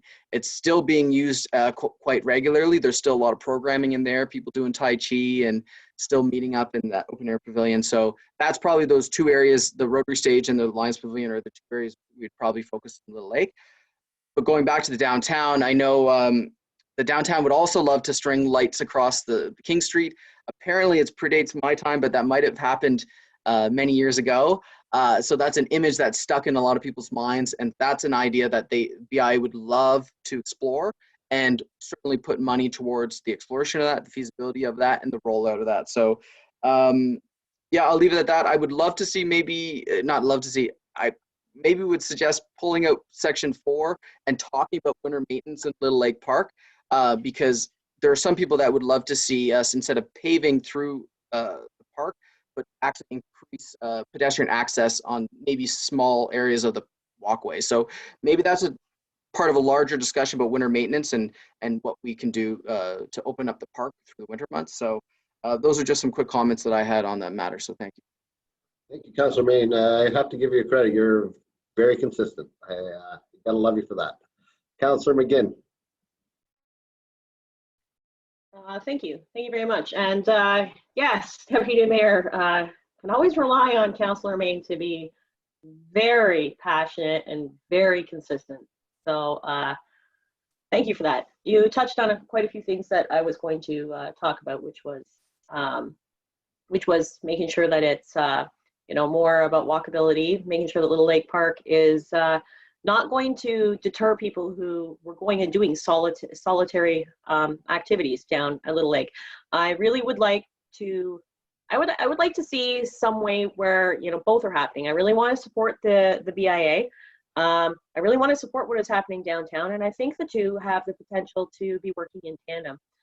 If it's possible, and if it's possible that somebody wants to come forward and says, hey, you know what, I'll donate my time. I'll donate my, sorry, my screen just all of a sudden changed. I'll donate my time, I'll donate my resources, and we're not taking anything from the BIA. I think that would be absolutely fantastic. You know, there are people whose homes back onto Little Lake. You know, perhaps they're willing to be a part of this. So I guess it's a community call out. You know, we're in a tough position right now. We can't deny that the BIA and downtown, it needs some help.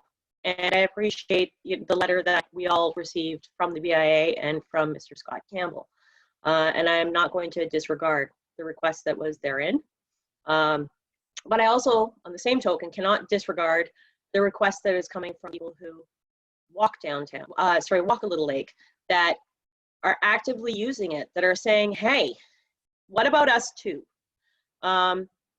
Yes, we're in a position where we have to make, you know, the best decision for all residents and for the future moving forward. There are other, I think there might be other potential solutions. You know, maybe we don't open up maybe we just don't open it all up. And that turnaround point, I have no problem navigating it. Lots of people don't have any problems navigating it. And therefore, you know, that's something that we're not going to put an additional cost into. So then, you know, the safety aspect and the concern for the plows. And that is an interesting corner. I understand that. So, you know, wait until next year for that. And if somebody, you know,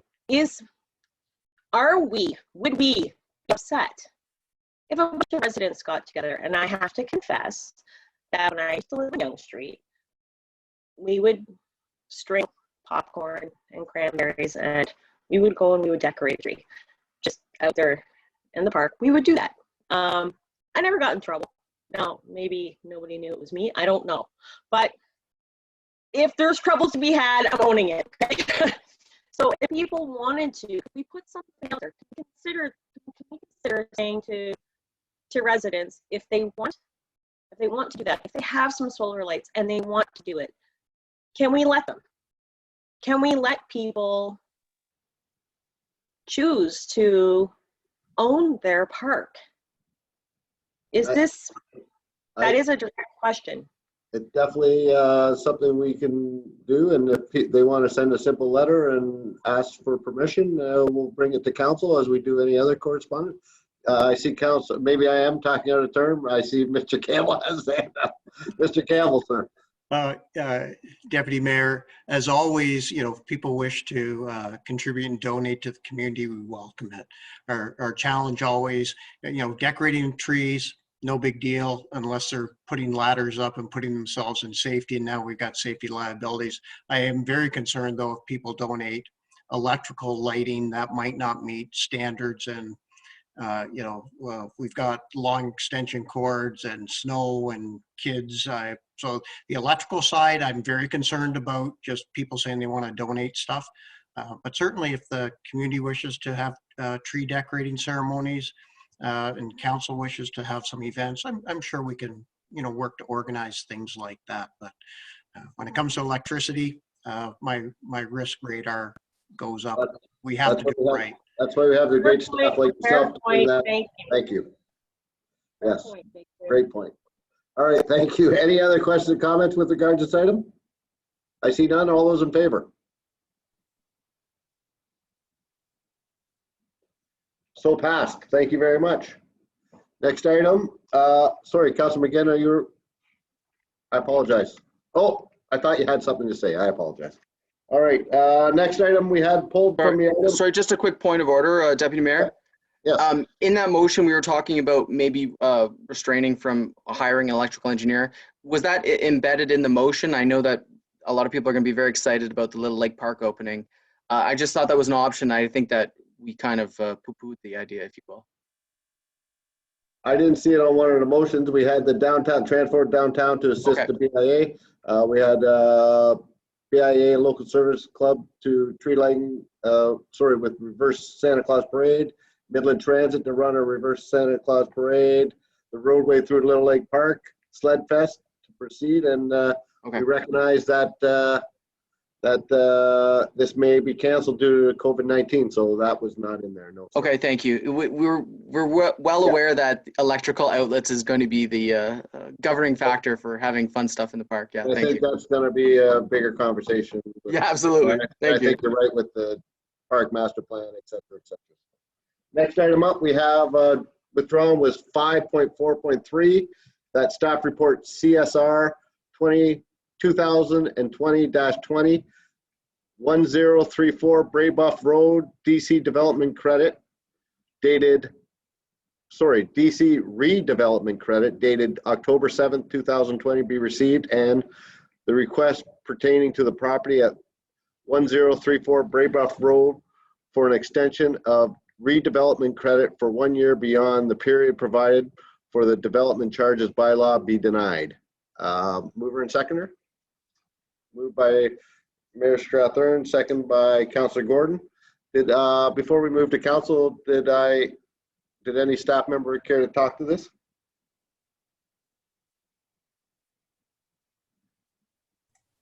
Mr. Jeremy? Certainly.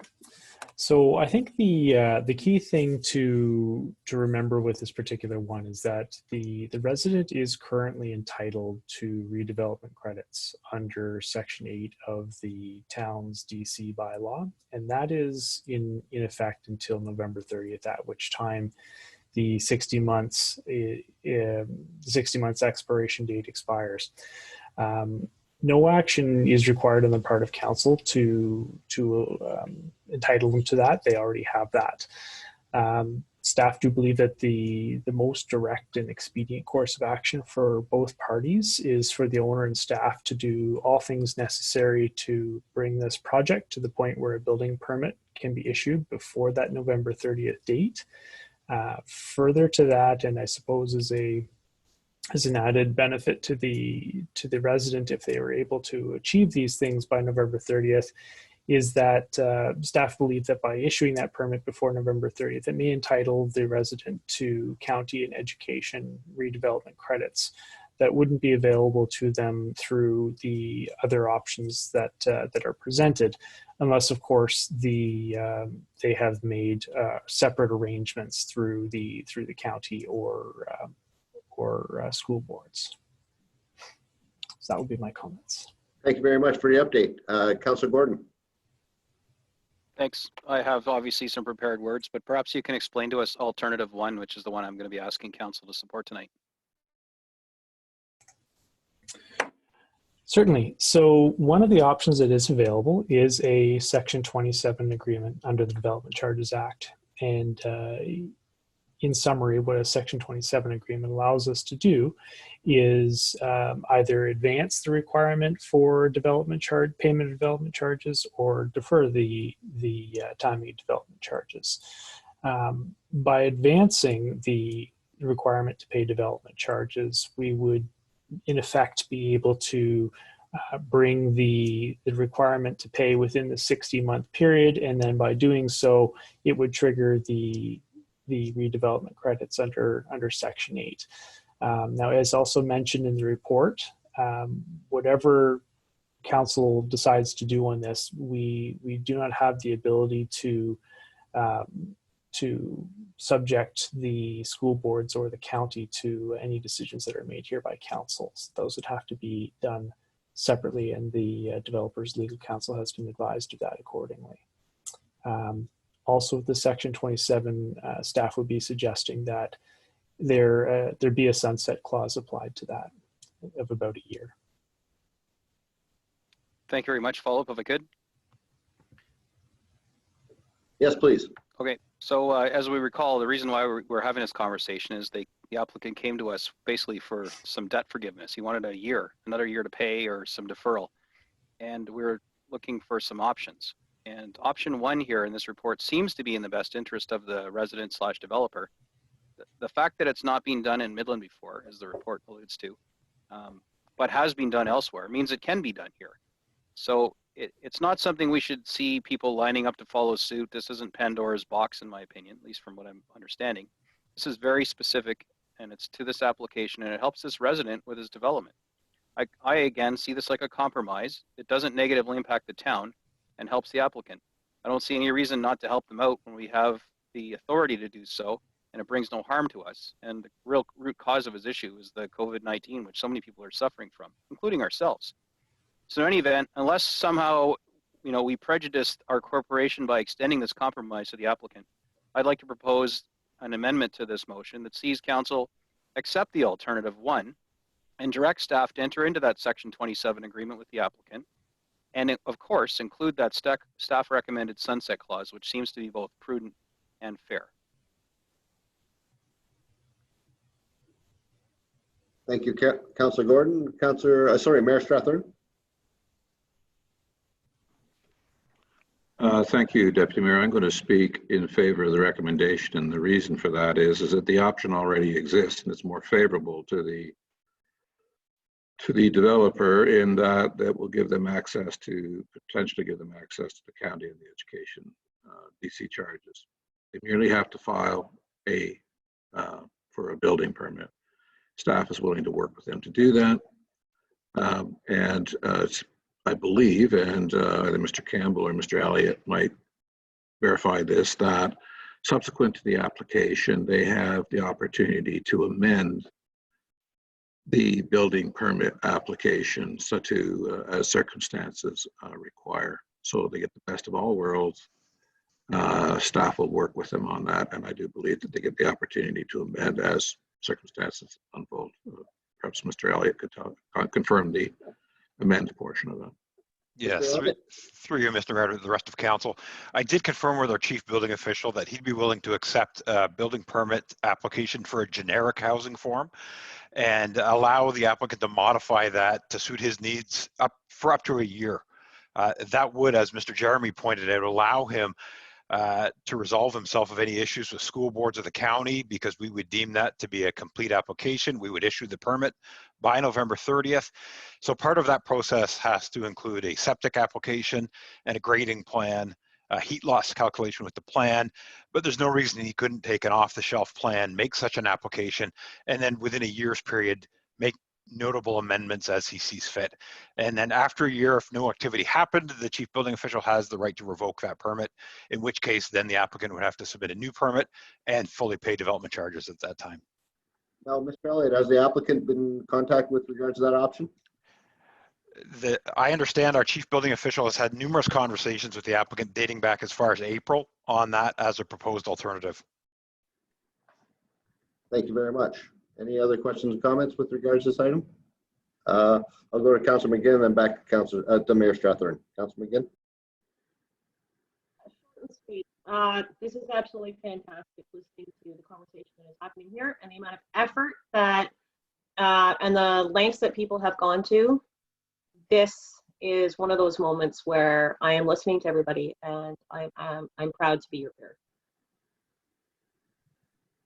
Thank you very much. Mayor Strathern.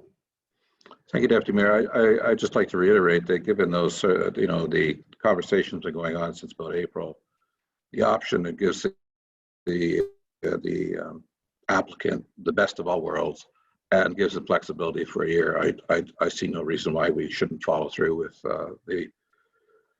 the motion as presented. And I would suggest that we vote on the first motion, and if it's turned down, we'll come up with the alternative. Councilor Gordon?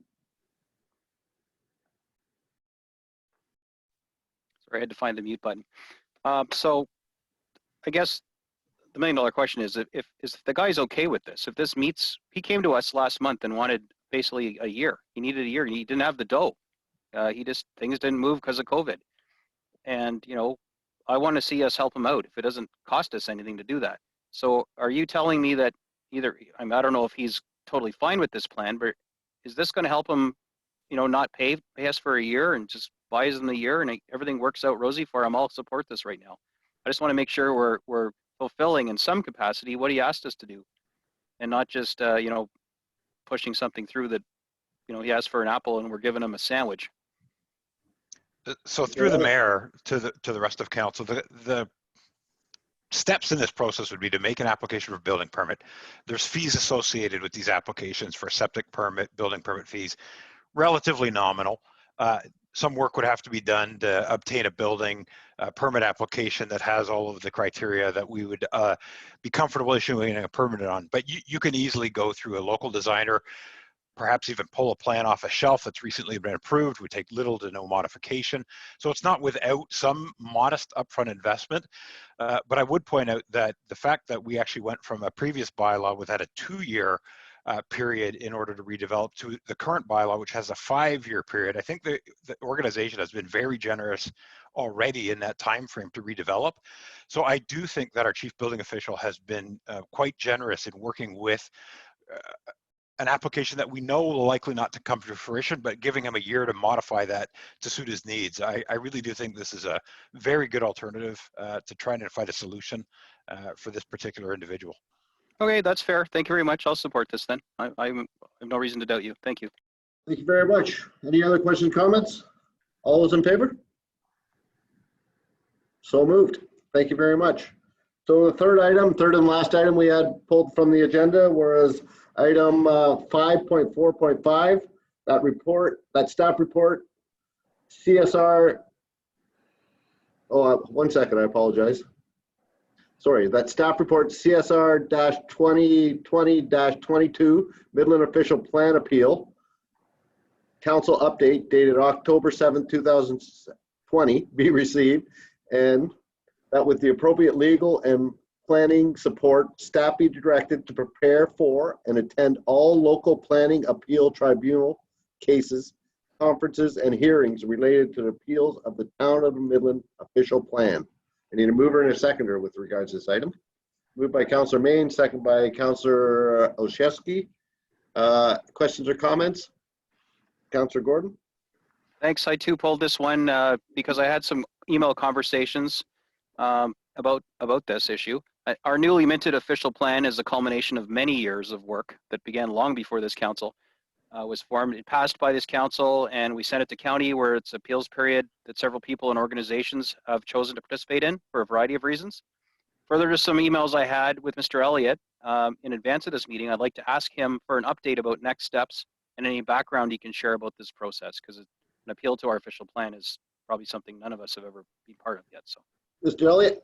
Absolutely. Through you, Mr. Mayor, to the rest of council, the chair rather, we did receive, so that, as you know, the county has the responsibility to approve our new official plan. They did that in August, and at the end of the appeal period, we received 7 appeals. So the normal due course of process in the appeal process is that the LPAT receives those detailed appeals, and there's 2 things that they're going to set. One is what's called a CMC meeting, which is really a consultation meeting where they ask us, the county, and the landowners to get together and look at issues and try to resolve them. Failing to do that, then we go to a full-blown hearing. But even prior to getting direction from the LPAT, my intention is to work with the 7 appellants. I've contacted 2 already, and I'm trying to suss out what the real crux of the appeal is. Often people will take a shotgun appeal lots of things in the bylaw or in the plan. And now that they know what the other appeals are and how their lands stand, I'm trying to figure out what are the real issues, getting to the bottom of that. Once we do that with all 7 appellants, I'll have a better understanding of what our legal needs are and what our planning consulting needs are in order to either propose settlements, agree to settlements, end up at a hearing eventually. If that's the case, we hope not to. But in either case, we will keep council well informed of that. We won't agree to any kind of settlements without your direction and concurrence of that. I think that in most of the 7 appeals, we've got a good shot at coming up with some agreed upon outcome that we could all be happy with and live with. So I think overall it was a bit shocking to see 7, but at the end of the day, when we've gotten into the nitty gritty of the details, I think that there's a good path forward on most of them. So I wanted to provide this update to council so you knew where we were at. Now the appeal period with the LPAT right now is quite lengthy. I don't think we'll end up with any orders to go through the consultation process till the new year, and likely not any hearing dates till next summer. So this is a lengthy process, and like I say, our goal is to avoid a full-blown hearing. Hopefully we can do that, but we're going to actively work with these appellants and try to suss out the nature of their appeals. Now, if we do come to some agreement, though, we have to go forward hand in hand to the LPAT, who's the only body right now who can make decisions regarding any changes to our official plan. So even if we come to terms and we agree on some settlement with a landowner, the purview of making those adjustments to the plan does not sit with the county or with the town at this point. It's with the LPAT. Well, thank you very much. Any other questions or comments with regards to this item? I see none. Thank you, Mr. Elliott. All those in favor? So carried. Thank you very much. Next up on the agenda would be notice of motions. Any councillor have a notice of motion to bring forward? Councillor Olszewski.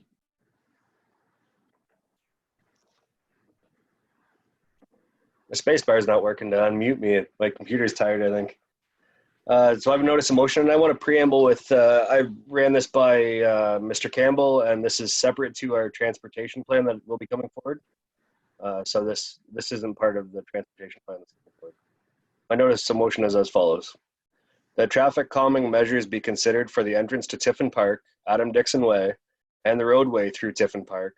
Such measures including but not limited to speed limit posting and signs indicated kids are playing, and that staff be directed to prepare a report highlighting measures that could be undertaken to reduce speed and increase safety for council's consideration at a future meeting.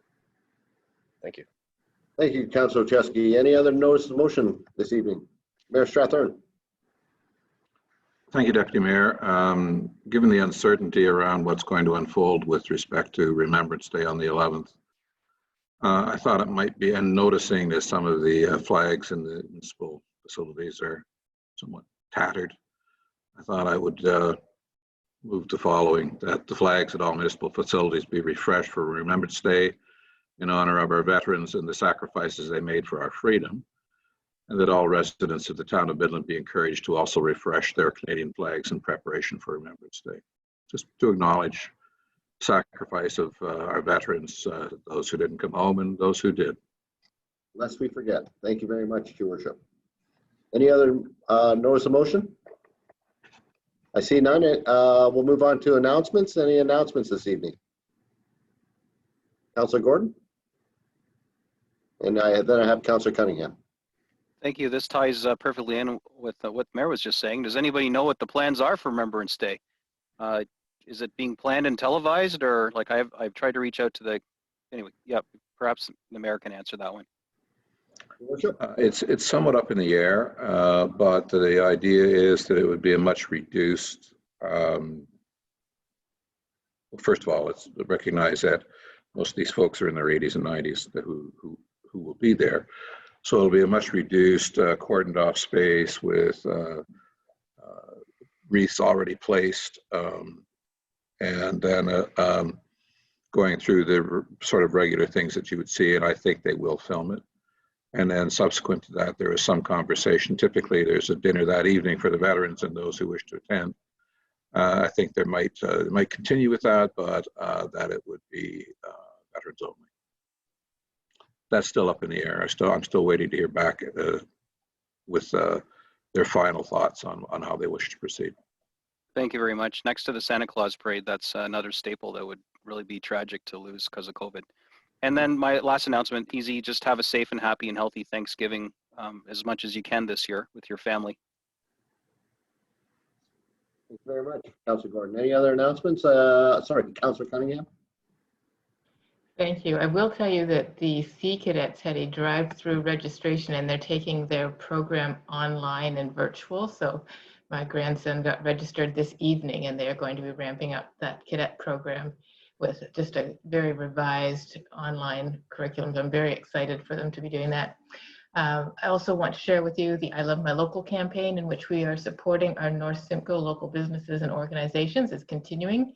It runs through October. You can enter online at ilovemylocal.ca and register your business there. So there's 2 sets of prizes still to be awarded. One, the top influencers, the top 3 influencers will be getting one of 3 local bling baskets. So you can have a Town of Midland cooler bag or a Heart of Georgian Bay water bottle, etc. So we're pulling together baskets like that. If you want a license plate frame with I Love My Local, you can actually pick one of those up at the Southern Georgian Bay Chamber of Commerce. You can also buy a lot of North Simcoe products down there because they are reaching out to be a resource for all of our local businesses. Next up, November 3rd to 26th, whether you're a musician, a performer, a creator, or anyone in the creative economy, the Cultural Alliance invites you to the online Creative Community Culture Conference in November. Throughout the month, we'll be hosting 8 special online presentations, each having a 1-hour panel discussion, followed by a 1-hour breakout session where you can network and learn with your peers. Early bird tickets are only $15. They're on sale now at culturalalliance.ca/conference. And I just want to say happy Ontario Ag Week. Ontario Agriculture Week runs October 5th to 11th, and Tiny's virtual farm crawl video series has just launched. It is not just for Tiny, it's North Simcoe businesses. Go check it out by visiting the Tiny Township website and going to the events page.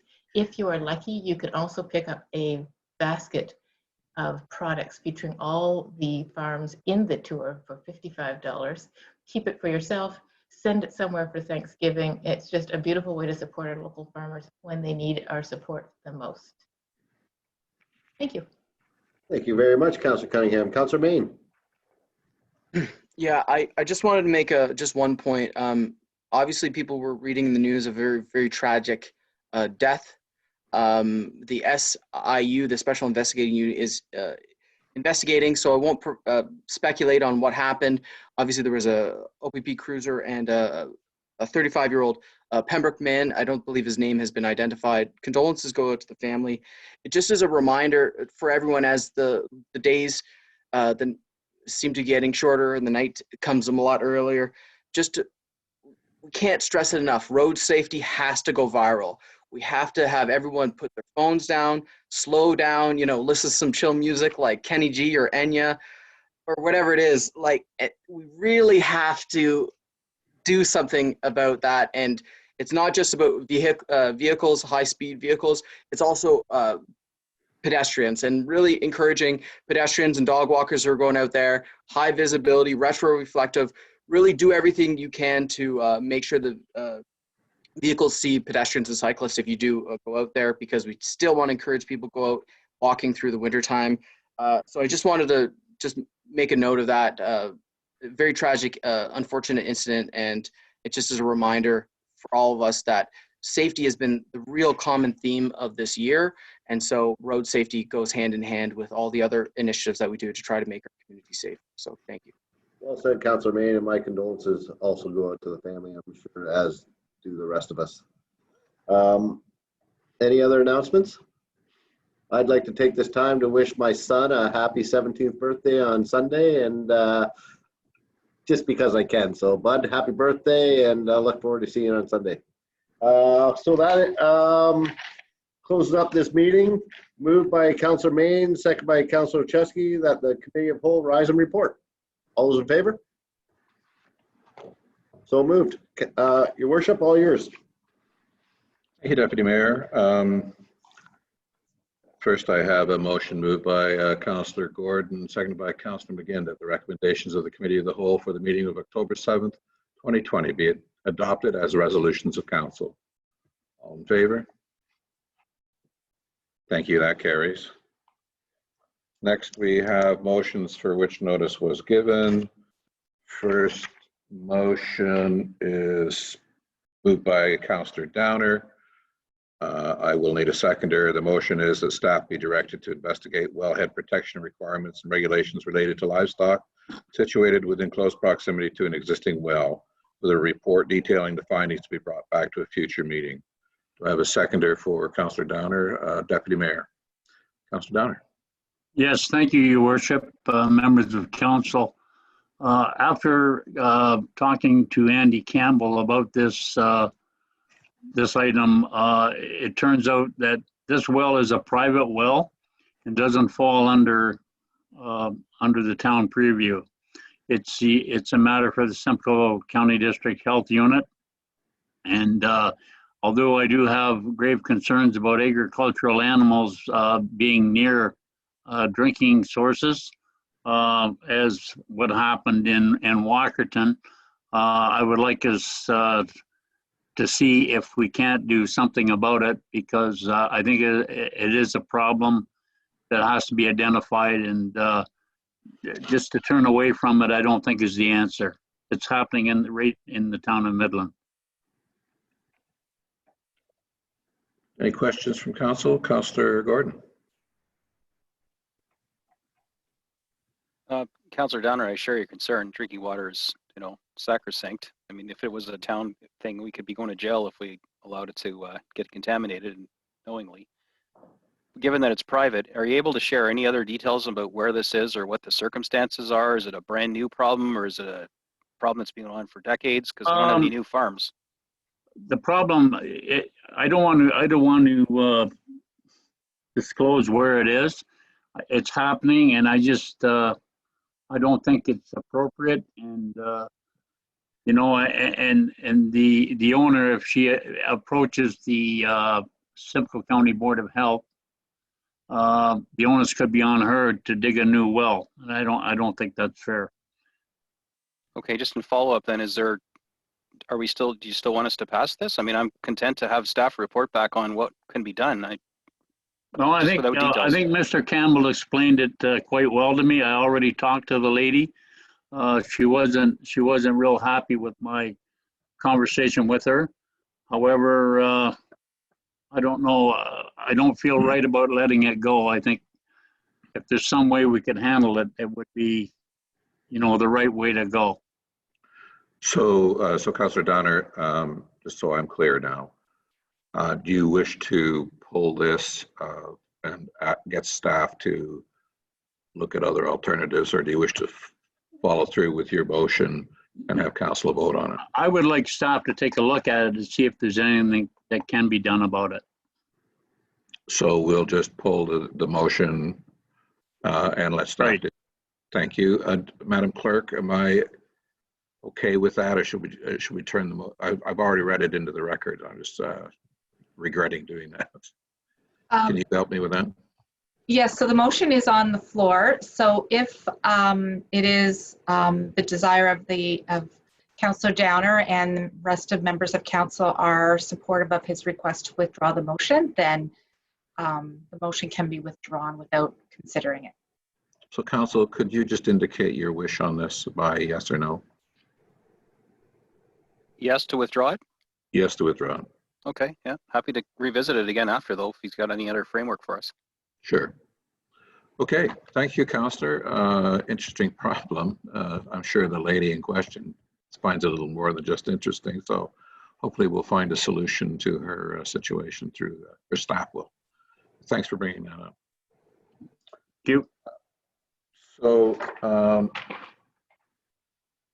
next we have, sorry, I'm trying to find this amongst all the paper here.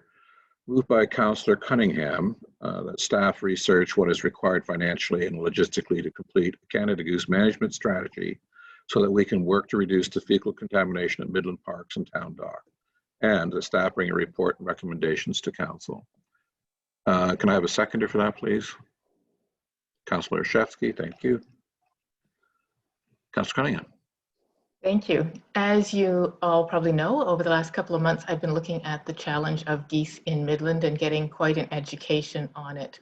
I don't like to come to council with a motion unless I have some concept of what amount of work I am dropping in their lap. But even before COVID turned the parks over to the wildlife, geese have been growing in population, not just in Midland, but it's a known challenge throughout Canada, especially in southern areas of Canada. And while the Canada goose continues to be a protected species, it's estimated there are now at least 7 million Canada geese present in North America. In many parts of southern Canada, geese exist in large numbers where only 30 years ago they were uncommon. And 55 years ago, they were considered to be what's called extirpated, which I'm sure Councillor Main knows what extirpated means, and probably Councillor McGinn as well. These days, it's very different. And I think we're at a very good time to look at this because I'm learning so much. I don't want to write this plan, but I almost could. As we execute our Parks and Trails Master Plan, I believe it would be of value to identify what can be done to make our waterfront parks and harbor less attractive to Canada geese, and to ensure that this planning is also included for Midland Bay Landing. This goes a little bit beyond the "please don't feed the birds" signage, although that's actually very effective if people follow it. There's some simple things that can be done. They may help, and they may even be all we need. If they're not, we still have to follow the appropriate steps and have an official geese management strategic plan, proving that we've jumped through all these hoops in order to get permission to go to another level, which can take years. So getting that started now and tracked is a good idea. Trying what we can do before we can apply for any other stronger measures. In the past, council, I understand, had a dog patrol service, which was kind of a casual thing employed in Little Lake Park that had some success. Nobody knows what happened to that at this point in time on staff.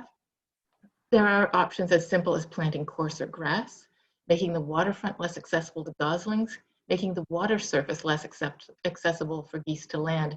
And those aren't year round, they're appropriate to different seasons, and you kind of juggle them and move them in as appropriate so that the geese are less attracted to the area. There's a lot of information on the Canadian government sites, other municipalities, even the Humane Society, and there's even like Green Geese or something like that. There's organizations that help you manage and plan for this.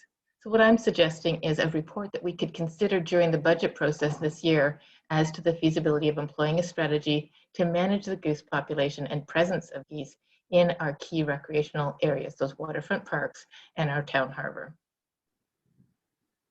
Thank you, Councillor. Councillor Gordon. Thank you, Councillor Cunningham. I'm very glad you brought this forward. I was actually going to be crafting a motion after all the stuff we've been getting from Mr. Mann about this. It seemed like it could almost write itself, and I actually sat down to do it, and then we got the agenda. So I'm very, right on. Awesome that you're doing this. I fully support it.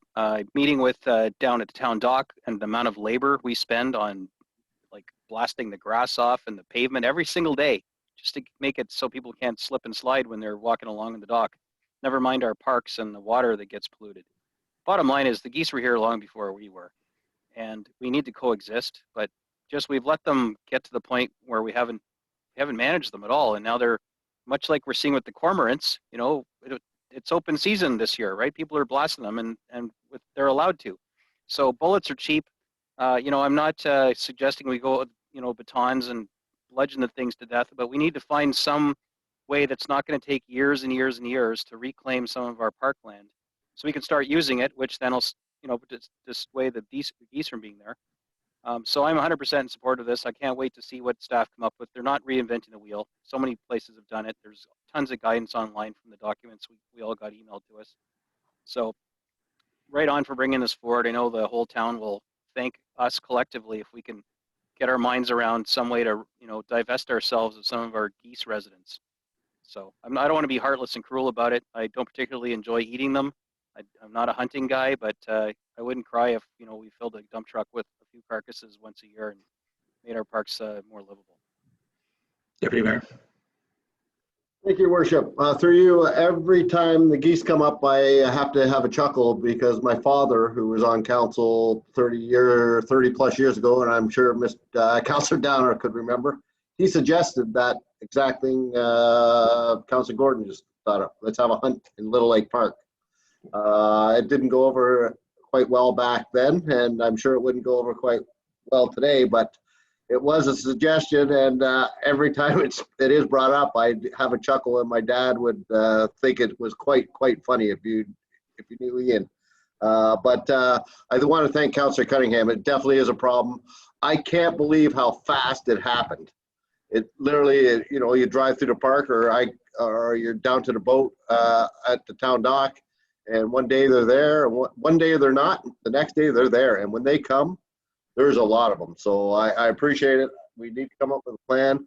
It may be worthwhile to reach out to Mr. Brian Peter, because he sure came up with a great plan, and definitely was to deter them for a few years. But I think it's one of those things, if you're not on it every second of every day, eventually you just take over. And we all hear from golf courses and other places that have the same issue. So thank you, Councillor Cunningham, and I hope we can come up with a plan.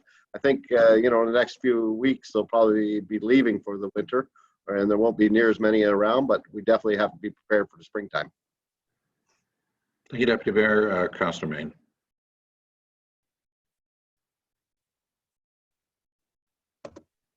Thank you. No, this is great. Water quality of the bodies of water in Midland are very important. So I was going to suggest maybe let's talk about maybe a Little Lake water quality plan or something like that. But this has so much meat on the bone. You beg your pardon. That just talking about geese management is a singular issue that I think it's worth talking about. And in conversations with Mr. Mann, Cunningham, Councillor Cunningham, basically the communities that have been successful they basically employ all the methodologies, and so that may mean a change in look and feel of what the shoreline of Little Lake looks like. So as long as we have that conversation, and people will certainly buy into that concept. The other point that I was going to make was the other water quality issue that we're going to have to talk about too is not just geese and fecal, you know, runoff into the lake, but the blue-green algae is a new threat for Little Lake that we're going to have to deal with. It's going to have a whole different set of rules and mitigating techniques. So I love where this is going. This is a conversation every year comes up of how to improve the water quality of our municipality. So this is one of the many issues to address that. So this is great. Thank you. Councillor McGinn. Thank you so very much, Councillor Cunningham. Thank you so much for bringing this up. I know there was a discussion that was happening, and I'm sitting here, and I'm not wanting to appear that I'm being dismissive. And there's all of these puns while I am looking up there, over there, where my bow is. And if you go to my Facebook page, you can see that I'm a good shot. So I wanted to explain why it is that I may appear to be giggling and smiling. I am not dismissing what it is. I also don't advocate hunting just for the sake of culling animals. But geese do taste good. So I'm looking forward to all of the options that are coming forward. I'm looking forward to hearing what staff are going to bring forward. It is something that does become a problem. It became a problem in Oakville. They had some interesting solutions, and then they come back. The thing is if you displace them, they do come back, or they just go somewhere else. So thank you for all of the go somewhere else, like my belly. So thank you very, very much for bringing this forward. Thank you for all of the references that you're making, and to Councillor Main, thank you very much for not only speaking about, you know, the fecal matter and the runoff, but also mentioning, because it is tied into the lake, that the blue-green algae, this is a part of, this is one solitary issue, which is the geese themselves, but it is also tied into the health of Little Lake. So I see where that segue came from. So thank you. And I would like to, I'm curious, Mr. Downer, Councillor Downer, if I were to reach out to you to learn, you know, the history as, you know, as a past mayor, if you have any memory and insights, thank you also for mentioning Brian Peters. And then, oh, I can picture him. Oh my goodness. I can picture the man. I just can't pull his name right now because it's late and I'm tired. There's a gentleman who works at operations, and he used to be just in charge of parks. Somebody help me here. I remember his name. If I may, Your Worship, dog teams worked for all the years I was on council. We had a team of dogs that went down there every morning, and it worked marvelously. And the dogs left town with the owner, but it worked. Thank you, Councillor.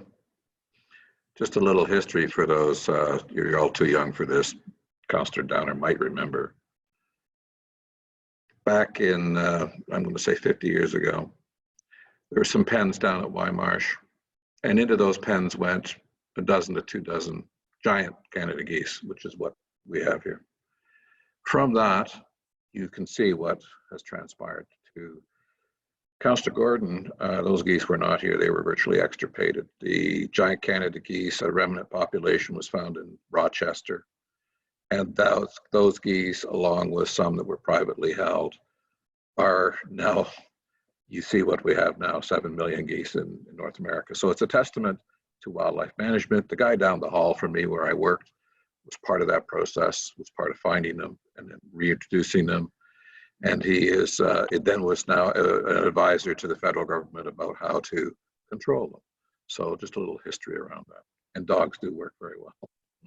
Councillor Downer. Just briefly, 40 years ago, as a hunter in the Honey Harbor area, if you saw a Canada goose, it was a spectacular sight. Yes. To see a lone goose. And that was only 40 years ago. That's right.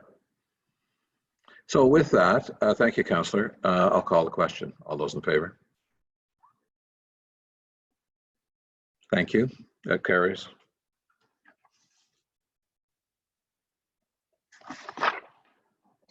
One item, point of order, Mr. Mayor. Yes. We were talking about water quality, and we didn't get to give props and kudos to Rick DL for stepping in and quickly solving the diesel, which is a fantastic story. So we didn't give him proper due, but it was great to see a media release out and some news articles giving props to staff for quick action. We're here. Yes, he spent a late night and a very early morning, and quick action stopped what could have been a much larger problem. So yes, hats off to Mr. Zeal. Next on our agenda, we have bylaws. So moved by Councillor Shevsky, seconded by Councillor Prost, that the following bylaws, bylaw 2020-50, agreement between Town of Midland and Creative Outdoors Advertising for the installation marketing, sales, and administration of advertising. No new benches in current, 2 new benches in current shelters. Bylaw 2020-51, appointment of municipal law enforcement officer for the purpose of enforcing parking and snow removal bylaws within the town of Midland, and to repeal bylaws 2012-64, 2012-66, 2017-15, 2018-83, and 2019-33. Bylaw 2020-52, amend zoning bylaw 2004-90 as amended, respecting 743 Midland Point Road. Bylaw 2020-53, designate the town of Midland as a B city. Bylaw 2020-54, authorize certain new capital works of the corporation of the town of Midland municipality to authorize the submission of an application to Ontario Infrastructure and Lands Corporation, otherwise known as OILC, for financing of such capital works, to authorize temporary borrowing from OILC to meet expenditures in connection with such capital works, and to authorize long-term borrowing for such capital works through the issue of debentures to OILC. Bylaw 2020-55, agreement between Town of Midland and Southern Georgian Bay Farmers Markets to provide for an indoor and outdoor farmers market for 2020/2021. Be passed and enacted. Comments or questions on those? Seeing none, all in favor? Thank you, that carries. I have a bylaw moved by Deputy Mayor Ross, beg your pardon, seconded by Councillor Main. The bylaw 2020-56 being a bylaw to adopt the proceedings of the regular council meeting held October 7th, 2020, be passed and enacted. Comments, questions? Seeing none, all in favor, please. Thank you. And finally, the motion of the evening. Other than maybe the goose one. Moved by Councillor Prost, seconded by Deputy Mayor Ross, did it again, that this regular meeting of council adjourn at 12:07 p.m. All in favor? Thank you. That also carries. Surprise. Have a great evening. Have a wonderful Thanksgiving. Be gentle on the birds. Yes, I and take care. Yeah, unless it's a goose.